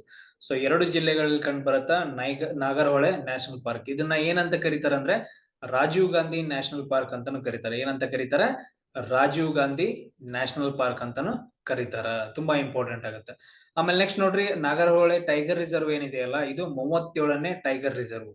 ಸೊ 1999ರಲ್ಲಿ ಏನ್ ಮಾಡ್ತಾರ ಅಂತಂದ ಹೇಳಿದ್ರೆ ನಾಗರಹೊಳೆ ನ್ಯಾಷನಲ್ ಪಾರ್ಕ್ಸ್ ಅಲ್ಲಿ ಹುಲಿಗಳು ಅತಿ ಹೆಚ್ಚಾಗಿ ಕಂಡು ಬರೋದ್ರಿಂದ ಸೊ 37ನೇ ಟೈಗರ್ ರಿಸರ್ವ್ ಏರಿಯಾ ಅಂತಂದ ಹೇಳಿ ಘೋಷಣೆ ಮಾಡ್ತಾರ. ತುಂಬಾ ಇಂಪಾರ್ಟೆಂಟ್ ಆಗತ್ತ. ಸೊ ಅದಾದ ನಂತರ ಇದು ಯಾವ ಬಯೋಸ್ಪಿಯರ್ ಗೆ ಅದ್ರೊಳಗೆ ಕಂಡು ಬರತ್ತ ಅಂತಂದ ಹೇಳಿದ್ರೆ ನೀಲಗಿರಿ ಬಯೋಸ್ಪಿಯರ್ ಒಳಗಡೆ ಕಂಡು ಬರುತ್ತ ನೋಡ್ರಿ. ಜೀವಿಗೋಳ ಅಂತಂದ ಹೇಳ್ತೀವಿ. ಸೊ ನಮ್ಮ ಭಾರತದ ಮೊದಲ ಜೀವಿಗೋಳ ಯಾವ್ದಂತಂದ ಹೇಳಿದ್ರೆ ನೀಲಗಿರಿ ಜೀವಿಗೋಳ ಅಂತಂದ ಹೇಳ್ತೀವಿ. ಇವೆಲ್ಲ ಏನಂತಂದ ಹೇಳಿದ್ರೆ ಸೊ ನೀಲಗಿರಿ ಜೀವಿಗೋಳದಲ್ಲಿ ಕಂಡು ಬರ್ತಾವ. ಸೊ ನಾಗರಹೊಳೆ ಏನಂತ ಹೇಳಿದ್ರೆ part of Nilgiri biosphere reserve ಅಂತಂದ್ ಹೇಳ್ತೀವಿ. ಸೊ ಅದಾದ ನಂತರ ಇದರಲ್ಲಿ ಲಕ್ಷ್ಮಣ ತೀರ್ಥ ನದಿ ಹರಿದು ಹೋಗುತ್ತಾ, ಸಾರಥಿ ಹೊಳೆ ಹರಿದು ಹೋಗುತ್ತಾ, ಆಮೇಲೆ ನಾಗರಹೊಳೆ ಹರಿದು ಹೋಗುತ್ತಾ, ಬಲ್ಲೆ ಹಳ್ಳ ಅಂತಂದ್ ಹರಿದು ಹೋಗುತ್ತಾ, ಆಮೇಲೆ ಕಬಿನಿ ರಿವರ್ ಹರಿದು ಹೋಗ್ತಾವ. ನೋಡ್ರಿ, ನಾಗರಹೊಳೆ ನ್ಯಾಷನಲ್ ಪಾರ್ಕ್ ಅಲ್ಲಿ ಯಾವ ನದಿಗಳು ಹರಿದು ಹೋಗ್ತಾವ ಅಂತ ಕ್ವಶನ್ ಕೇಳಿದ್ರೆ ಅಂತಂದ ಹೇಳಿದ್ರೆ ಲಕ್ಷ್ಮಣ ತೀರ್ಥ ನದಿ ಹರಿದು ಹೋಗುತ್ತ, ಆಮೇಲೆ ಸಾರಥಿ ಹೊಳೆ ಹರಿಯುತ್ತ, ನಾಗರಹೊಳೆ ಹರಿಯುತ್ತ, ಆಮೇಲೆ ಬಲ್ಲೆ ಹಳ್ಳ ಹರಿಯುತ್ತ, ಆಮೇಲೆ ಕಬಿನಿ ನದಿ ಹರಿಯುತ್ತೆ. ಇಲ್ಲಿ ಕಬಿನಿ ನದಿ ಹರಿಯುತ್ತ. ಸೊ ಇಷ್ಟು ನದಿಗಳು ಏನಂತಂದ ಹೇಳಿದ್ರೆ ಹರಿತಾವ. ಆಮೇಲೆ ನಾಗರಹೊಳೆ ನ್ಯಾಷನಲ್ ಪಾರ್ಕ್ ಅಲ್ಲಿ 2 ಡ್ಯಾಮ್ ಗಳ ಕಂಡು ಬರ್ತಾವ. ಒಂದು ತಾರಕ ಡ್ಯಾಮ್ ಅಂತಂದ ಹೇಳ್ತೀವಿ, ಇನ್ನೊಂದು ಕಬಿನಿ ಜಲಾಶಯ ಅಂತಂದ ಹೇಳ್ತೀವಿ. ಒಂದ್ ಯಾವ್ದಪ್ಪ ಅಂತಂದ ಹೇಳಿದ್ರೆ ತಾರಕ ಡ್ಯಾಮ್, ತಾರಕ ಅಣೆಕಟ್ಟು, ಇನ್ನೊಂದು ಕಬಿನಿ ಜಲಾಶಯ. ತುಂಬಾ ಇಂಪಾರ್ಟೆಂಟ್ ಆಗುತ್ತವ, ಕಬಿನಿ ಡ್ಯಾಮ್ ಅಂತಾನು ಹೇಳ್ತೀವಿ. ಆಮೇಲೆ ಇದ್ರಲ್ಲಿ ಏನಂತಂದ ಹೇಳಿದ್ರೆ ನಾಗರಹೊಳೆ ನ್ಯಾಷನಲ್ ಪಾರ್ಕ್ ಅಲ್ಲಿ ಈ ಏರಿಯಾದಲ್ಲಿ, ಈ ಫಾರೆಸ್ಟ್ ಏರಿಯಾದಲ್ಲಿ 2 ಬುಡಕಟ್ಟು ಜನಾಂಗಗಳು ಕಂಡು ಬರ್ತಾವ. ಸೊ ಒಂದು ಜೇನು ಕುರುಬರು ಕಂಡು ಬರ್ತಾರ, ಇನ್ನೊಬ್ರು ಕೊರಗರು ಕಂಡು ಬರ್ತಾರ. ತುಂಬಾ ಇಂಪಾರ್ಟೆಂಟ್ ಆಗ್ತಾರ. ಕೊಡಗುದಲ್ಲಿ ಕಂಡು ಬರುವಂತಹ ಸೊ ಇಂಪಾರ್ಟೆಂಟ್ ಬುಡಕಟ್ಟು ಜನಾಂಗಗಳು ಒಂದು ಜೇನು ಕುರುಬರು, ಇನ್ನೊಬ್ರು ಕೊರಗರು. ತುಂಬಾ ಇಂಪಾರ್ಟೆಂಟ್ ಆಗ್ತಾರ. ಸೊ ಇದ್ರ ಬಗ್ಗೆನೂ ಕ್ವಶನ್ಸ್ ಗಳು ತುಂಬಾ ಬರ್ತಾವ. ಸೊ ಎಲ್ಲಿ ಕಂಡು ಬರ್ತಾರೆ ಎಸ್ಪೆಷಲಿ ಅವರು? ನಾಗರಹೊಳೆ ನ್ಯಾಷನಲ್ ಪಾರ್ಕ್ ಅಲ್ಲೇ ಕಂಡು ಬರ್ತಾರ. ನೋಡ್ರಿ, ಕಬಿನಿ ರಿಸರ್ವಾಯರ್ ಬಗ್ಗೆ ನಾವು ಸ್ವಲ್ಪ ಸ್ಟಡಿ ಮಾಡೋಣ. ಇದೇನ್ ಮಾಡತ್ತಂತಂದ ಹೇಳಿದ್ರೆ ಇಲ್ಲಿದೆ ನೋಡ್ರಿ. ಸೊ ಈ ಏರಿಯಾದಲ್ಲಿ ಏನಂತಂದ ಹೇಳಿದ್ರೆ ಕಬಿನಿ ರಿಸರ್ವಾಯರ್ ಕಂಡು ಬರುತ್ತೆ ಈ ಏರಿಯಾದಲ್ಲಿ. ಸೊ ಇಲ್ಲಿ ಕಬಿನಿ ನದಿಗೆ ಏನಂತ ಹೇಳಿದ್ರೆ ಹಾದೋಗುತ್ತೆ, ಕಬಿನಿ ನದಿ ಕಟ್ಟಿದಾರೆ. ಇದೇನ್ ಮಾಡತ್ತೆ ಅಂತಂದ ಹೇಳಿದ್ರೆ ಸೊ 2 ನ್ಯಾಷನಲ್ ಪಾರ್ಕ್ ಗಳನ್ನ ಸಪರೇಟ್ ಮಾಡುತ್ತೆ. ಈ ಕಡೆ ಇರೋದು ಯಾವ್ದಂತಂದ ಹೇಳಿದ್ರೆ ನಾಗರಹೊಳೆ ನ್ಯಾಷನಲ್ ಪಾರ್ಕ್, ಈ ಕಡೆ ಇರೋದು ಯಾವ್ದಂತಂದ ಹೇಳಿದ್ರೆ ಬಂಡೀಪುರ ನ್ಯಾಷನಲ್ ಪಾರ್ಕ್. ಈ 2 ನ್ಯಾಷನಲ್ ಪಾರ್ಕ್ ಗಳ ಮಧ್ಯೆ ಏನಂತ ಹೇಳಿದ್ರೆ ಕಬಿನಿ ಜಲಾಶಯ ಕಂಡು ಬರುತ್ತೆ, ಕಬಿನಿ ನದಿ ಹರಿದು ಹೋಗುತ್ತೆ. ತುಂಬಾ ಇಂಪಾರ್ಟೆಂಟ್ ಆಗುತ್ತೆ. ಇಷ್ಟು ಪಾಯಿಂಟ್ಸ್ ಗಳನ್ನ ನೀವು ಇದರಲ್ಲಿ ನೆನ್ಪಿಟ್ಕೋಬೇಕಾಗತ್ತ. ಕೊಡಗು ಮತ್ತು ಮೈಸೂರಲ್ಲಿ ಕಂಡು ಬರುತ್ತಾ Bandipur national park.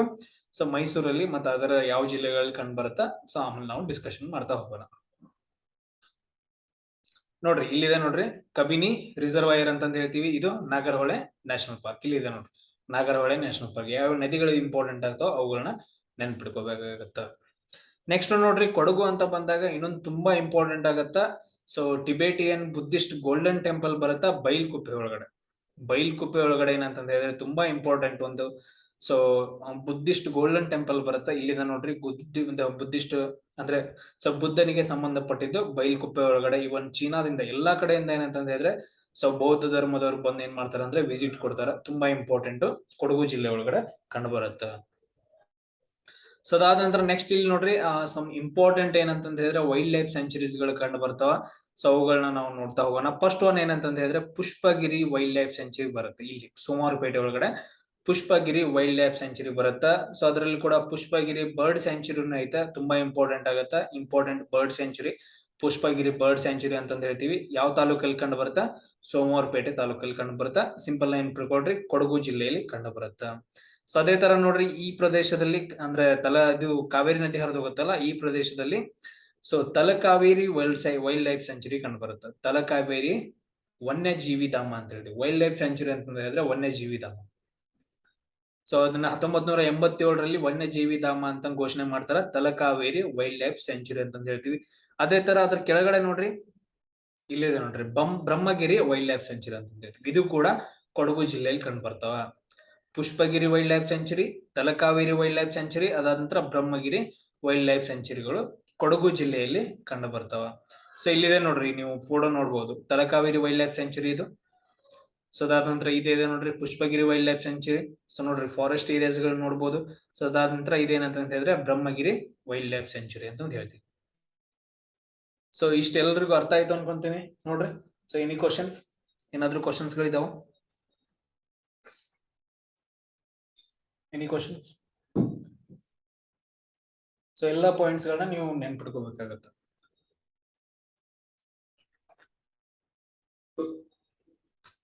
S, next ಹೋಗೋಣ ನೋಡ್ರಿ, ಉತ್ತರ ಕನ್ನಡ. ಸೊ ಉತ್ತರ ಕನ್ನಡನು ಕೂಡ ಏನಂತಂದ ಹೇಳಿದ್ರೆ ಈ ಪ್ರದೇಶದಲ್ಲಿ ಕಂಡು ಬರುತ್ತೆ ಉತ್ತರ ಕನ್ನಡ.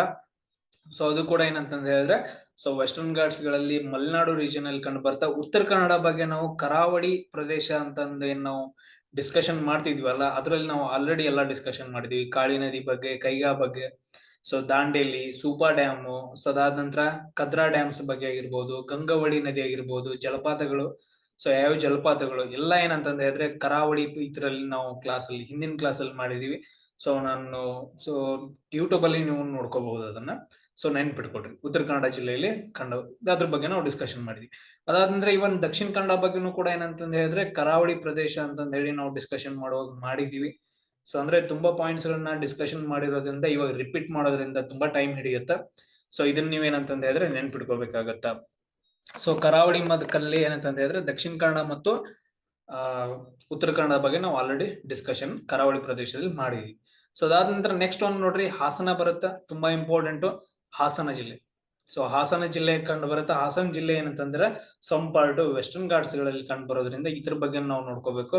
ಸೊ ಇಲ್ಲಿ 2 ನದಿ ಹರಿದು ಹೋಗ್ತಾವ, ಹೇಮಾವತಿ ಮತ್ತು ಯಗಚಿ ನದಿಗಳು. ಸೊ ಇದ್ರಲ್ಲಿ ಏನಂತ ಹೇಳಿದ್ರೆ ಹೇಮಾವತಿ ಮತ್ತು ಯಗಚಿ ನದಿಗಳು ಹರಿದು ಹೋಗ್ತಾವ ಹಾಸನ ಜಿಲ್ಲೆಗಳಿಂದ. ಸೊ ಇಷ್ಟು ಪಾಯಿಂಟ್ಸ್ ಗಳು ಏನಂತಂದ್ರೆ ನೆನ್ಪಿಟ್ಕೋಬೇಕು. ಆಮೇಲೆ ಬೆಳಗಾವಿಯ ಕೆಲವು ಭಾಗಗಳು ಏನಂತಂದ ಹೇಳಿದ್ರೆ ವೆಸ್ಟರ್ನ್ ಘಾಟ್ಸ್ ಗಳಲ್ಲಿ ಕಂಡು ಬರ್ತಾವ. ಸೊ ಅವುಗಳನ್ನ ಬೆಳಗಾವಿ ಜಿಲ್ಲೆ ಅಂತಂದ ಹೇಳಿ ಡಿಸ್ಕಷನ್ ಮಾಡುವಾಗ ಮಾಡ್ತೀವಿ. ಇಷ್ಟೇನಂತಂದ ಹೇಳಿದ್ರೆ ಮಲೆನಾಡು ರೀಜನ್ ಅಲ್ಲಿ ತುಂಬಾ ಇಂಪಾರ್ಟೆಂಟ್ ಪಾಯಿಂಟ್ಸ್ ಗಳಾಗ್ತಾವ. ಆಮೇಲೆ ಭಾರತದ ಸ್ವಿಟ್ಜರ್ಲ್ಯಾಂಡ್ ಅಂತಂದ ಯಾವ್ದಂತ ಕರಿತೀವಿ? ಸೊ ಕಾಶ್ಮೀರ್ ಅಂತ ಕರಿತೀವಿ. ಅದೇ ತರ ಕರ್ನಾಟಕದ ಕಾಶ್ಮೀರ್ ಅಂತಂದ ಯಾವ್ದನ್ನ ಕರಿತೀವಿ? ಕೊಡಗು ಜಿಲ್ಲೆಯನ್ನ ಕರಿತೀವಿ. ಯಾಕಂದ್ರೆ ಫುಲ್ ಅಲ್ಲಿ ಪರ್ವತಗಳಿದಾವ. ಆಮೇಲೆ ಕಿತ್ತಳೆಯನ್ನ ಜಾಸ್ತಿ ಬೆಳೆಯೋದ್ರಿಂದ ಕೊಡಗುವನ್ನ ನಾವೇನಂತ ಕರಿತೀವಿ?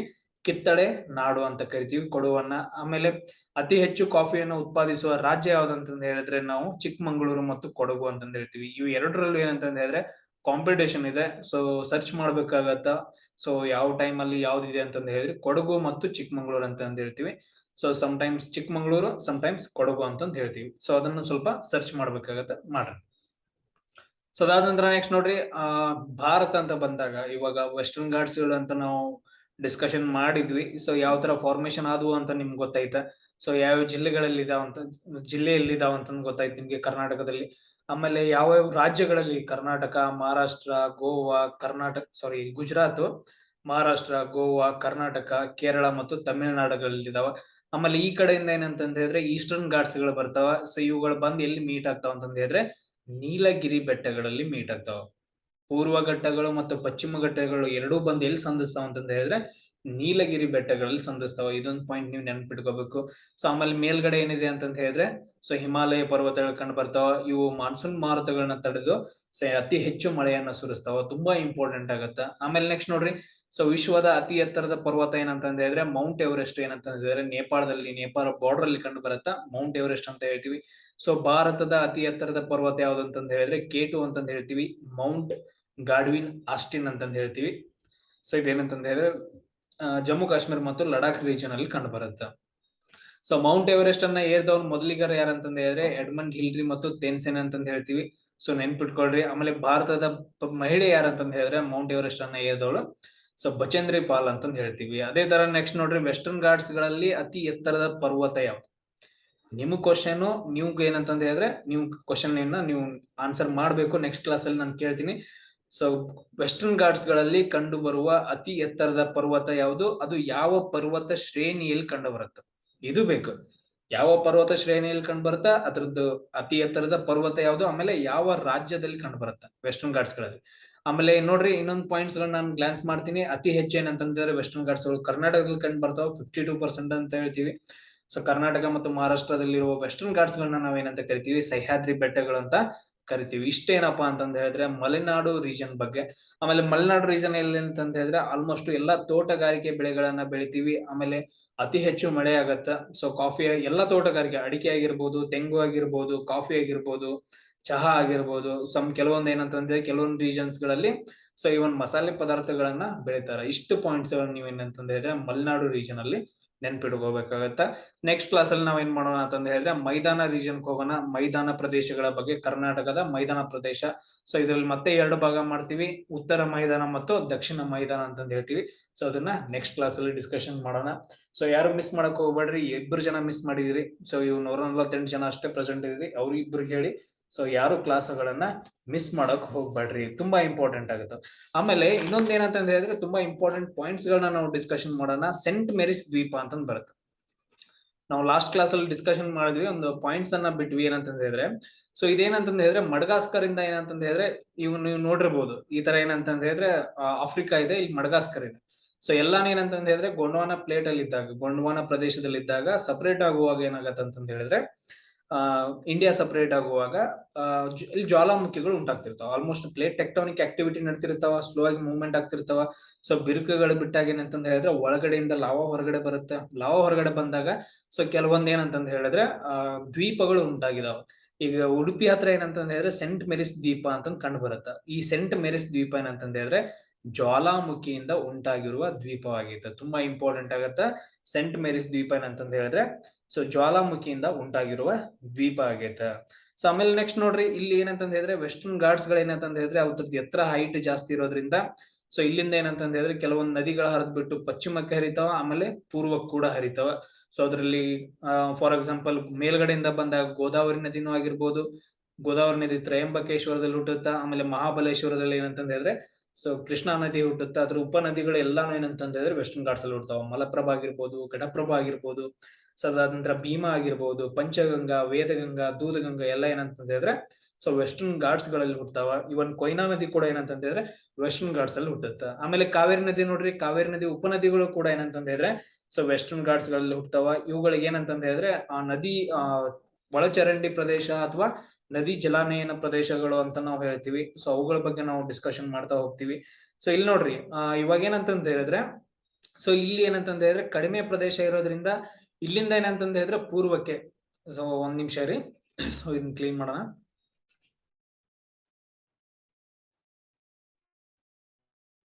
ಸೊ ವೆಸ್ಟರ್ನ್ ಘಾಟ್ಸ್ ಗಳಿಂದ ಏನಂತಂದ ಹೇಳಿದ್ರೆ ಈ ತರ ವೆಸ್ಟರ್ನ್ ಘಾಟ್ಸ್ ಗಳಿದ್ದಾವೆ. ವೆಸ್ಟರ್ನ್ ಘಾಟ್ಸ್ ಗಳಿಂದ ನದಿಗಳು ಉಗಮವಾಗಿ ಗೋದಾವರಿ ಆಗಿರ್ಬೋದು, ಕೃಷ್ಣ ಆಗಿರ್ಬೋದು, ಕಾವೇರಿ ನದಿಗಳು ಏನಂತಂದ ಹೇಳಿದ್ರೆ ಸೊ ದೂರದವರೆಗೂ ಹರಿದು ಇಲ್ಲಿರುವ ಕಲ್ಲು ಮಣ್ಣುಗಳನ್ನ ತಗೊಂಡೋಗಿ ಏನ್ ಮಾಡ್ತಾವ ಅಂತಂದ ಹೇಳಿದ್ರೆ ಡೆಲ್ಟಾಸ್ ಗಳನ್ನ, ಸೊ ಜಲಾನಯನ ಪ್ರದೇಶಗಳ ಡೆಲ್ಟಾಸ್ ಗಳನ್ನ ಏನ್ ಮಾಡ್ತಾವ ಅಂತಂದ ಹೇಳಿದ್ರೆ ನಿರ್ಮಾಣ ಮಾಡ್ತಾವ. ಗೋದಾವರಿ ಜಲಾನಯನ ಪ್ರದೇಶ ಅದು ಗೋದಾವರಿ ಡೆಲ್ಟಾ ಅಂತ ಹೇಳ್ತೀವಿ, ಕೃಷ್ಣಾ ಡೆಲ್ಟಾ ಅಂತ ಹೇಳ್ತೀವಿ, ಕಾವೇರಿ ಡೆಲ್ಟಾ ಅಂತಂದ ಹೇಳ್ತೀವಿ.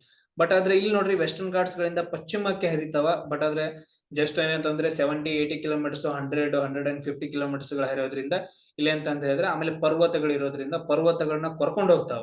ಸೊ ಇಲ್ಲಿ ಯಾವುದೇ ತರದ ಡೆಲ್ಟಾಗಳನ್ನ ಜಾಸ್ತಿ ನಿರ್ಮಾಣ ಮಾಡಂಗಿಲ್ಲ. ವ್ಯಾಲಿಗಳನ್ನ, ಕಣಿವೆಗಳನ್ನ ನಿರ್ಮಾಣ ಮಾಡ್ತಾವ. ಆಮೇಲೆ ಜಲಪಾತಗಳು ಜಾಸ್ತಿ ಇರ್ತಾವ. ಅದಕ್ಕೋಸ್ಕರ ವೆಸ್ಟರ್ನ್ ಘಾಟ್ಸ್ ಗಳಿಂದ ಹರಿಯುವ ನದಿಗಳಿಗೆ ಏನ್ ಮಾಡ್ತಾರ ಅಂದ್ರೆ ಸೊ ಅತಿ ಹೆಚ್ಚು ವಿದ್ಯುತ್ ಅನ್ನ ಏನ್ ಮಾಡ್ತಾರ ಅಂದ್ರೆ ನಿರ್ಮಾಣ ಮಾಡ್ತಾರ.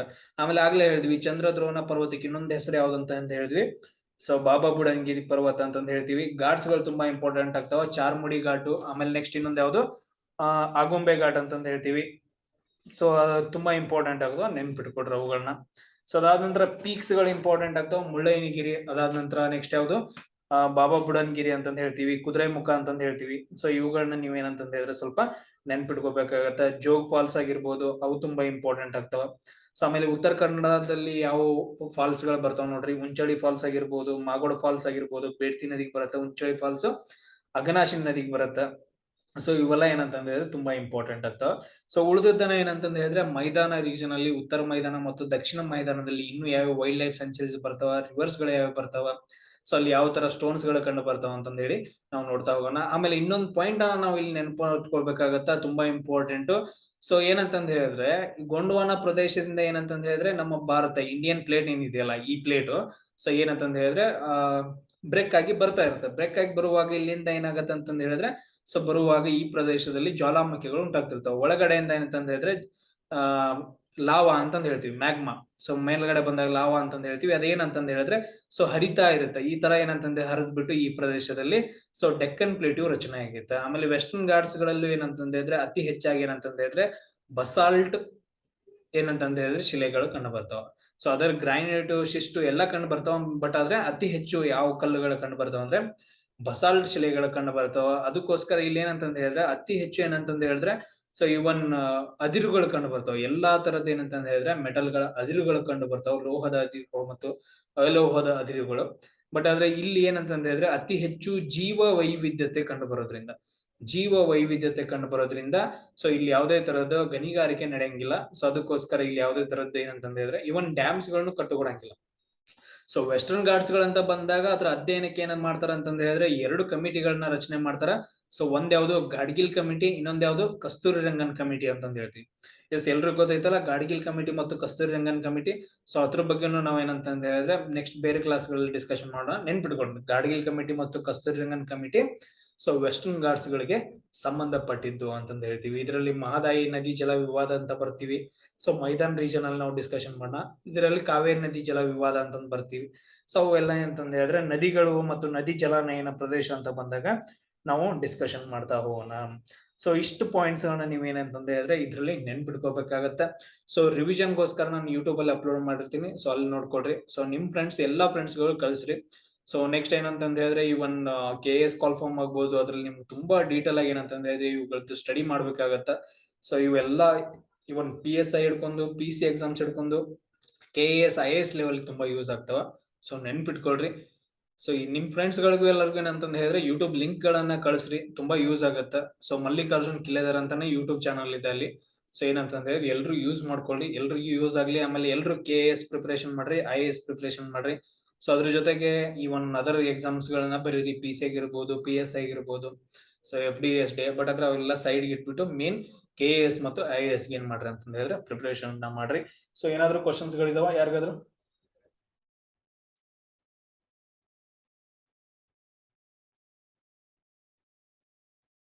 ಸರ್ ಜ್ವಾಲಾಮುಖಿ ಸೆಂಟ್ ಮೇರಿಸ್ ದ್ವೀಪ ಅಂತ ಅದನ್ನೇನಂತಂದ ಹೇಳಿದ್ರೆ ಲಾಸ್ಟ್ ಟೈಮ್ ನಾವು ಕರಾವಳಿ ಅಂತ ಹೇಳುವಾಗ ಹೇಳ್ಬೇಕಿತ್ತು. ಬಟ್ ಆದ್ರೆ ನಾವು ವೆಸ್ಟರ್ನ್ ಘಾಟ್ಸ್ ಗಳು ಹೆಂಗ್ ಫಾರ್ಮೇಶನ್ ಆದ್ವು ಅಂತಂದ ಹೇಳಿ ನಾವು ಸೊ ಡೀಟೇಲ್ ಆಗಿ ಸ್ಟಡಿ ಮಾಡಿದ್ವಲ್ಲ. ಸೊ ಅದಕ್ಕೋಸ್ಕರ ಇವಾಗ ಏನ್ ಮಾಡಿದ್ವಿ ಅಂತಂದ ಹೇಳಿದ್ರೆ ಸೆಂಟ್ ಮೇರಿಸ್ ದ್ವೀಪ ಹೆಂಗ್ ಉತ್ಪತ್ತಿವಾಗೈತೆ ಅಂತಂದ ಹೇಳಿ ನಾವು ಡಿಸ್ಕಷನ್ ಮಾಡಿದ್ವಿ ಅಷ್ಟೇ. ಸೊ ಯಾವ ತರ ಅಂತಂದ ಹೇಳಿದ್ರೆ ಜ್ವಾಲಾಮುಖಿಯಿಂದ ಏನಾಗತ್ತೆ ಅಂತಂದ ಹೇಳಿದ್ರೆ ಅಂದ್ರೆ ಸೊ ಏನಂತಂದ ಹೇಳಿದ್ರೆ ಇವಾಗ ನೋಡ್ರಿ ಇಂಡಿಯನ್ ಪ್ಲೇಟ್ ಇದೆ. ಸೊ ಈ ಪ್ರದೇಶದಲ್ಲಿ ಬಿರುಕು ಬಿಟ್ಟಾಗ ಏನಂತಂದ ಹೇಳಿದ್ರೆ ಸೊ ಒಳಗಡೆಯಿಂದ ಸೊ ಅಸ್ತೆನೋಸ್ಫಿಯರ್ ಇಂದ ಏನಾಗತ್ತೆ ಅಂತಂದ ಹೇಳಿದ್ರೆ ಮ್ಯಾಗ್ಮಾ ಹೊರಗಡೆ ಬರುತ್ತಾ. ಸೊ ಮ್ಯಾಗ್ಮಾ ಹೊರಗಡೆ ಬಂದ್ ನೋಡ್ರಿ ಈ ತರ ಮ್ಯಾಗ್ಮಾ ಈ ತರ ಏನಂತಂದ ಹೇಳಿದ್ರೆ ಸಮುದ್ರದ ನೀರಿನ ಮಟ್ಟ ಇರುತ್ತೆ. ಸೊ ಒಳಗಡೆಯಿಂದ ಏನಂತಂದ ಹೇಳಿದ್ರೆ ಮ್ಯಾಗ್ಮಾ ಬಂದು ಏನಂತಂದ ಹೇಳಿದ್ರೆ ಗಟ್ಟಿ ಆಗ್ತಾ ಇರುತ್ತೆ.